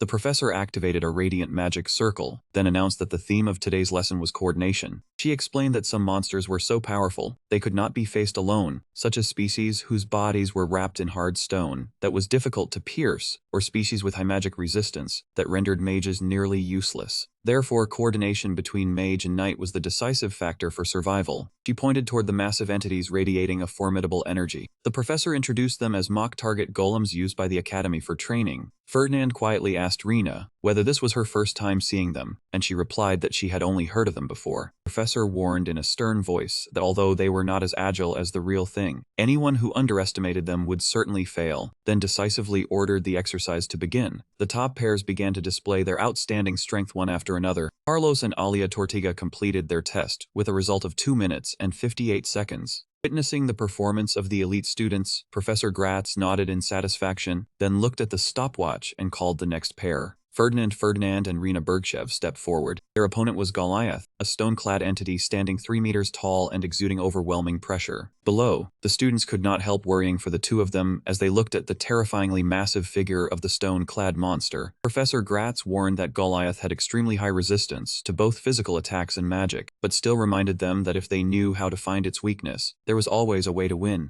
Ferdinand quickly realized that its fatal point was at the neck, so he suggested holding it in place while Rena finished it off. But because of her knightly pride, she immediately objected, saying she would hold it in place. Despite its massive body, Goliath moved with astonishing speed. It suddenly unleashed a heavy blow, creating a violent impact. Seeing Rena immediately force back, the crowd stirred, worried that Goliath might be too much for these two students. Rena snapped at Ferdinand because she thought he was underestimating the opponent before them. And you think you can serve as bait? Ferdinand only answered with a deeply mysterious smile. He calmly asserted that he had never intended to be bait, but to truly make the monster stand still. A gigantic crimson magic circle suddenly flared beneath Goliath's feet. Immediately after, countless massive rocks poured down from above like a meteor shower, crushed Goliath's enormous body right before everyone's eyes. The students who witnessed it all stood stunned and gaping before that destructive power, unable to believe what was unfolding. Amid the towering rubble, Ferdinand calmly urged Rena, who was standing there in a daze, asking what she was still waiting for and telling her to hurry up and slash it for him. Professor Gratz stared at the stopwatch in shock. He admitted that using such an enormous amount of mana to crush an opponent was extremely difficult, yet Ferdinand had done it perfectly. He loudly announced the result. Rena 53 seconds, first place. Meanwhile, Ferdinand wore a smug, arrogant smile. Luther and his teammate could only grit their teeth in frustration at being pushed down to second place again. The crowd marveled at the unbelievable amount of mana Ferdinand had used. Ferdinand was secretly satisfied, thinking that he had earned even more points in Rena's eyes. Then he suddenly stopped when he realized there was something unusual about her expression. He felt puzzled when he saw that Rena was not happy about the victory at all. Her face clearly showed a quiet, troubled look. "You were truly impressive just now," Rena said softly as the two walked down the academy hallway together. She admitted that every time she looked at Ferdinand, she discovered another new side of him that surprised her. Ferdinand curled his lip and asked whether she was praising him. Rena immediately confirmed that of course she was. Thanks to him, she had taken first place. At seeing the young lady's sulky, pouting look, Ferdinand wondered why she was making that face if that was the case. Having been seen through, Rena snapped back and asked what was wrong with her face. Rena hesitantly explained that it was actually nothing major, only that since it was her first time fighting a mock monster, she had wanted to battle a little longer. Ferdinand paused, suddenly feeling guilty inside. He thought that if he had known, he should have let it toy with her for a few more rounds, then remembered that the second place pair had taken 2 minutes and 15 seconds. He had ended it too quickly, leaving Rena disappointed. Ferdinand told himself that even if a person did well 100 times, others would still remember the one time they had not done enough.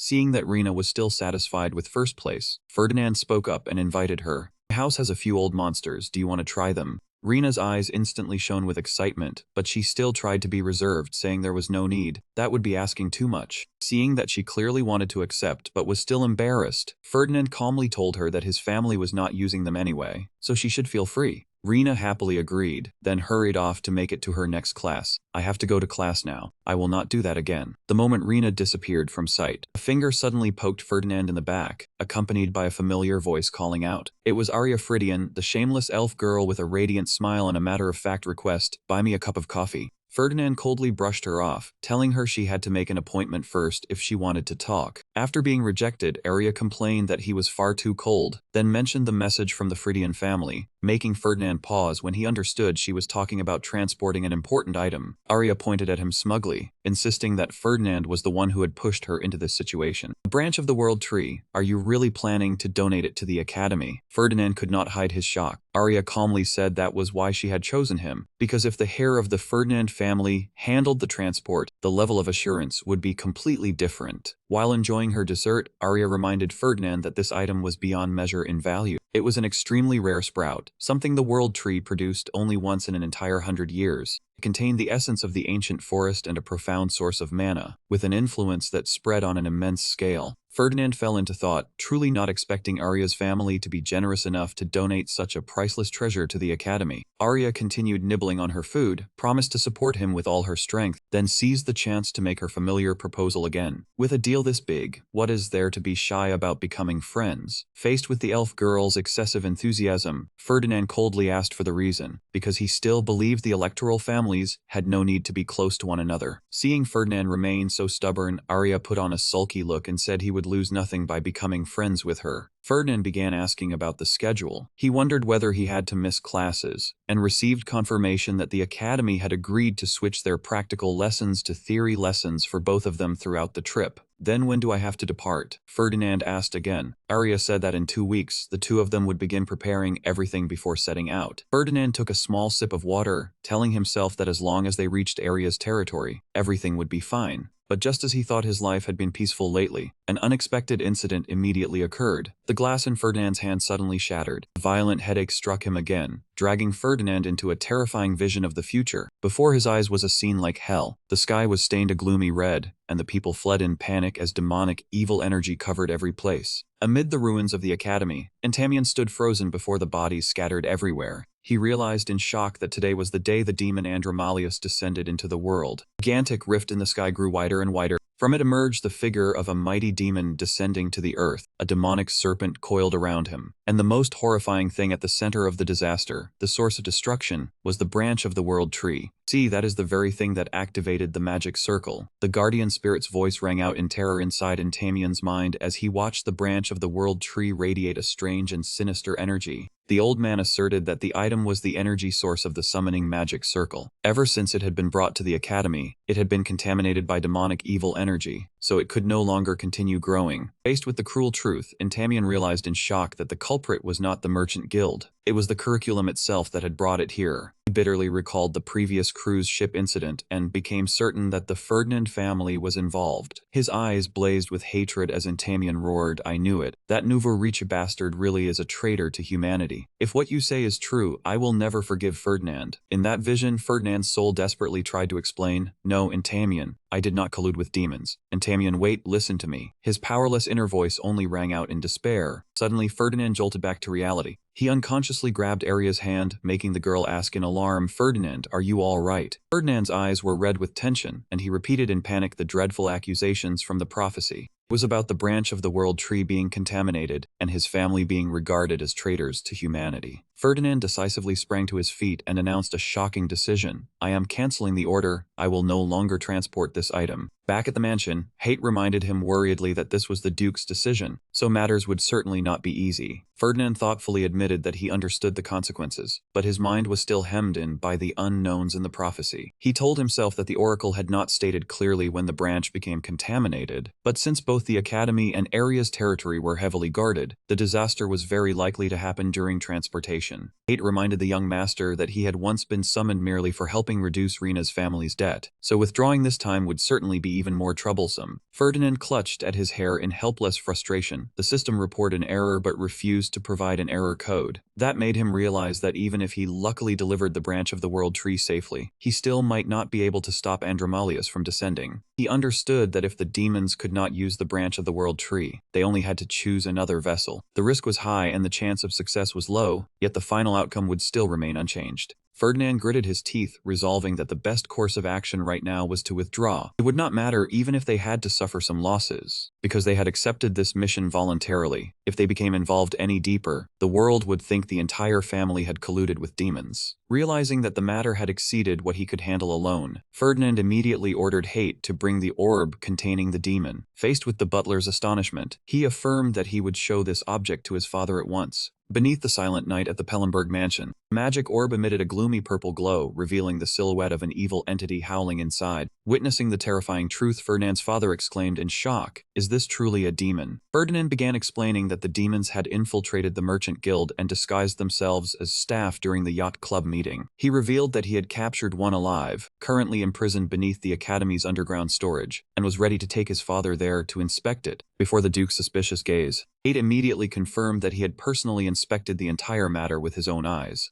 Duke Ferdinand's gaze turned cold when he realized that a demon had appeared right within his own organization. He shouted loudly, demanding why it had not been reported sooner, putting Ferdinand at risk of being dealt with severely. Facing his father's fury, Ferdinand calmly admitted that he had been the one to order Hate to remain silent in order to gather more evidence. However, realizing that the current situation had become far too urgent, he decisively warned him according to what he knew. "I believe the demons are plotting to drag our family into the abyss." With eyes blazing with determination, Ferdinand declared that the demons were targeting the prosperity of the Ferdinand family to carry out their dark ambitions. Pellenberg nodded slightly, acknowledging that he understood his son's meaning. He was certain that the disturbance at the yacht club had been caused by demons, and their target this time was the branch of the world tree. Ferdinand thoughtfully judged that if the Pellenberg family did not act at once, the world would certainly develop a grave misunderstanding about their reputation. Even so, Pellenberg also warned Ferdinand that he seemed too hasty in concluding that the demons were deliberately targeting his family. Everything might still be only a coincidence. Ferdinand listened quietly, admitting that at first he had also thought it was bad luck. After all, the Ferdinand family had long been hated by Rina's family. The demons had once again directly targeted Ian's life during the meeting at the yacht club, but Ferdinand asserted that the truth was not that simple. He thought targeting Amiens would still make sense, but why would they drag the Ferdinand family into it too? He recalled the story from 1,000 years ago when everything first began. The war against the demons had just broken out, and humanity was almost completely overwhelmed by the power of darkness. When the head of the Ferdinand family sided with the founding emperor, the enormous wealth poured into the war helped turn the tide. Ferdinand believed that was why the demons had always been wary of his family. They had once tasted the power of money in changing the course of battle, so they surely did not want that mistake repeated. Ferdinand realized they were setting up an intricate trap to make Antony suspect him. If the Ferdinand family was involved, they would be seen as betraying humanity. If not, they would merely be considered more useless than the demons had imagined. The prophecy, Entamien had once gritted his teeth and declared that he would never forgive Ferdinand. He had nearly become a scapegoat. Ferdinand was shocked to realize that his downfall had never been a coincidence. It was a perfectly prepared trap meant to remove the Ferdinand family from the game. In the darkness of the library, the mastermind was turning through the pages of a book, analyzing their entire plan once more. He realized that the yacht's sinking had succeeded in driving Entamien onto the deserted island, but the appearance of Ferdinand had overturned everything. Not only that, Rina Bergshev and Bella Hoang had also been present. He bitterly realized that after the battle with the demons, the relationship among the four of them had only grown closer. He wondered suspiciously how just 4 people had managed to bring down the giant sea serpent, then realized the secret lay in the founding emperor's gift on the island. They really had run straight into a game-breaking cheat party. Tamian had obtained that gift, destroyed the sea serpent, and ruined the demon's intentions. The mastermind told himself that if he could not kill Tamian, he had to at least make him suspect the Ferdinand family, but the plan had backfired instead. Among the shadowed bookshelves, he muttered that the situation was not good. Even so, his eyes blazing with ambition, still believed the new plan involving the World Tree branch would turn the situation around. He knew Arya had just contacted Ferdinand. Although he was not certain whether Ferdinand would take part in the transport, he still ordered that Ferdinand be dragged into it at all costs. If Tamian was the sharpest blade, then Ferdinand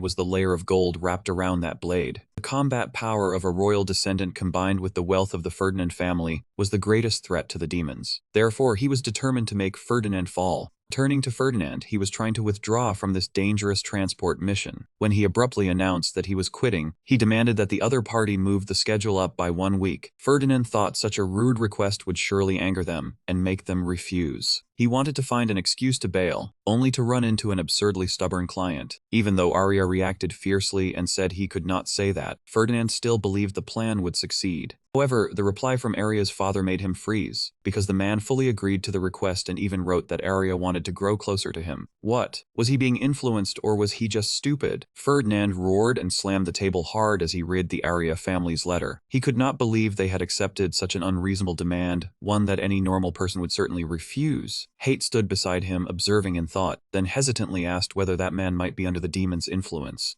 Demons must have hacked his brain for sure. He braced his hands on the desk, shadows falling over his uneasy face. He wondered just how great the demon's influence was, when even though he clearly knew their plot, he still could not escape the whirlpool of fate. Even though he held the greatest fortune in the empire and was a member of the Electoral Council, Ferdinand still felt small before the enemy's arrangement. Surging anger made him crush the tabletop as he inwardly cursed this insane reality. Then Ferdinand drew a deep breath, his red eyes blazing with resolve. "Fine, I will play this through with you." Seeing his master change his attitude, Hate hurriedly asked what he intended to do. Ferdinand silently walked off with a dangerous smile, then declared that he would face the demons head-on instead of avoiding them. He opened the door and stepped outside with confidence, stating that if there was trouble, he just needed to solve it. To Ferdinand, a true merchant never wavered before unpredictable situations. Looking at the door that slammed shut, Hate only thought to himself, "Let us see who the victor will be this time." Although he appeared tough on the surface, looking at the crack in the tabletop, Hate knew the young master was truly shaken by this chain of consecutive incidents. 6 days later, the transport convoy left the Arya estate exactly according to plan. The scale of the convoy was extremely grand, consisting of 10 carriages, 100 guards from the Golden Turtle Trading Company, 50 elven warriors from Arya, and 100 support workers. The person leading that powerful transport convoy was none other than Ferdinand. The World Tree branch was carefully hidden by him in the 4th carriage, and aside from the most important people, no one knew it existed. The chest containing the treasure was covered in dozens of sturdy layers of protective magic, and only Arya and Ferdinand could open it. Before such strict precautions, Ferdinand pondered how it could possibly be exposed to demonic energy in this situation. "You are crowing way too soon, my man." A passing thought made him narrow his eyes in suspicion, or perhaps Arya was the demon. But Ferdinand immediately dismissed it, because that could not be possible. According to the prophecy, Arya was supposed to be Tamian's friend, a loyal comrade fighting beside the future hero. Arya cut off Ferdinand's thoughts and asked excitedly how long it would take to reach the academy. He calmly replied, "About 1 month." Arya smiled and explained the route ahead. They had to cross 2 eastern territories before boarding a ship. Suddenly, she seemed to remember something important. Arya looked at Ferdinand expectantly and asked whether he wanted to invite her into the yacht club. The answer was only a cold and decisive no. Arya was so shocked that she froze, her face changing, because she could not believe what she had just heard. She immediately flared up and questioned him. "Why, I have good grades, and my family has high status too." Ferdinand frankly said that several elector families disliked Arya because they were merely a newly risen house. Although she brought up how he had once mediated for Rena's family, he still replied, "Mediation is one thing, admission is out of the question." Arya complained resentfully that he was truly cruel. Meanwhile, in a magnificent hall, the important negotiations had proceeded extremely smoothly. Thanks to Ferdinand proactively sharing information about the demons with the council through Jane, their cooperation had made great progress. The old butler declared sonorously that they would soon receive aid and sweep away the demons hiding among us. Money paving the way truly was the wisest money. At the mansion, Ferdinand pressed Hate. "All right, any news from Ferdinand yet?" Hate reported that the young master should have already reached the academy, but they had only set out today. Ferdinand slammed his hand hard onto the table, his heart filled with worry. This is clearly a trap set by the demons, and yet I have no choice but to step into it. He gritted his teeth as he thought that their opponent this time was the demons. If the transport failed, the trading company's reputation would collapse, and he might even lose his only son. In his rage, Ferdinand roared, "No, gather the Red Turtle unit at once." Hate hurriedly urged his master calm down, because doing that would only make everything more serious.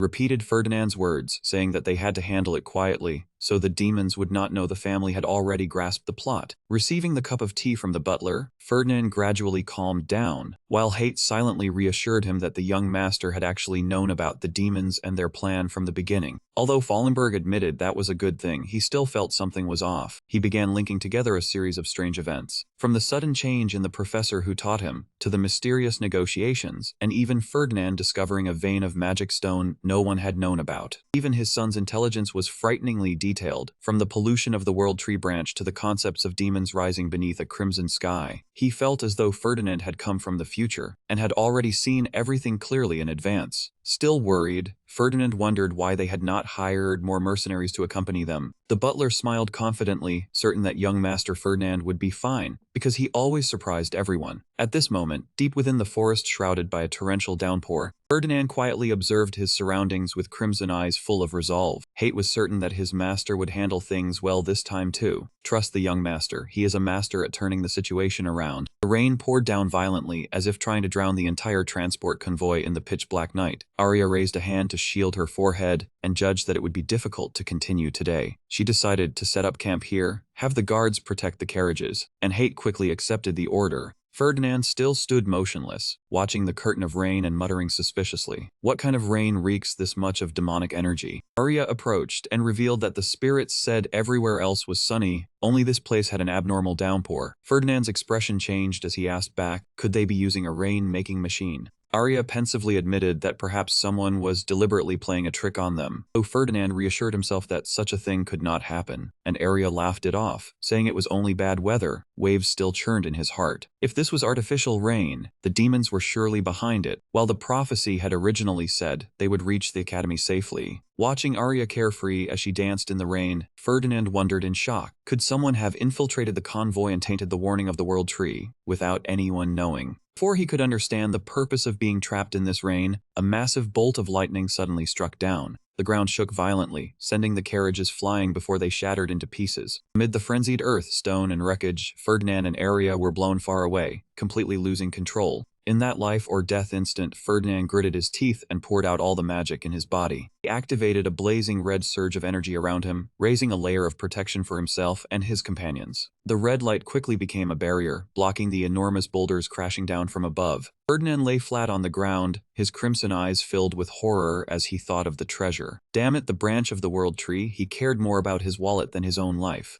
Ignoring his own safety, he roared and ordered Arya to make sure the carriages were not damaged. Arya asked back in panic, which carriage exactly? Ferdinand immediately shouted that it was all of them. Before their eyes, the giant rocks continued collapsing, as if trying to bury the entire convoy. Arya could only burst into tears in despair, because this overwhelming destructive force was beyond her ability to stop. The bottomless pit seemed ready to swallow everything. Ferdinand and Arya realized they had fallen about 40 meters below the ground. Ferdinand gritted his teeth and cursed those damn demons, guessing they had created the explosion to separate the carriages from the convoy. Though the situation was terrible, he still reassured himself when he saw that the carriage carrying the branch of the World Tree had fallen with him. Fortunately, no damage too serious had occurred for now. Arya anxiously urged Ferdinand to run quickly, because this place was too terrifying. But both of them suddenly froze in their tracks before a new change. From the thick darkness, countless glowing red spots like eerie demonic eyes began to flicker with menace. A gigantic entity with a grotesque form and dozens of burning eyes gradually emerged from the cliff wall. Ferdinand gave a cold snort, because he had long since guessed that things could not be this easy. The monster suddenly launched a fierce attack. That power forced Ferdinand to brace himself with all his strength, while Arya screamed in terror.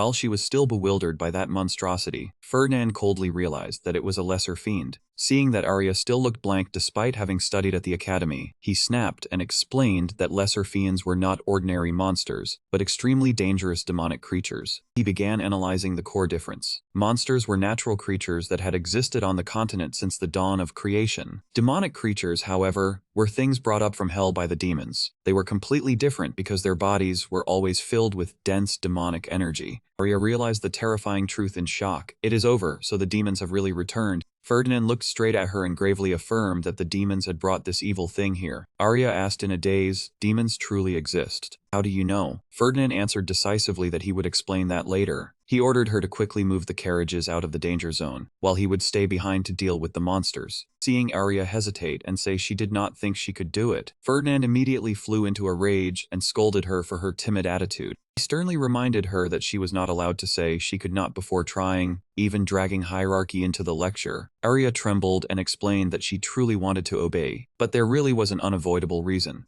Arya shakily pointed ahead and cried for help, because that monster was too terrifying. A massive black shadow carrying suffocating killing intent was emerging from the dark depths. Ferdinand's expression changed, sweat pouring out as he recognized the terrifying entity blocking their path as a basilisk. Monster's crimson eyes growled in the darkness. It exuded such crushing pressure that even Ferdinand was left stunned. The basilisk opened its mouth and roared like thunder. In this perilous moment, Ferdinand shouted Hate's name. The surrounding rocks burst apart under the monster's terrifying destructive force. Thick smoke and dust enveloped Ferdinand and Arya as the two struggled to hide behind the scepter and withstand the attack. Amid the smoke and dust, Hate appeared imposingly with sword and shield in hand, standing before his master as he calmly asked, "Are you all right, young master?" Witnessing the butler's incredibly cool entrance, Arya exclaimed in admiration with shining eyes. Ferdinand calmed down, recalling the knowledge about basilisks from the textbook. It was a demonic creature with outer skin as hard as metal. It had claws sharper than most weapons. Even its fangs could pierce through almost anything. The monster before them was a 4th-rank demonic creature, on a completely different level from the weak 8th-rank lesser fiends.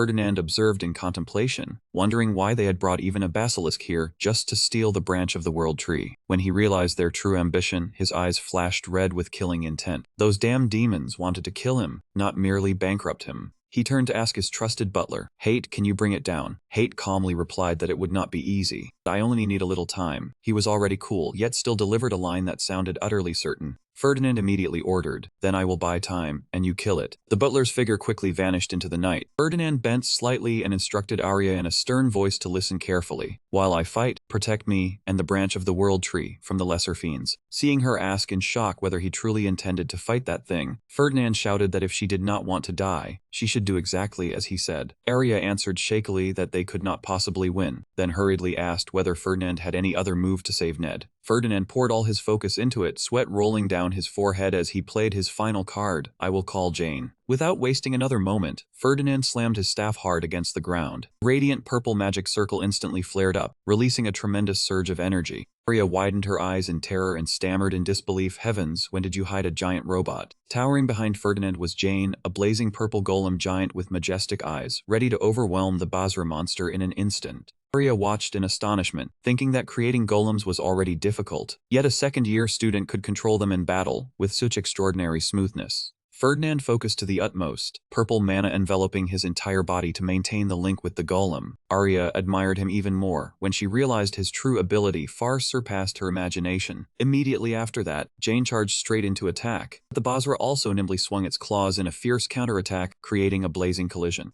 Standing behind, Arya anxiously called Jane's name, while Ferdinand gritted his teeth and cursed when he realized the situation was worsening. He was stunned, wondering what on earth was wrong with this monster. What kind of damn thing could withstand attacks that terrifying? Arya had barely felt relieved after seeing that Ferdinand still had many golems supporting them, but in the very next moment her face went pale with terror. From the dangerous crimson darkness, countless eerie eyes of the Zeps suddenly appeared and surrounded them. When the Zep completely encircled them, Arya screamed in panic. Evil black shadows rushed in, leaving her able to worry only about the World Tree branch. Amid the suffocating encirclement, Arya shouted with all her strength for them to let go, while trying to resist the black claws lunging toward her. The situation grew more desperate by the moment, and Arya gradually lost her composure, continuously muttering that this could not be happening. She raised a radiant blue magic circle for defense, but her endurance seemed to be nearing its limit. Arya cried out helplessly that she was already overloaded. Who could possibly endure this kind of escort duty? Though she was so exhausted she could barely continue, Arya still struggled to maintain the protective barrier. Right then, Ferdinand's voice rang out, praising her for being amazing, then telling her to keep carrying the team a little longer. Hearing that, Arya immediately flew into a rage, shouting that she had saved his life countless times. She loudly demanded a proper reward, at least an invitation to the yacht club. Even as Arya kept shouting for her rights, Ferdinand had now completely sunk into a state of focus to control the golem. He bitterly realized that mages were easily rendered powerless when controlling golems, because they had to perceive the world through the golem's bodies instead of their real senses. Through that connection, Ferdinand clearly understood that he had absolutely no talent for swordsmanship. He saw with his own eyes how his golem became sluggish and disadvantaged before that overwhelming power. The Basra charged in violently, using its superior strength to tear and bite savagely again and again. Ferdinand coughed blood, his body already approaching the final limit of endurance. He dropped to one knee and had to brace himself with his staff just to struggle back up, able only to grit his teeth and curse at the deadlocked situation. The savage Basra had destroyed the third golem, making the situation even more critical. Ferdinand bitterly understood that controlling golems in battle was truly harder than he had imagined. It also consumed many times more concentration than when using them to mine. Though he was already exhausted, he still gritted his teeth and told himself that he absolutely could not die here. Ferdinand had only 2 final golems left in his hands, while his reserve mana was also gradually running dry. He told himself he had to hold out at any cost until hate returned to support him, no different from hugging wool while waiting for the forest to come to the rescue. Ferdinand decided to change tactics. He realized that giving the golems swords only made them more cumbersome, because he had never been good at that in the first place. He decisively poured his entire mind and every remaining sensation into the golems. Ferdinand's eyes blazed with a powerful purple light. He tried to synchronize his soul so he could sense and control the golems as flexibly as his own body. Successive explosions of mana rang out, shattering earth and stone as thick smoke and dust engulfed the entire battlefield. Ferdinand struggled to maintain the shield amid the rubble, startled to realize that if they kept destroying things like this, the whole cave might collapse. Jane launched a punch as heavy as a mountain straight at the Basra's head, making the ground tremble violently. The force from the giant stone arm broke through the demonic creature's defenses, then sent the monster flying far across the ruins. Basra roared in pain as its body was heavily ravaged by the overwhelming power of Ferdinand's golem giant. Ferdinand gritted his teeth against the fierce headache, anxiously roaring that it had to happen right now. In the critical situation, he shouted loudly for hate. Receiving the signal, hate immediately rushed in like a blazing red bolt of lightning. His eyes gleamed with a sharp red light full of killing intent. Hate poured all his strength into the decisive strike, bringing it straight down on the demonic creature's head. Too slow, you cost me 4 robots for nothing, Ferdinand snapped irritably as he looked at the monster's corpse lying motionless on the ground. Though they had won, he still felt heartbroken over losing 4 precious red earth golems, Jane, Henry, William, and George. Faced with the reproach, hate broke into a sweat and explained that he had done his best. Right then, Arya stormed over furiously, shouting in anger because she had been forced to wait nearly 20 long minutes. Arya urged Ferdinand to act quickly, because the work before them was still not truly finished. But suddenly, hate froze when he realized the monster's severed head was undergoing a strange transformation. Young Master, hate had only just managed to voice the warning when Ferdinand shouted loudly, "Be careful." Immediately after that, the monster's corpse exploded violently. Fortunately, Ferdinand raised a magic barrier in time, protecting all 3 of them from the peril. Looking at the ruins submerged in smoke and dust, hate anxiously asked after his master. Ferdinand calmly said he was fine, but inwardly felt weary because demons always use the exact same self-destruction move every time. Hate looked thoughtfully at the devastated scene, furious that no evidence remained for comparison. But Ferdinand smiled with calculation, took out a glittering magic orb, and said, "Relax, I recorded the entire battle." He handed the orb to Hate, telling him to store it very carefully, while also instructing him to bring along a few remaining corpses of the monsters. Seeing the butler puzzled, Ferdinand affirmed that these were rare 4th-rank monsters, and would surely be very useful for future operations. A true merchant through and through, wasting nothing at all, he began worrying about the fate of the World Tree Branch. But right after that, Korea cheerfully ran over, holding the chest in her arms as she delivered the good news that the mother tree was still completely safe. Arya explained that although the box was slightly cracked, thanks to the protective spell layer outside, the thing inside was still unharmed. She breathed a sigh of relief, because at least the treasure had not shattered like everything else after that terrifying explosion just now. Arya was about to open the box to prove it was fine, but Ferdinand immediately stopped her with a grave expression. He said coldly that one could not tell with the naked eye whether that thing had been contaminated by demonic energy. Ferdinand began inspecting the box, while revealing that this was precisely why he had asked the guild to create this special magic tool. Although that magic tool was extremely expensive, including the licensing fee, he had still decided to use it to be certain. Arya was startled to see that Ferdinand had even prepared this, and asked whether he could see through the future. Ferdinand did not answer, only demanded that they check whether the branch had truly been contaminated. He placed the cross on the World Tree branch, silently praying in his heart that the worst would not happen. But in that very instant, a strange light erupted, making Ferdinand's expression change at once. A dense surge of black demonic energy wrapped around the branch, exposing the cruel truth before their eyes. Ferdinand and Arya both froze, so horrified that they could not speak. He gritted his teeth and cursed under his breath, "Damn it, it is really over." Ferdinand was furious to the point of madness after learning that the treasure had been contaminated, unable to accept that all the effort spent protecting it had ended so miserably. In despair, Ferdinand decisively snapped off the parts dyed black. Before Arya's panicked look, he affirmed that as long as the contaminated parts were removed, the vitality of the mother tree could still save the branch. Seeing that Arya was still doubtful, Ferdinand explained that breaking off all the black parts was difficult but the only way. Arya anxiously reminded him not to act recklessly, and to remember to wash his hands with holy water after touching demonic energy. Ferdinand immediately called Hate over to help so they could handle it faster. Even Hate rushed in and kept trimming, while Arya stood outside urging them on, afraid that if the evil energy spread, it would ruin everything.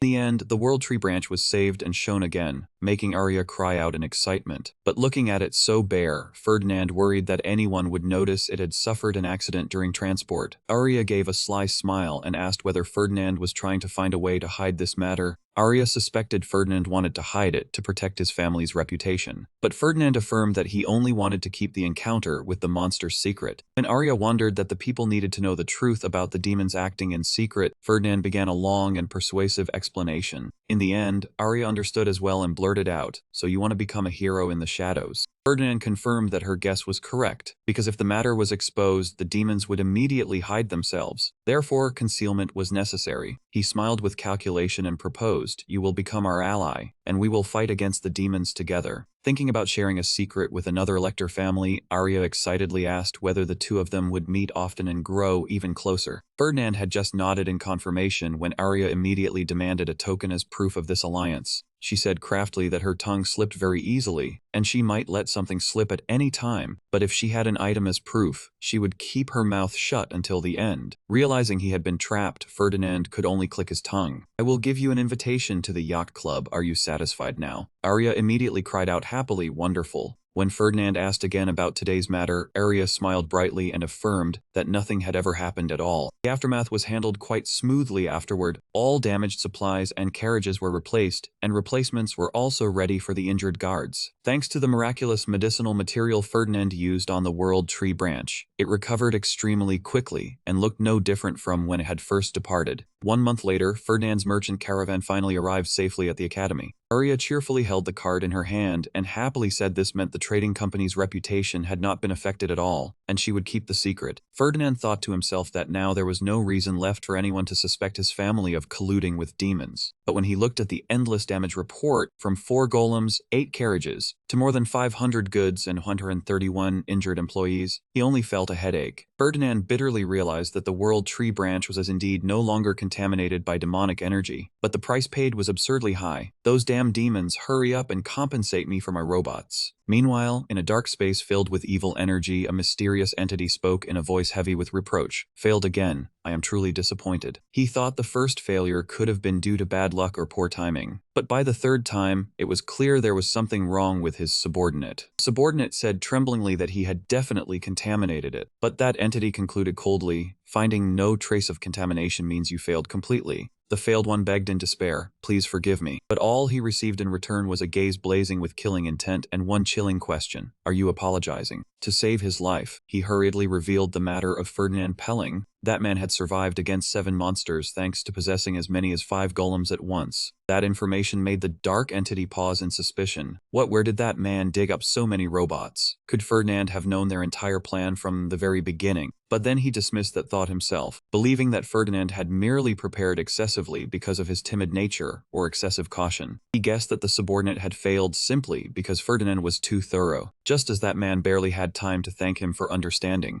The entity then coldly struck and killed him, but that does not mean I will spare your life. Watching that body gradually dissolve into black smoke, he thoughtfully repeated the name Ferdinand and realized that merely toppling his family was no longer enough. He judged that Ferdinand had now become a far more troublesome obstacle, and the intention to eliminate him within that entity's heart grew more and more intense. Even so, he decided there was no need to rush yet. Amid the deep darkness, that entity gave an eerie smile and muttered confidently, "Losing this round only means I set up another. What is there to fear? Welcome back from your long journey." The moment he saw Ferdinand return, Jace greeted him with a radiant smile. Sitting in the luxurious room, the Holy One guessed there must be a reason Ferdinand had come to see him despite still being tired. Not wanting to waste time, Ferdinand said directly that on the way here, he had encountered several demonic creatures. The moment he heard the words demonic creatures, Jace's expression immediately became grave. Ferdinand gritted his teeth and clenched his fists in fury. Those demons no longer even bother hiding their existence. Jace shouted angrily, "How dare they touch the honored guest of the religious order?" Seeing the other party overreact, Ferdinand coldly poured water on his fire. "If you wreck this place again, I will send you the repair bill."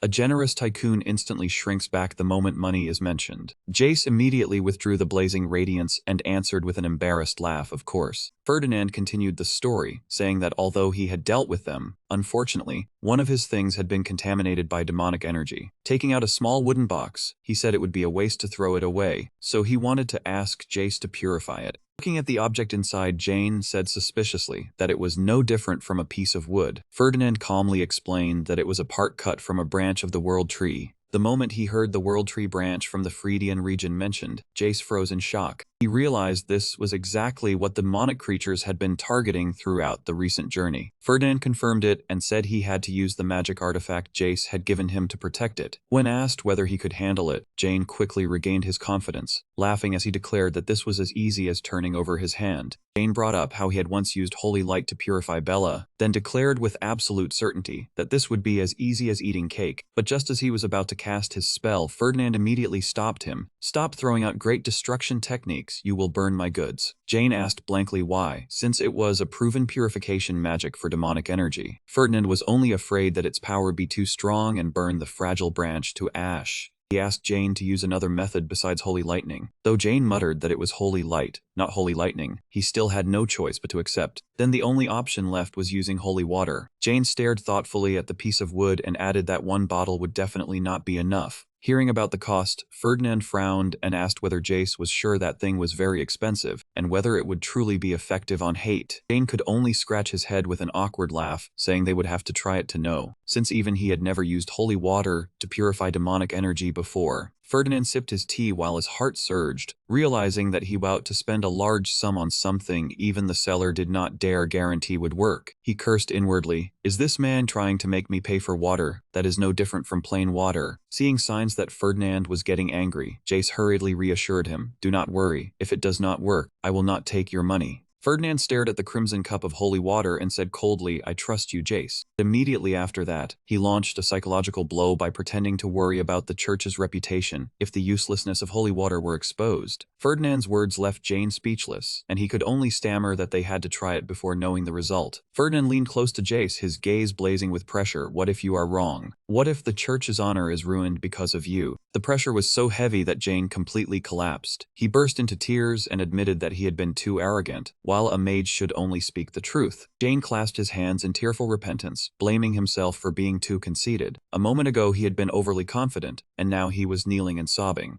Jane crumpled to the floor, bitterly admitting that the church had always prepared to deal with the demon race, but since they had not appeared for 1,000 years, they lacked real combat experience. He lamented that it would be wonderful if they had a specimen for testing. Ferdinand curved his lips into a meaningful smile. He raised the potion bottle and declared loudly, "Jace, I will bring that test subject to you." Jane knelt on the floor and looked closely, his expression clearly astonished as he listened to Ferdinand's introduction. "This is the corpse of a level 4 demonic creature, a bow serpent." Jace exclaimed in shock, "A bow serpent? Then that is the thing you encountered on the way back." He happily realized that this was a wonderful opportunity to verify holy water's ability to purify demonic energy, while also collecting data on the demon race. Jace immediately praised him without restraint. Ferdinand, you truly are my benefactor. However, Jace's smile suddenly faded when he remembered something. He narrowed his eyes suspiciously. Wait, you are not planning to pay for the holy water with only this, are you? Ferdinand curved his lips into a sinister smile. Of course not. He explained that level 4 demon race beings were so rare that even in the Great War 1,000 years ago they were hard to encounter, so its value was by no means low. Ferdinand laughed and declared, rare goods like this, if you want it, you have to pay extra. Ferdinand continued pouring honey into Jace's ear in a persuasive voice. Jace, think of the future. You know how valuable this opportunity is. He gently shook the sample bottle and analyzed that they needed to study demonic creatures before the demons grew more ferocious. Seeing Jace still hesitate, Ferdinand delivered the final blow. If you do not want it, I can give it to another mage in the church. Afraid of losing the bargain before him, Jace hurriedly snatched the potion bottle and shouted, no, this is enough to exchange for the holy water. Jace's eyes suddenly turned feverish, and he growled that he wanted to find a way to destroy them as painfully as possible. Seeing that terrifying change, Ferdinand broke into a cold sweat and reminded him that there was no need to be so extreme. What he needed was only to purify the World Tree Branch. Jane quickly regained his calm and accepted the task. Alright, just leave it to me. He curiously asked about the condition of the World Tree Branch, and Ferdinand confirmed that it was temporarily still safe. Jace asked thoughtfully why the demon race was targeting it, making Ferdinand also admit, I do not know. Jane analyzed that it was a tree containing extremely powerful mana, so anyone would find it useful. Then he unexpectedly raised a terrifying hypothesis. Perhaps they wanted to use it as a vessel to summon demons. It was just like a blind fortune teller guessing the script correctly. Ferdinand was startled with shock because he realized this man had spoken the enemy's true scheme.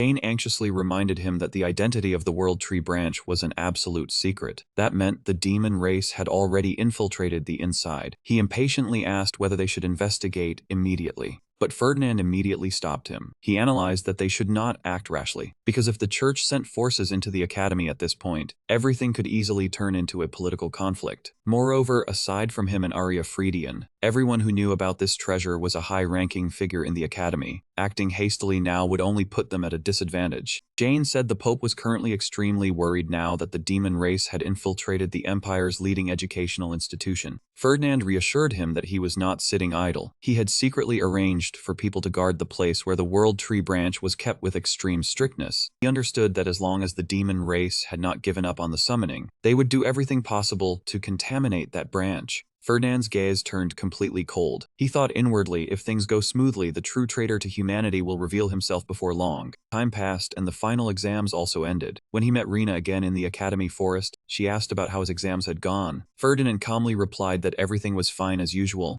Rena clicked her tongue and asked, can you even keep up with your studies? You look like you are about to collapse from exhaustion. Ferdinand smugly boasted that he had top-tier review materials, but Rena mocked him for merely taking a shortcut. He immediately retorted that it was a treasure left by his seniors, leaving her with no choice but to click her tongue and let it pass. When asked about her own result, Rena answered confidently yet with full irritation, damn it, the dead weight was too heavy, so I lost first place. Rena clutched her head and cried bitterly, lamenting that she had thought she would definitely take first place this time. Seeing her so disappointed, Ferdinand sweated as he comforted her. Who knows? You only need to take first place today. Steady tapping of heels on the ground suddenly cut off their conversation. Professor Rosalia walked over, asked whether everyone was present, then began explaining the rules of the final test to the students. According to the rules, the whole class would be divided into 4 teams. The winning team would be the one that defeated the most opposing pairs or seized the most flags on the map. She smiled and announced, you are Team 3. Remember your teammates' faces clearly. The professor said each team needed a leader and asked who wanted to volunteer. The air in the forest suddenly fell strangely silent.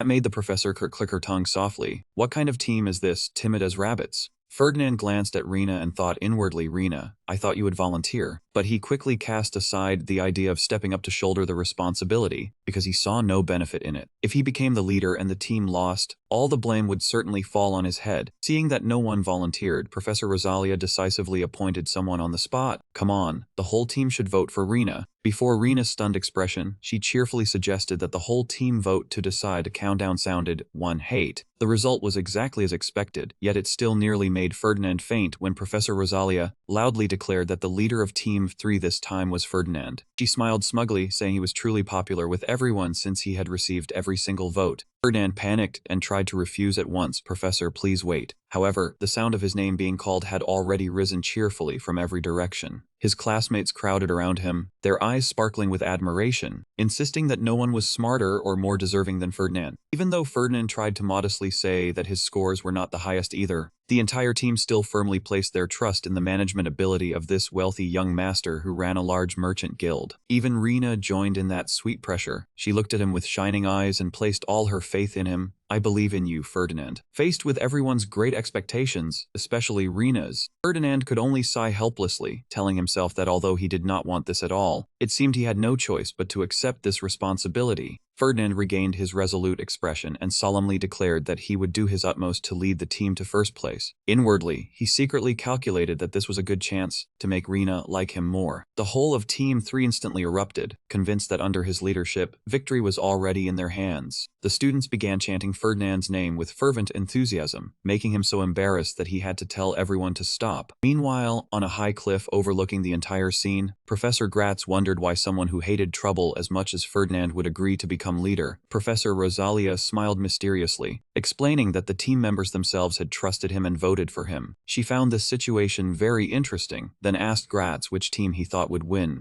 Looking at the tactical map, Professor Gratz judged that the team with the greatest chance was Team 1, led by Loser Swaben. With his experience commanding troops when he was still a prince, Luther held an overwhelming advantage in leadership and tactics during this examination. However, Professor Rosalia looked deeper. She predicted that the other teams would soon form an alliance to bring down the second prince's team, and Team 1 might be eliminated far earlier than many people imagined. Team 2 has Carlos, Team 3 has Ferdinand and Rena, Professor Gratz murmured as he analyzed the balance of power among the groups. He believed that Team 4 also had many talented members, making this joint training no different from a battle among the 3 strongest factions in the academy. What troubled Gratz most was the mysterious combination of Ferdinand and Rena. At first, many people thought they were dating, but Gratz immediately denied it. He believed there must certainly be some hidden agreement or negotiation between these two families, because neither Pellenberg nor Rena belonged to ordinary families that could be taken lightly. The Ferdinand family's financial power went without saying. As for Rena's family, although they had once nearly collapsed and lost their position as an imperial elector family, they had still struggled constantly to survive. At present, Rena's family was gradually reclaiming its former glory through all its efforts. That powerful rise signaled that the balance of power among the Emperor's 7 imperial elector families was about to undergo a major shift. Gratz admitted that although he said it had nothing to do with him, he could hardly avoid feeling worried about these quiet political movements. He turned and asked, "Is that not right, Professor Rosalia Winder?" Rosalia answered him with an indifferent expression, as she stated that she had no interest in power struggles among families. Gratz inwardly mocked her as a true liar, but immediately after that, their attention was instantly drawn back to the new changes on the magic map. The battle had officially begun, and everything unfolded exactly as Gratz had predicted.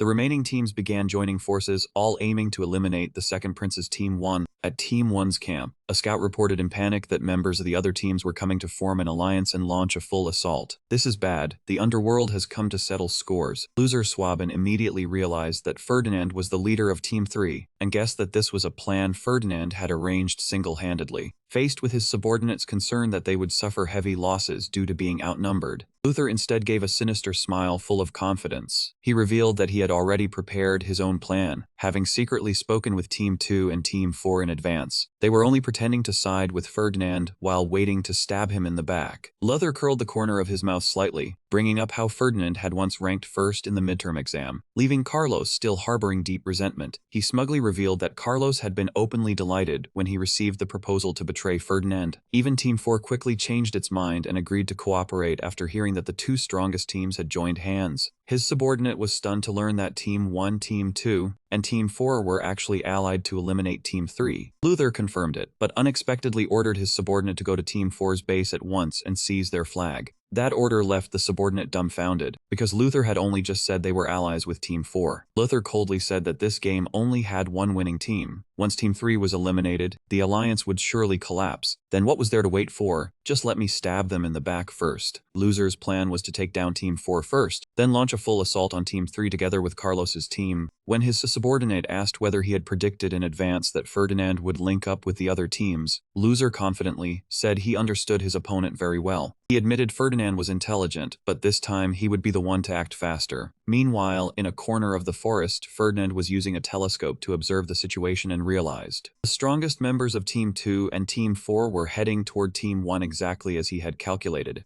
Seeing Rina wonder why he had called the remaining members back to base, Ferdinand calmly revealed the real plan. While Team 2 and Team 4 were busy attacking Team 1, they would sneak into the other team's bases to steal their flags. Rina realized in shock, "Wait, were you not the one who invited them to form an alliance?" Ferdinand explained that the weaker members should stay behind to defend the base, while stealing the flags only required the two of them. Rina froze for a moment, then suddenly sprang to her feet in excitement. She declared that she liked this plan very much, and asked whether they should attack Team 2's base or Team 4's base first. Although Ferdinand asked whether she thought he was cowardly for going against the spirit of chivalry, Rina still affirmed that he was the leader, so she would follow him. Most importantly, the two of them had to claim first place. "What matters is doing well on the exam, not those cowardly tactics," Rina snapped, trying to preserve the last shred of dignity of a knight. Ferdinand merely glanced at her, inwardly mocking that she was always held back by her unrealistic justice and loyalty. He told himself he would rather become a winner condemned as cowardly than an upright person forced to taste defeat. Watching Rina struggle fiercely, one side an angel reminding her of noble ideals, the other a devil insisting that the world only remembered the victor, Ferdinand asked calmly, "Are you truly certain? You look very distressed." Having been struck where it hurt, Rina flusteredly denied it at once, then finally sighed and admitted she was too naive. Ferdinand looked at her dejected expression and clicked his tongue softly, because even he could not bring himself to like his own pragmatism. "Rina, you will become a laughingstock if you keep putting honor and justice first in this exam," Ferdinand sighed and explained. Faced with her stunned look, he immediately poured cold water over her, asserting that Team 2 and Team 4 had definitely betrayed them. Ferdinand knew very well that the second Prince Luther must have prepared in advance. When Rina asked how he was so certain, Ferdinand merely curled his lips into a sinister smile. "Because if it were him, I would do the same. I understand him far too well." Analyzed that Luther must think that as long as he joined forces with Team 2, they could easily eliminate Team 3. To pave the way for an absolute victory, Luther would definitely attack Team 4 first. At that very moment, an earth-shaking explosion rang out at Team 4's base, exactly as Ferdinand had predicted. He asserted that Luther had surely sent his strongest trump card to seize the flag and secure victory. In all likelihood, that person was Alon, which meant Luther and Alon had now split up. The announcement that Team 4 students were moving echoed through the forest, signaling that a temporary alliance had collapsed. Alon quietly followed the directions, inwardly pleased as he thought about the betrayal of the other teams. He told himself he would not disappoint the second prince. Just as he was brimming with confidence, Rina's voice suddenly sounded from behind him. "Hello there, I have appeared, darling."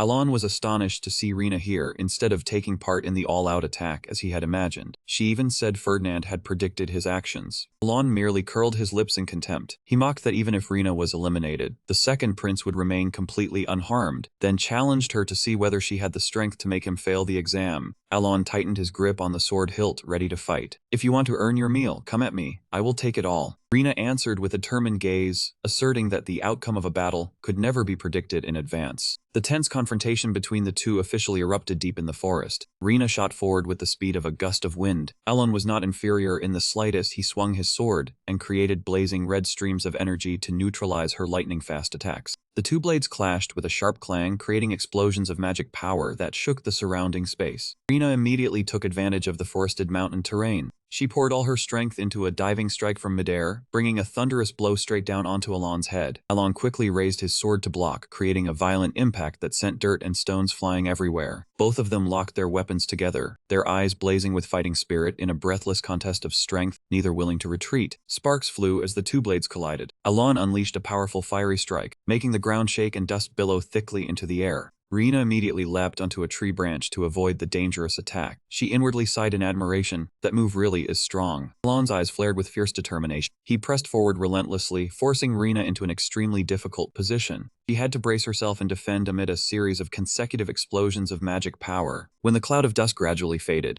Alon looked at Rina, who was panting heavily, then asked in a cold voice, "You still want to keep fighting? Boast early, then fall right into the trap later." He curled his lips arrogantly, declaring that his opponent already looked completely exhausted. Alon began mocking Rina, saying she must also understand the outcome if the two of them fought one-on-one. Even so, she still stubbornly fought honorably like a true knight. He believed that to her, honor was even more important than victory or defeat, but he found it laughable that she tried to preserve that honor when she herself was not strong enough to protect it. Rina did not waver at all. She looked straight at her opponent and replied provocatively, "You talk as if you have already won." Just as Alon was feeling triumphant, a cold voice suddenly rang out, reminding him that the outcome of a battle could never be predicted in advance. Alon turned his head back in shock, but it was already too late to react. A blow as heavy as 1,000 caddies suddenly descended from above, sending dirt and stones flying everywhere. Alon exclaimed in astonishment, "I did not sense any presence at all." He gritted his teeth as he realized he had been too careless, allowing his opponents to wait for the decisive moment. Alon bitterly admitted, "Playing dirty like this. And you even dared to call people over to ambush me." Right behind him, Ferdinand appeared with a mysterious smile. He calmly asked in return, "You have never lost to Rina before, right?" Ferdinand asserted that if Alon firmly believed she had gone alone, he would immediately lower his guard. Ferdinand laughed, admitting that he had exploited Alon's complacency to bring down Luther more easily. He coldly declared that even if the two of them had fought together from the beginning, the result would not have changed. The battle would only have lasted longer. Rina nodded in agreement. "Exactly." Ferdinand decisively turned and left, unwilling to waste any more time and energy on Alon alone. Rina reminded him that they still had to deal with Team 1 and Team 2. Before leaving, Rina told herself that from now on, she had to live more realistically and flexibly, because in war, victory was the only glory. Meanwhile, at Team 1's base, Luther Swaben was furious because he believed Team 3 had discovered the plan and fled. He realized that returning to the base now would be meaningless, then began to panic as he wondered where Ferdinand was. Looking at the magic surveillance screen, Luther was stunned to realize the truth. He gritted his teeth in fury, crushing the item in his hand when he learned that Ferdinand had gone to take down Alon. Luther bitterly admitted, "It is over. I got hit by that capitalist's move." At the same time, Carlos realized something was wrong and guessed that Ferdinand had captured Team 1's leader. With pride that towered to the sky, he believed only he was strong enough to stop Ferdinand. He immediately led his teammates straight toward Team 3's base, bringing along the Team 1 members who were seething for revenge. Their momentum blazed like a revolutionary army, almost unstoppable. However, a shocking announcement rang out: all of Team 1 had been eliminated because they failed to protect their flag, leaving everyone frozen in astonishment.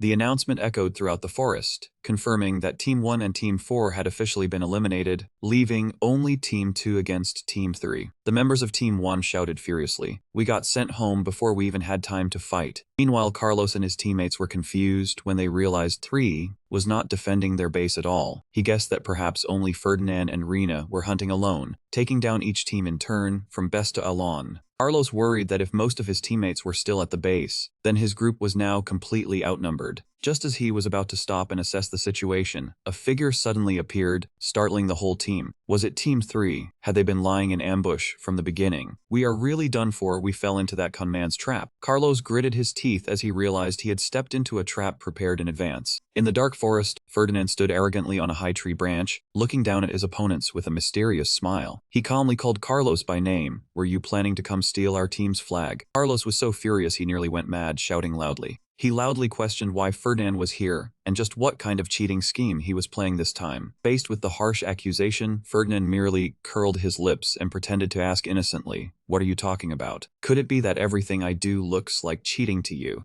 He continued provoking him, asking whether the other party was bitter because he went with Rina, because he had predicted the strategy in the previous exam, or because he had taken first place in the midterm exam. The question, "Are you bitter?" repeated again and again like a mental attack, driving Carlos so furious that veins bulged across his forehead, and he could no longer hold back. Carlos roared firmly that if he had any skill, he should come out and duel him one-on-one with magic. If Ferdinand was a true mage, he had to accept. Before that seething rage, Ferdinand only replied coldly with one brief word, "No." The blunt refusal left Carlos frozen on the spot. "Why not? I am a merchant, not a mage. For a merchant, efficiency always comes first, so I have no need to duel you one by one to bring you down." Before Carlos's stunned gaze, Ferdinand curled his lips into a vicious smile and immediately ordered the attack. At that very moment, Rina shot out from the darkness like a bolt of lightning. She delivered a powerful slash straight into Carlos's formation. The battle between the two teams instantly erupted in fury, magic and sword shadows weaving together, without pause. At first, Team 3 held the advantage thanks to their flawless coordination, but the situation quickly evened out when the remaining members of Team 2 all joined the fight. The clash dragged on endlessly without a victor, prompting the two professors observing from above to speak. Professor Rosalia remarked that both sides had suffered heavy losses, so the students would likely defend their flags instead of continuing to risk reckless attacks. Professor Gratz also agreed, saying they needed time to recover, but if the stalemate continued like this, the test would make no further progress. Rosalia immediately decided to change the rules to break the current deadlock. A shocking announcement rang out, declaring that the test area would be drastically reduced, forcing the teams to confront one another soon. The professor had truly activated an excessively brutal shrinking zone. Hearing that announcement, Ferdinand and his teammates were all struck silent as the situation suddenly became taut as a drawn bowstring. The second rule was even harsher, as each team had to choose only one member responsible for holding the flag. If the flag bearer was eliminated, that entire team would immediately be judged defeated. Looking at the crimson map signaling that they had to return to the designated area, Ferdinand fell into thought and realized they had only half an hour left.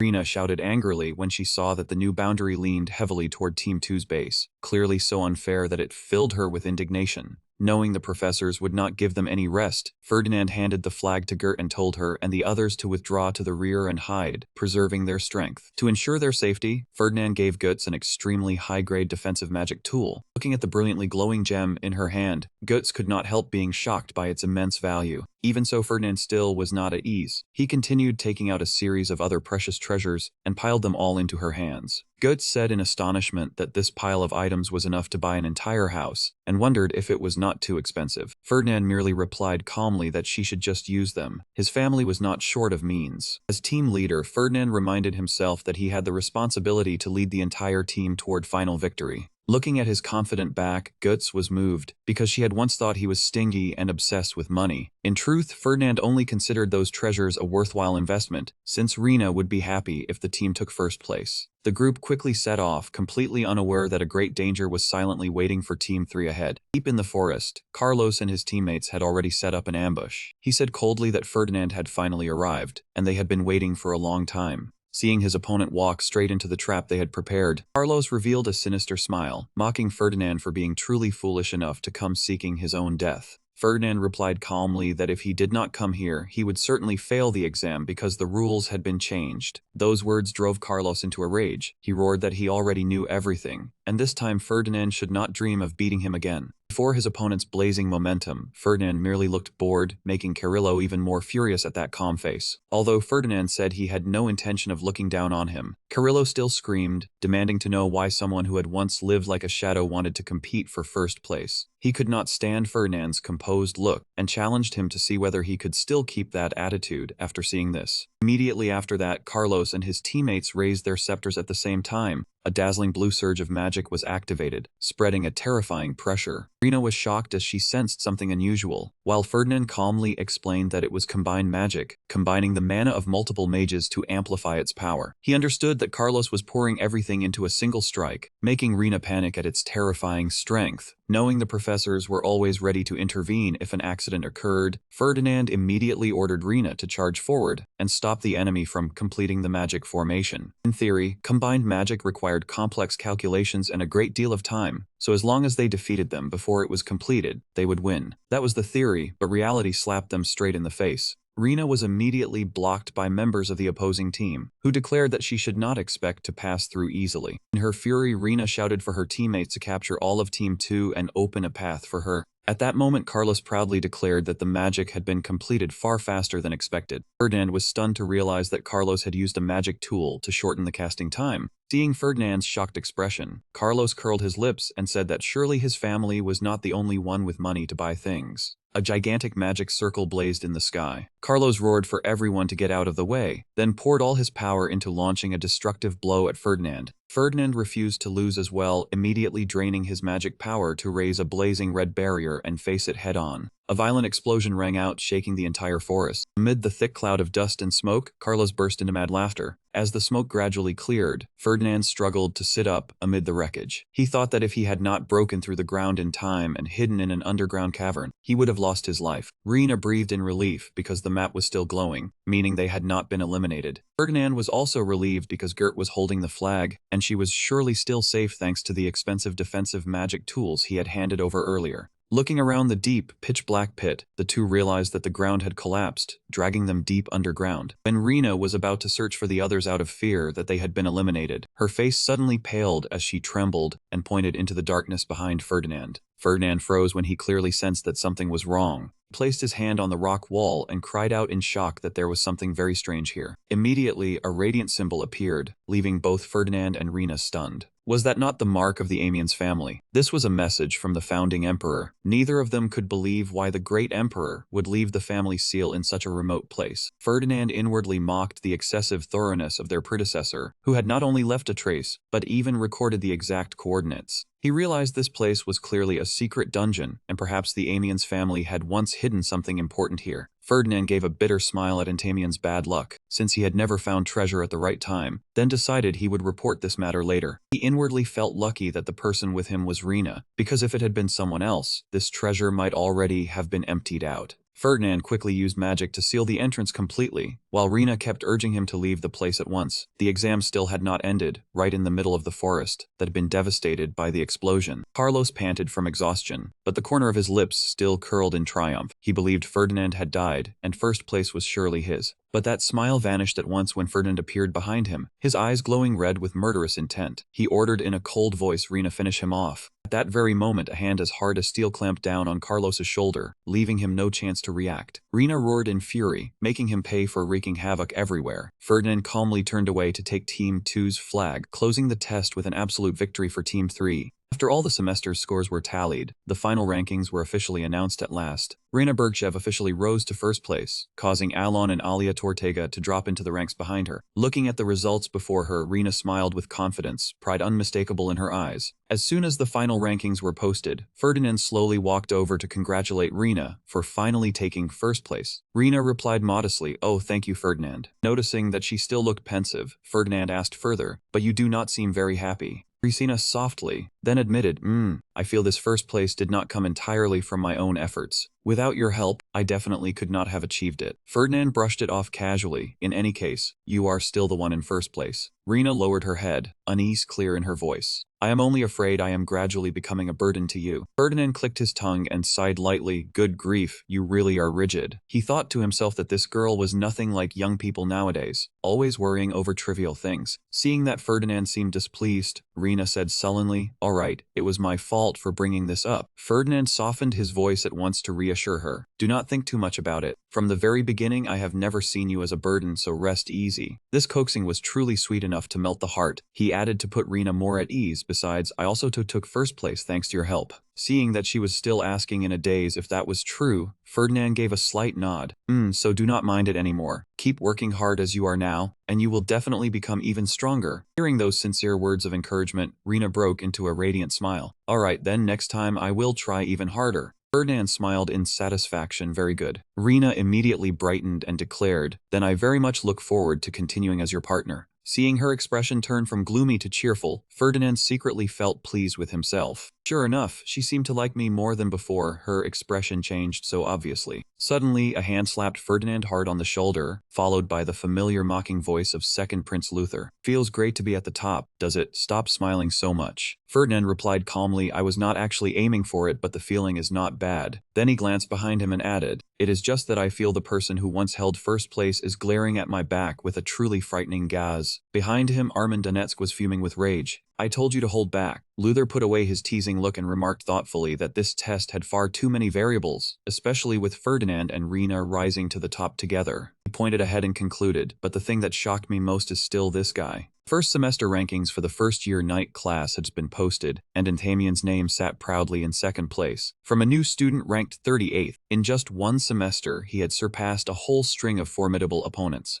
Witnessing that spectacular rise in ranking, Ferdinand could not hide his excitement and shouted, "The stock is soaring. Straight to top 1, my boy." He calculated silently, at this moment, that kid must surely be on his way to the place he had pointed out, which was also where the legacy of the founding emperor was kept. Once he obtained that treasure, this hero's power would reach a whole new level. Deep within the dense forest, and held the map and trudged forward. He blamed the guardian spirit for not saying so sooner, while Ganner calmly replied that he often came here to practice but had forgotten. Seeing Entamien suspect the family's secret, the old man said he only remembered after hearing that nouveau riche Ferdinand mention it. He could only fall speechless as he listened to the old man mutter that there were too many things to remember, so he had slipped up. Inwardly, inwardly. He felt grateful that Ferdinand was the one who discovered it. If it had been someone else, the treasure would already have been taken. Hearing that, Anfin Facingo immediately threw cold water on him. The old man still could not believe that Moneybags would be kind enough to pass on the news, instead of secretly seizing it first. Entamian sighed and asked when the old man would finally believe Ferdinand was not a bad person. Anfin Facingo answered firmly, he only needed that man's money and would absolutely never place his trust in him. The ancestor was clear-headed, and his sense of shame remained intact. Faced with the old man's oath that he would rather die than believe it, he only calmly reminded him that he had already died once. Two stopped before a familiar stretch of forested mountains, and Entamian confirmed that this was indeed the marked point on the map. Although this place had just been thrown into chaos by the second-year exam, he guessed the professors had used magic to restore it. Gagner pointed toward a pitch-black rocky hollow and declared, the legacy lies underground, and the entrance is right there. Approaching the cave entrance, Entamian asked curiously whether Gagner had once been sealed in a similar place. The old man dismissed it, saying the sealing patterns here were rather obvious, but still hidden well enough to wait for the heir. In extreme excitement, the old man repeatedly urged Entamian to hurry inside and accept the legacy. Just as he advanced deeper into the cave, Entamian was stunned to realize that this place already bore traces of an intruder.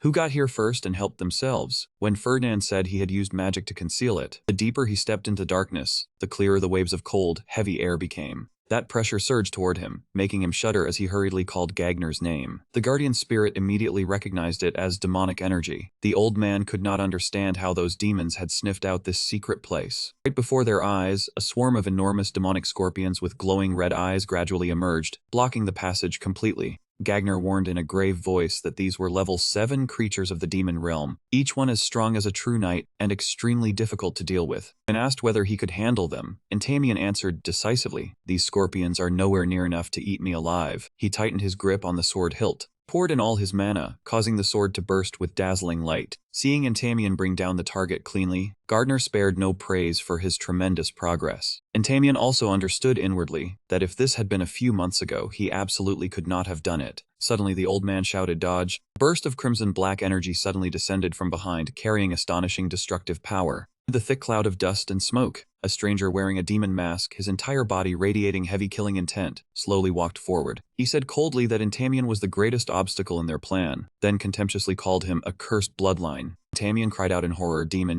Demon charged in at terrifying speed, unleashing one strike after another with razor-sharp claws, aiming straight for his weak points. Two streams of light and dark energy collided violently, creating magical explosions that shook the gloomy dungeon. While Entamian used all his strength to withstand them, Gartner roared in his mind, I knew something was wrong the moment I sensed that enormous demonic energy from him. Focus. Entamian struggled to defend himself, blood from the wound on his forehead gradually blurring his vision. The old man warned tensely, this guy is the real boss. Be careful or you will lose your life, kid. The demon twisted into a crooked smile, his blazing red eyes shooting out a suffocating wave of killing intent. He stood towering amid the dust and smoke, declaring in a cold voice, die, Entamian. Immediately after, a wave of killing intent suddenly descended from above. Gagner shouted, watch out above. Entamian frantically swept his eyes around, but saw nothing. Where did he go? On the left, the demon had silently closed in behind Entamian, that spine-chilling smile still on his lips. Entamian was stunned as he realized the gap in strength was far too vast. He is too fast, I cannot see his movements at all. Razor-sharp claws pierced through the defensive layer, driving the hero into a dead end. He said coldly, game over, go down to the underworld. At the critical moment, a powerful surge of mana suddenly appeared, scattering the darkness. Entamian recognized the familiar figure approaching. Good thing I still wanted to stop by and take a look. Ferdinand appeared in majestic bearing, his cloak billowing, the staff in his hand shining brilliantly. He curled his lips arrogantly. Looks like I made the right decision. Seeing Entamian collapse in exhaustion, Ferdinand hurried over and asked, are you still all right? But seeing the severe wound, he sighed softly. Looks like not. Ferdinand observed in silence, never expecting the future hero to be wounded this badly. His gaze turned icy as it fixed on the enemy. He sensed that this one was completely different from the previous enemies, perhaps holding far more secrets. He had to make that man talk. A calculating smile appeared on Ferdinand's lips. Things are starting to get interesting. Seeing his senior so confident, and hurriedly warned him, bro, do not brag, this guy hits really hard. At once the pale-faced demon spoke in a mocking voice, Ferdinand, did you come here to offer up your life? Ferdinand narrowed his eyes slightly, asking in surprise, you know me. The demon curled his lips and said knowing Ferdinand was only natural, because his group had ruined their plans many times. The pawns Ferdinand planted in the guild had also caused them endless trouble. Even demons had to suffer headaches from running out of money. The demon laughed grotesquely, saying he had originally planned to play around a little longer before sending Ferdinand to hell. But if he could deal with both him and the descendant of Amiens today, his master would be very pleased. Ferdinand lowered his head slightly, hiding his gaze beneath the shadow of his cloak, then murmured in an ice-cold voice, "At first, I was going to let you leave gently if you revealed who was behind this, but it seems that will no longer work." He gave the opponent no chance to react. He shot forward like a ghost. The battle erupted violently at a terrifying speed, Ferdinand pouring out all his power to crush the one who dared arrogantly challenge him. Consecutive collisions created bursts of magical explosions, shaking the dark dungeon and shattering the rocks and earth around them. Watching from afar, Entamion could not help but exclaim in shock, "Impossible." He was dazed by his senior's overwhelming strength, silently realizing that Ferdinand was not at all inferior to this formidable enemy.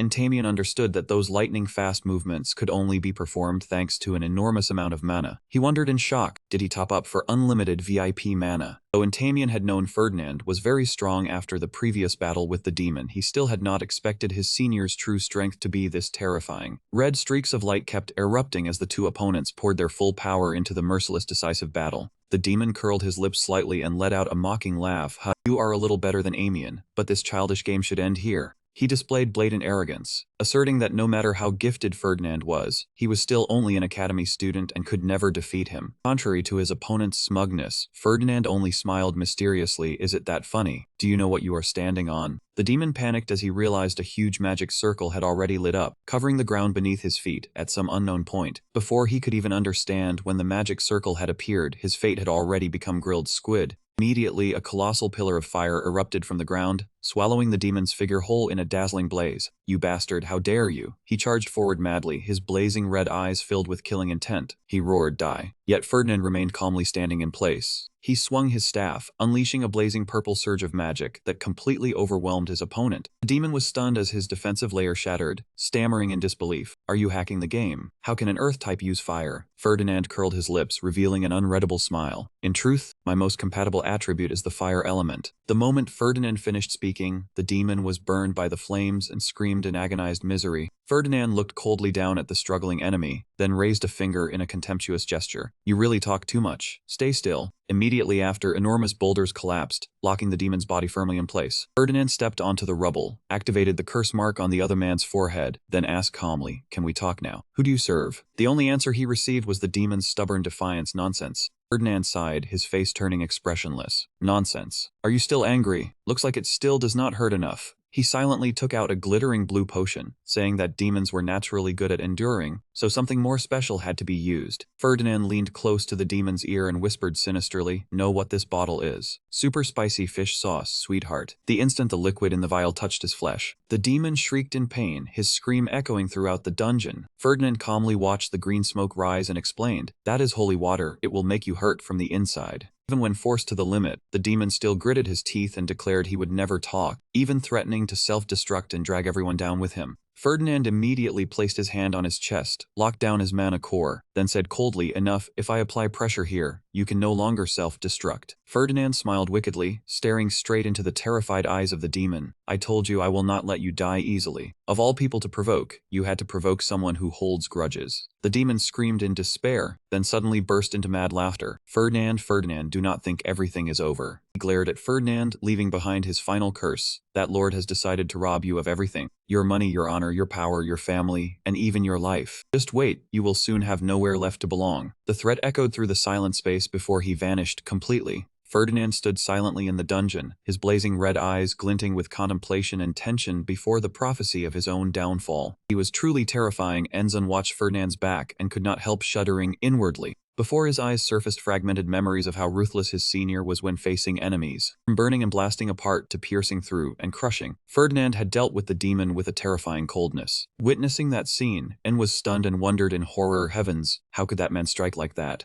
At that moment, even Gagner's soul had to admit that the old man knew that man was a demon who deserved punishment. But that degree was far too cruel. The old man was also shocked by Ferdinand's nearly endless amount of mana. He could freely control elemental hate while using the surrounding environment to his own advantage. To Gagner, the way Ferdinand coldly tore that demon apart was no different from a mesmerizing work of art, while Entamion felt chilled by that cruelty. He had just been about to speak when Gagner scolded him mercilessly for daring to say that about a trustworthy ally. The old man firmly declared that men should not remain sunk in the past forever, then immediately became Ferdinand's fanatic fan. Gunnar asserted with absolute certainty, "This kid is good, from now on I am his die-hard fan." He was left speechless at the guardian spirit's dizzying turnabout, going from hatred to loving Ferdinand to the utmost. After the battle ended, Ferdinand stepped over, cast magic, and said he had just finished giving him first aid. He also said he would send a physician from the guild to provide further care, then sternly warned Entamion not to go to the academy infirmary. Sensing that thoughtfulness, Entamion felt grateful in his heart. In response to his thanks, Ferdinand merely said calmly that they were allies, and there was no need to feel indebted. Entamion looked around the empty room and then realized there was another floor below, after which he explained that this place was where the relics of the founding emperor were hidden. Ferdinand outwardly pretended to know nothing, but inwardly, he was still silently observing his every movement. The descendant Entamion said that these things only reacted to the royal bloodline. After that, he decisively pricked his fingertip to activate the secret mechanism. Entamion guessed that perhaps this was exactly why the demon from earlier had been unable to descend to this place. Standing before the dungeon entrance, Ferdinand hesitantly asked whether it was all right for him to go inside, while Antlion smiled and said he was his benefactor. Both Hate silently stepped down the stone stairs, swallowed in darkness. He curiously asked that if he was skilled in the fire element, then he would surely be much stronger, so why choose the earth element? Ferdinand calmly replied, to find minerals. He even gave a very practical reason, saying that becoming stronger would not help much for a merchant like him. Entamion suddenly asked whether he could take away the dead demon's corpse. Ferdinand agreed immediately, but was also curious what he intended to do with it. He said the previous demon had been handed over to the church to research items for resisting the demon race, and they were very pleased with that gift. That made En shudder in horror, secretly thinking that the people of the church truly still acted no differently from lunatics. When Ferdinand asked again, Entamion hurriedly changed the subject. Right after that, Enzel grew excited when both Hate reached the destination, where an ancient sword was glowing. It was an image depicting demons who possessed formidable power. Entamion pointed at the mural and explained that it was the 72nd demon Andromelius, while beside it was the 71st demon Dantalion. Ferdinand thoughtfully repeated the name Dantalion, with a trace of suspicion in his voice. Looking at the painting, Entamion realized they were glaring at each other, and guessed that demons were also divided into factions, and had once been used by the founding emperor to turn the war around. He decisively took the relic and fitted it into the hilt of his sword. When the relic fit into the sword hilt, light flared brilliantly. Entamion smiled faintly, but his heart filled with guilt. Looking toward Ferdinand, Entamion hesitantly said that taking everything for himself made him feel embarrassed. "I also hope you receive what you want." That was the response to his sincerity. Ferdinand once again put on a noble air and calmly said it was fine. He was only fulfilling his duty as a friend. He did not do this hoping to receive anything in return. Namo, he loves charity like he is addicted to counting money. That false sacrifice moved Entamion until his eyes shone, and he secretly thought Ferdinand was truly a wonderful senior, as cool as a self-respecting knight, and resolutely did not want to owe a debt, so he said that a knight had to repay favors, and Ferdinand should say whatever he wanted. Seeing that the fish had taken the bait, Ferdinand cleared his throat with a hesitant air, then slowly pointed at the stone wall. "Ahem, since you insist so firmly, I do actually have something I want to take. It is those magic lamps. I have been counting them since the entrance." Ferdinand calculated that there were exactly 100 magic lamps along the passage, and to a money-obsessed man like him, this was no different from an exposed treasure trove. Gator asked in surprise, "Those old lamps are not worth much, are you sure? Is that truly enough?" He even enthusiastically told his senior to demand something more expensive, because this vacation he would work as a mercenary to earn money and repay his debt. Ferdinand inwardly cursed the kid for not understanding the value of luxury goods, but outwardly, he still generously said that was enough, then sighed because Hate was too naive. Holding the lamp in his hand, Ferdinand curiously asked again to make sure about Entamion's plan to work as a mercenary. He confirmed that it was a way of practical training to accumulate combat experience during the upcoming vacation. Ferdinand had just nodded in agreement when a severe headache suddenly struck. In his dazed state, the prophecy appeared again, reminding Yen that directly continuing to step into reality during the 70-day vacation would bring him many benefits. He went to the mercenary guild to choose a suitable mission, but immediately froze when he saw the target. Why did he run into a demon while taking mercenary work? In Ferdinand's mind, a dark entity revealed a frightening smile, smugly saying thank you for giving it this opportunity. That man mocked En for leaving the safety of the academy to step into a place full of danger on his own. The terrible headache made Ferdinand collapse to his knees for a brief moment. He only had time to scream in his subconscious and run. Seeing Ferdinand suddenly clutch his head, Entamion asked worriedly if his head hurt Ferdinand. Ferdinand vaguely raised his eyes. He inwardly cursed Entamion for always getting caught in trouble, while the prophecy warned that the academy could not teach him everything. At the same time, in a dark library, the mastermind was flipping through an ancient book. He froze when he read the line, "Miss Mentis is dead." Commentus muttered in astonishment. He realized at the very moment Commentus had seemed on the verge of finishing off Entamion. Ferdinand suddenly appeared, shattering every plan they had painstakingly laid out. Rage erupted violently, making him grind his teeth in fury. His eyes blazed red with resentment. It was that rich bastard meddling again. Even Entamion, who had been improving at terrifying speed, would have had a hard time dealing with Commentus. Even so, the one behind the darkness could not help being stunned when he learned that it was Ferdinand who had taken Commentus down. He could not believe his subordinate had failed so easily. At first, he had thought Ferdinand catching demons at the yacht club and eliminating monsters during the escort mission were nothing but luck. But cruel reality forced him to reassess. It turned out that all this time, that man had been pretending to be weak to conceal his true strength. The leader of the demons curled his lips and ordered the entire plan to be revised. From now on, Ferdinand had to be treated as a threat on par with Entamion and kept under close watch. He emphasized that every next step had to account for Ferdinand and his family, and if Ferdinand revealed any opening, he had to be eliminated at once. However, the demons also quickly realized how dangerous the situation was. They had been exposed, both Entamion and Ferdinand knew of their existence. The academy remaining silent despite having obtained the information showed that they had discovered the infiltration and were quietly preparing forces to counter it. The mastermind decided they had to act before their presence became known to the entire world. And the most important objective right now was to get rid of both Entamion and Ferdinand at any cost. Meanwhile, at the academy, Ferdinand quietly arranged someone to protect Ian during the upcoming break. Went to see Barrow's diner. The one currently ranked 4th among the first-year male knight division, then proposed that he become Entamion's bodyguard. Barros humbly admitted that Entamion was much stronger than he was, because he was ranked 2nd, while Barros was only ranked 4th. But Ferdinand reassured him that Barros did not need to interfere too deeply. He only needed to stay nearby when Entamion worked as a mercenary for training, as long as this hero did not lose his life. Although Barrow's diner was still young, he was the disciple of the mercenary king, and was leading an association. So Ferdinand believed he was trustworthy enough to protect Entamion from the demons. According to the prophecy, Barros would later become Entamion's close friend. Therefore, Ferdinand told himself there was nothing wrong with letting the two of them become close a little earlier. Barros confirmed the strange request again, meaning you want me to protect him, keep him from realizing I am his bodyguard, and still keep him alive. However, the moment he heard the part about the payment, the mercenary's eyes immediately lit up like coins, and he exclaimed excitedly that the Ferdinand family truly was on another level, and he bowed his head, swearing he would not disappoint Ferdinand before accepting the wealthy young master's wish of good luck. Another person had surrendered to the scent of money.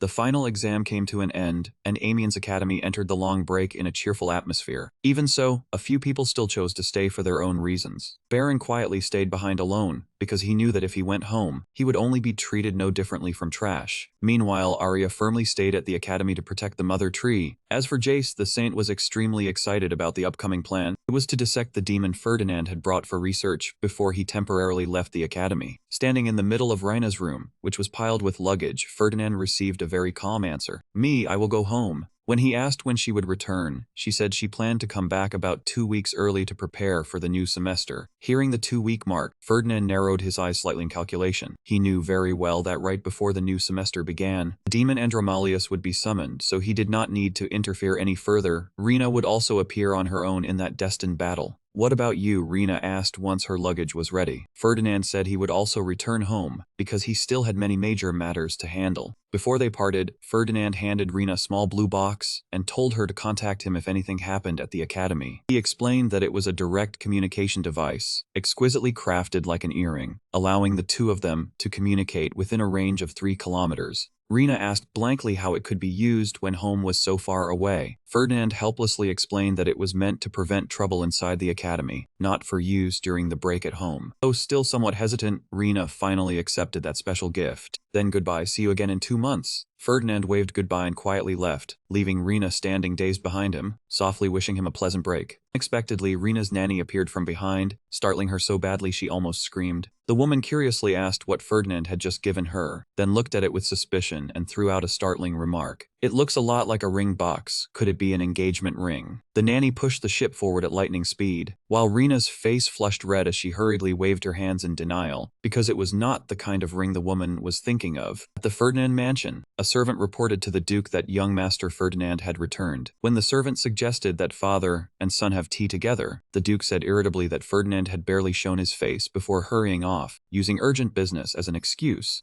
He felt regretful because he had intended to praise his son for ranking first and have a proper conversation with him for once. Although he guessed Ferdinand was tired after the long journey, he still wondered what had made him so rushed. The servant guessed that the young master had gone to inspect the library, while also mentioning that the project in the capital had dragged on for months and was still unfinished. The Duke thoughtfully admitted that it was not easy, but Ferdinand had promised to complete it before the break ended. He wondered where his son intended to sell that product for him to be in such a hurry, but the servant unexpectedly replied that Ferdinand did not seem to plan on selling it. Standing in the garden, Hate asked his master curiously why he was spending money to hire someone to watch over that boy. Ferdinand quietly flipped through the book, his gaze turning serious. He admitted that he very much wanted to do it himself, but there were currently too many troubles that needed to be handled first. Hate suggested calling someone from the guild to save costs, since there were many skilled knights in the academy as well, but Ferdinand firmly said Barrows was the most trustworthy. Seeing Hate ask whether his master was close to Barrows, Ferdinand calmly replied that this was the first time the two of them had spoken.